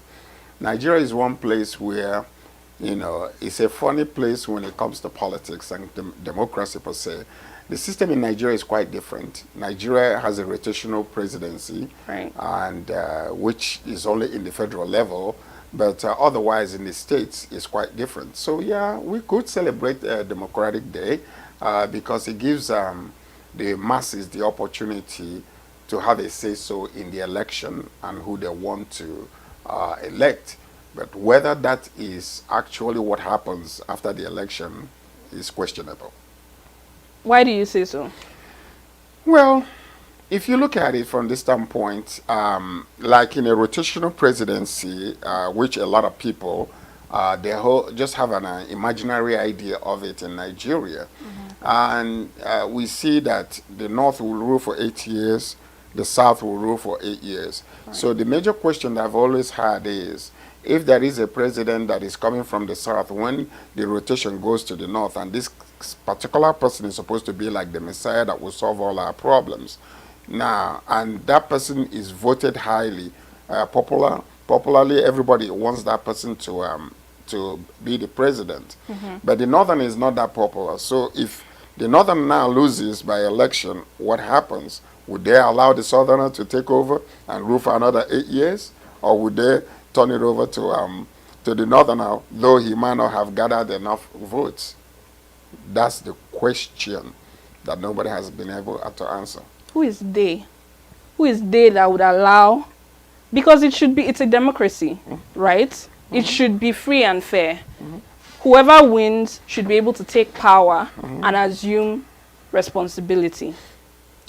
Okay, so let's just take it this way. I'm going to let the cat out of the bag for the very first time. What happened during the time of Yaradua? Yaradua died after 2 years, okay? And this was after, Yaradua died after 2 years of his presidency. And that was after 8 years of Obasanjo, who was from the South. Now, he turned to the North. So what happened was, when Yaradua died after 2 years, the Fulanese wanted to bring another Fulani person from the North to take over the presidency. And Baba said, no, it cannot happen because they will laugh at our democracy. We have to allow the vice president, who is constitutionally mandated to take over. And they did not want that. So now Baba finally was able to appease the Fulani oligarchy, and he said to them, give them the South 6 years. Let Jonathan be there for 6 years. We will return 8 years to you, plus 2 of Yaradua gives you 10, so you are still in the advantage. Would you take that deal? They agreed. And that's how Jonathan now became the president. Because if another Northerner had come in, that would have messed up what you quote-unquote call democracy in Nigeria. So that is what I'm saying. The system is set up, to appease the people. The system is set up in order that there be, peaceful transition of leadership from one to another. But because of the rotational system we have in Nigeria, the question still begs up until today: how do you do it if it happens again, like what happened during Yaradua's time? Would the Northerners agree, or vice versa? Basically, what you're saying is Nigeria is a deeply tribalist nation. Deeply. I say this because power, in all honesty, shouldn't even be between the North and the South alone. Well, Nigeria, to me, is one of the most beautiful countries in the world. Right. And I believe that what we have in our baby attitude and lack of understanding, we have not been able to understand that diversity should be our strength. Exactly. Nigeria is the only country you will go to. You will see people from different diverse groups of culture, language, ethnic background, and yet fashion. So to me, that country is one of the most beautiful countries in the whole entire world. Right. And when it comes to intelligence, we are matched by any. That's true. So now, the only thing we need to understand is to understand that diversity is our strength rather than what is dividing us. Exactly. And I believe it's illiteracy that is causing all these problems that we're having. You go to the United States of America, you will see that a lot of, people come from different parts of the world, and they were able to come together, have one language, and able to become the superpower in the world. This is what Nigeria is positioned to be in the black nations of the world, who are supposed to be the leaders. But what is happening right now is we're not taking advantage of all the opportunities that we have as being, different cultures that come together to beautify our land the way it's supposed to be. I don't doubt what you have just said.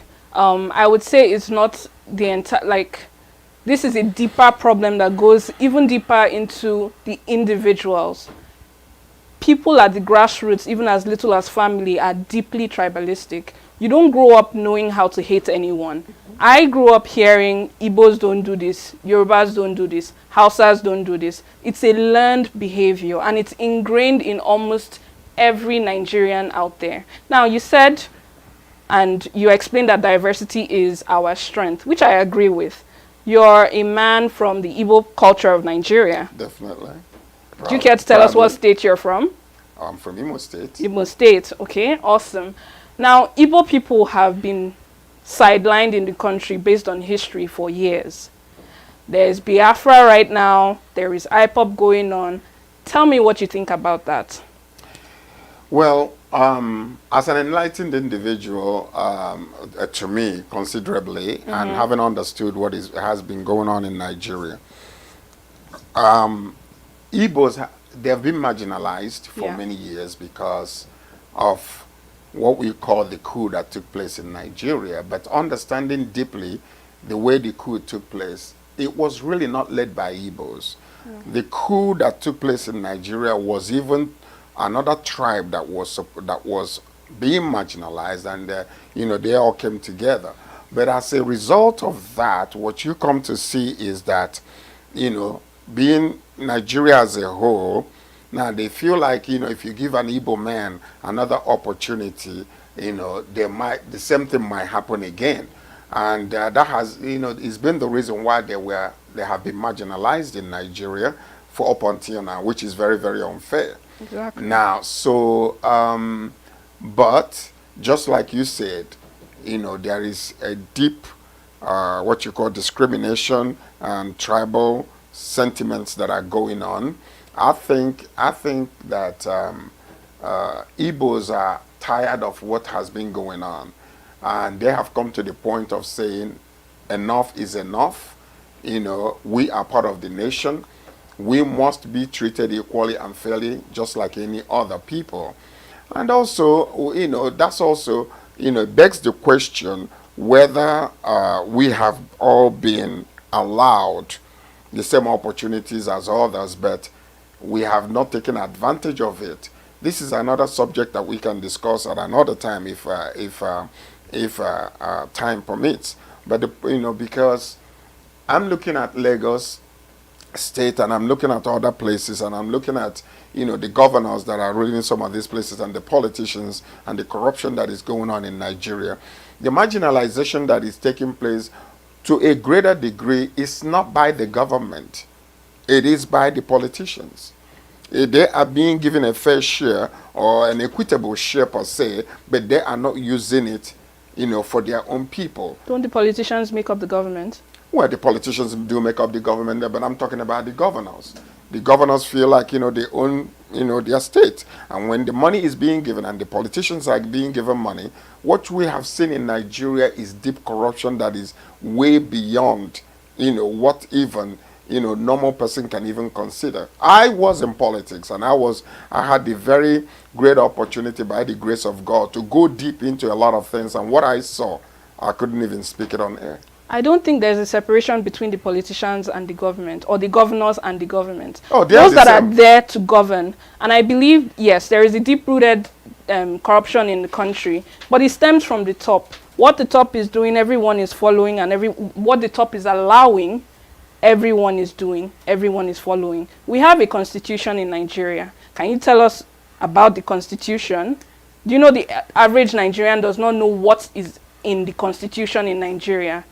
Basic human rights being violated on a daily basis. And this argument was actually brought up recently on Twitter, where Shey Makinde was going after the President Buhari, for the Twitter ban. He also came out to work for the Democracy Day. And he was saying, he was going after a remark that was made that the presidency is different from the president. This was blatantly said. By who? It was on a different network, on an interview, that the presidency is different from the president. Was it Buhari that was saying this? No, not by the president. It wasn't said by the president. It was said in his defense by one of the commissioners. Okay. What do you think about that? Because it's just kind of similar to what you said just now, that the governors are different from the government. No. The governors are not different because the function is what they do. I mean, you Right. are, the point that I'm making is this. An individual occupies the office. Right. But whether the individual occupying the office is going to be efficient or not depends on that individual and conviction. Exactly. So you can have an office of the presidency and a Yoruba man comes in there and becomes a powerful, great leader of the nation. Right. But yet you can have another one from the north or from the southwest or southeast or whatever, or an Igbo man comes in and becomes a great leader. The office is right there. But the individual occupying the office will is the function of that individual, and the decisions they make will now determine whether there will be equitable welfare in the country, all people being treated equally, is all the decision or the constitution being equally applied generally to everybody, one section marginalizing the others. So these are the things. The office is there, the office of the governor is there, the office of the president is there, the office of the senators are there, but the individuals that are occupying the office will now are the ones that will say, well, am I going to do this, my job, the way I'm supposed to? Right. Am I going to take the money that is being given and then funnel it and take it outside the country, just like what you see, going on in our country today? And on that note, going back to being marginalized and Igbo people, can you explain to the viewers, if Igbo people are only looking for equity and equality, what then is Biafra? That's another question. Biafra was even the person who was what we consider to be the real leader of Biafra, which was Odumegwu Ojukwu, was even advising us that his dream is that there should never be another war in Nigeria.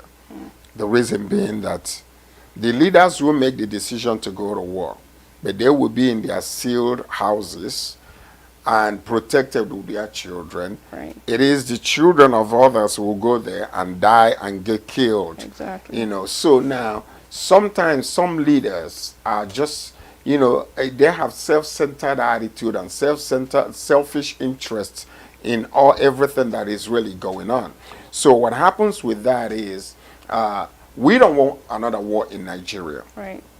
I personally do not think that we should have another war in Nigeria. I think we should sit down as a nation and decide the best way to move forward and make sure that everybody is treated fairly, equally, and equitably. But, for war to come in, I don't think that this current generation knows what the war is all about anyway, and most of them are clamoring for war without understanding the consequences and the catastrophic events that took place many years ago. So what then is Biafra?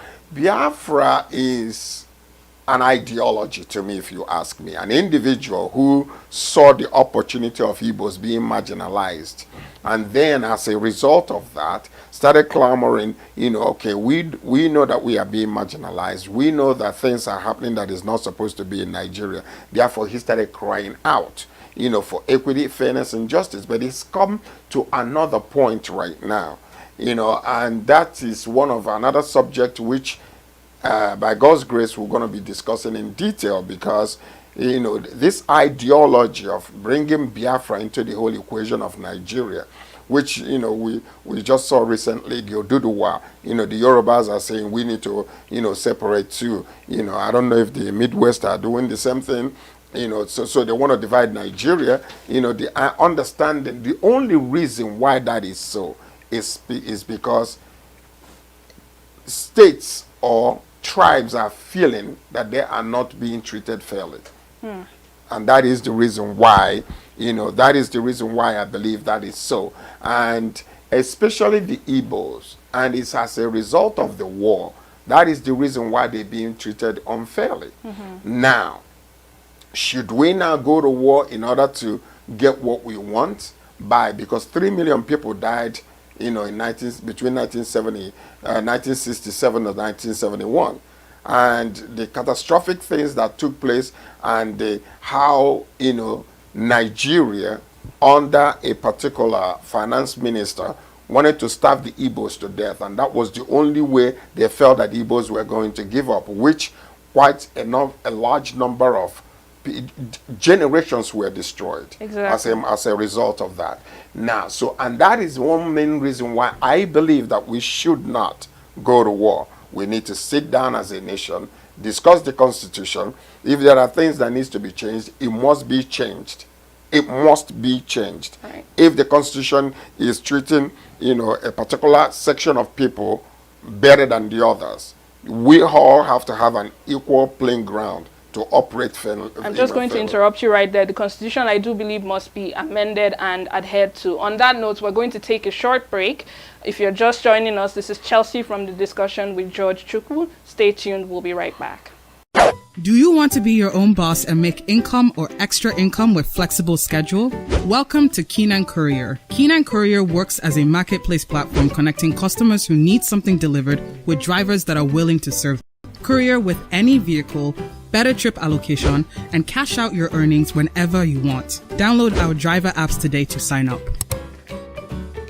Gbkm TV, the station with a vision. Gbkm TV, the station with a difference now. Slim Flex said so. Big up Ghana, up. Welcome back. If you're just joining us, I'm your host Chelsea Okunji, and this is a special segment of the discussion with George Chukwu. So George, thank you for being here with us. My pleasure. I'm just going to go right into the next question. What do you think about the killings that are happening right now in the military back home? The truth of the matter is that I believe that the leader of our IPOB handed the opportunity to Buhari to do what is happening in the eastern part of Nigeria. I know there has been a lot of talk regarding, the Imo State governor that invited the federal troops there. But if you also listen to the leader of IPOB and all the threatenings and every, the type of conversation and the thing that he's telling people and even threatening the government, the question is, okay, if you are a leader in Nigeria and then somebody is threatening you with guns and, if you bring the military here, we're going to kill them. They're not going to be able to come, they're not going to be able to return back, to the north and all that kind of stuff. What would you do? If you are a leader of a nation where people are going and burning down buildings, government buildings, destroying government properties, what would you do? Now, I'm not saying that this government is fairly treating the people in the eastern part of Nigeria or the Igbos. But what I'm saying is all these rhetorics are the things that has given the government, Buhari especially, the ammunition to send the troops back to the east. And now they can, all in the name of keeping peace, people like they have been before. If it wasn't because of the threatening and ESN that took place, the government will have no reason to be sending troops to the eastern part of Nigeria. The children are being massacred. Now, when they are being killed, that leader who has been boasting and talking nonsense all this while, I'm still looking, where is he and where are the guns that you are promising that you are going to send the troops back to Sokoto in 5 days or whatever the case you might be. So what I'm saying is that I believe that Igbos need to really stop listening to the man, and I'm going to say it emphatically, because the man is very undiplomatic, he's selfish and self-centered. That is what I say. Nnamdi Kanu should be stopped. Nnamdi Kanu, as a result of his selfish pursuit, have allowed the Nigerian troops to kill thousands of Igbo. Because if he's not doing this, how many times have they called Nnamdi Kanu to have a meeting to use diplomacy in appealing to the government in order to reach a consensus that will be fair and equitable to everybody? He will refuse because he feels like it's not, puffing off his ego. So we must let the people know what is really going on. And if you want to ask me, I have said it before and I keep on saying it, Nnamdi Kanu is working with Buhari. And then really that believe would so? be, well, yeah, I know so. Against his own people. Let me tell you something. Mhm. Nnamdi Kanu, during the Operation Python, was let go. The only reason why Nnamdi Kanu is still alive today is because he owns British passport. Britain told Buhari not to kill him because of the British passport. Nnamdi Kanu would have been would have been eaten up by fish in the sea. But they kept him alive because of that blue passport that he's bearing. Now he comes out again. He is hiding somewhere, wherever he is. And he's threatening the government with weapons. And then the government are now reacting to his threats by sending troops to the eastern part of Nigeria, to the Igbo land, and killing a lot of youths. Where is he? And where are the promises you're making to these Igbo people that you're going to do? None. You're full of mouth. He is a deceit. Nnamdi Kanu is a deceit. He is a fraud. And I can prove it. For those of you who are watching who don't know, Nnamdi Kanu is the head of IPOB. That's the Indigenous People of Biafra. This is an organization that was formed by Igbo people as a response to the marginalization that has been going on. So now, moving forward, Nnamdi Kanu has been coming out to make threats to say that the government, we will not be able to tolerate any more marginalization, and we will be met with fire or retaliation. Now the government is attacking Igbo people in the east. That's for some backstory. You mentioned that you'd be able to prove this. How Nnamdi Kanu, you think, is working with the governor? How? The government. Government, I'm sorry. Well, during the Operation Python, I was a spokesperson for IPOB. When they were talking about sending troops to the east, I made several phone calls to let Nnamdi Kanu announce and tell the youths, don't go out. And he fell on deaf ears. And they killed thousands. That is unreported. Thousands of youths were massacred. Now, 2 days later, the governors wanted to meet with him. And he came out and started saying that the governors are about to, they were trying to set him up. So my question to them was, all these young people that were massacred and killed, is their blood lesser than your blood?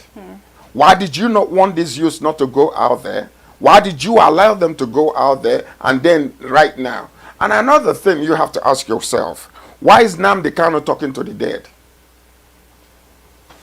Why is he talking to the dead? Nnamdi Kanu for the past 4 years is saying that Buhari is dead. Jibri is ruling Nigeria. All of a sudden, out of nowhere, hey, he's talking to the dead man. So, see, Igbos or people that are called themselves in the IPOB, they need to actually come to their senses because the man is a fraud. Why is he talking to Buhari now? Why is he now, all of a sudden, the man you claimed and brought all kinds of things out there showing that he was he died in Britain or whatever the case, another one that he died in another country, now all of a sudden, you are threatening the man, calling his name? Are we being ruled by Jibri? Or are we being ruled by Muhammad Buhari? Which one is it? Because if he's dead and you talking to him and threatening him, so there's something wrong with you. So all these youths that are following this man need to stop being gullible. Because Nnamdi Kanu is only self-centered. If you now understand what has been going on, all of a sudden there are certain stories that are coming out regarding Asari Dokubo. All the insidious things that are going on in between. The same way Asari Dokubo is to the government is how Nnamdi Kanu is to the government. Yes, and we're going to prove it. Okay. So on that note, I would just like to ask one final question, because it's not only the East and people of the East that are being marginalized right now. There are high tensions of insecurity across the nation, higher than usual, to the point that the level of insecurity in Nigeria is something for people to be cautious about. What do you think we can do moving forward? Or what can we expect for 2023? 2023 is the most important election in Nigeria. even before the Independence Day.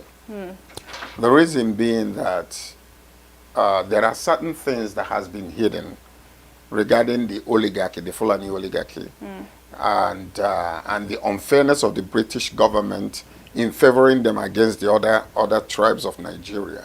That is coming out in the open.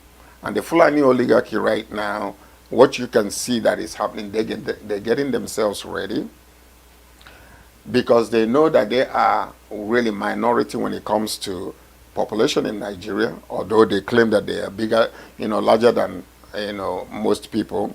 But the truth of the matter is, all these things being exposed, the people in the West, the people in the East, the people in the South, the Midwest, and all the rest of them, they are coming to the full knowledge of what actually transpired that has been hidden for so many years. So everybody now is ready. I want my own fair share. Exactly. Of the national cake. Give me some good roads. Give me water. Give me light.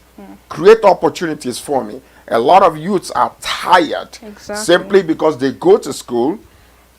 In the days past, a young man will go to university. When he comes out, he will go and find a job and start his own family. These days, you see a 30-year-old man living in his own house. Why is that? Because the government has not been functioning. The government has been for themselves, siphoning the money of from the country and taking it outside the nation. So I'm sorry to interrupt you, but we know these things. We know the problems at hand right now. I'm asking, what is the solution? This solution is the awakening of the youths. The youths are awakened. Well, see, look at NSAS, what happened.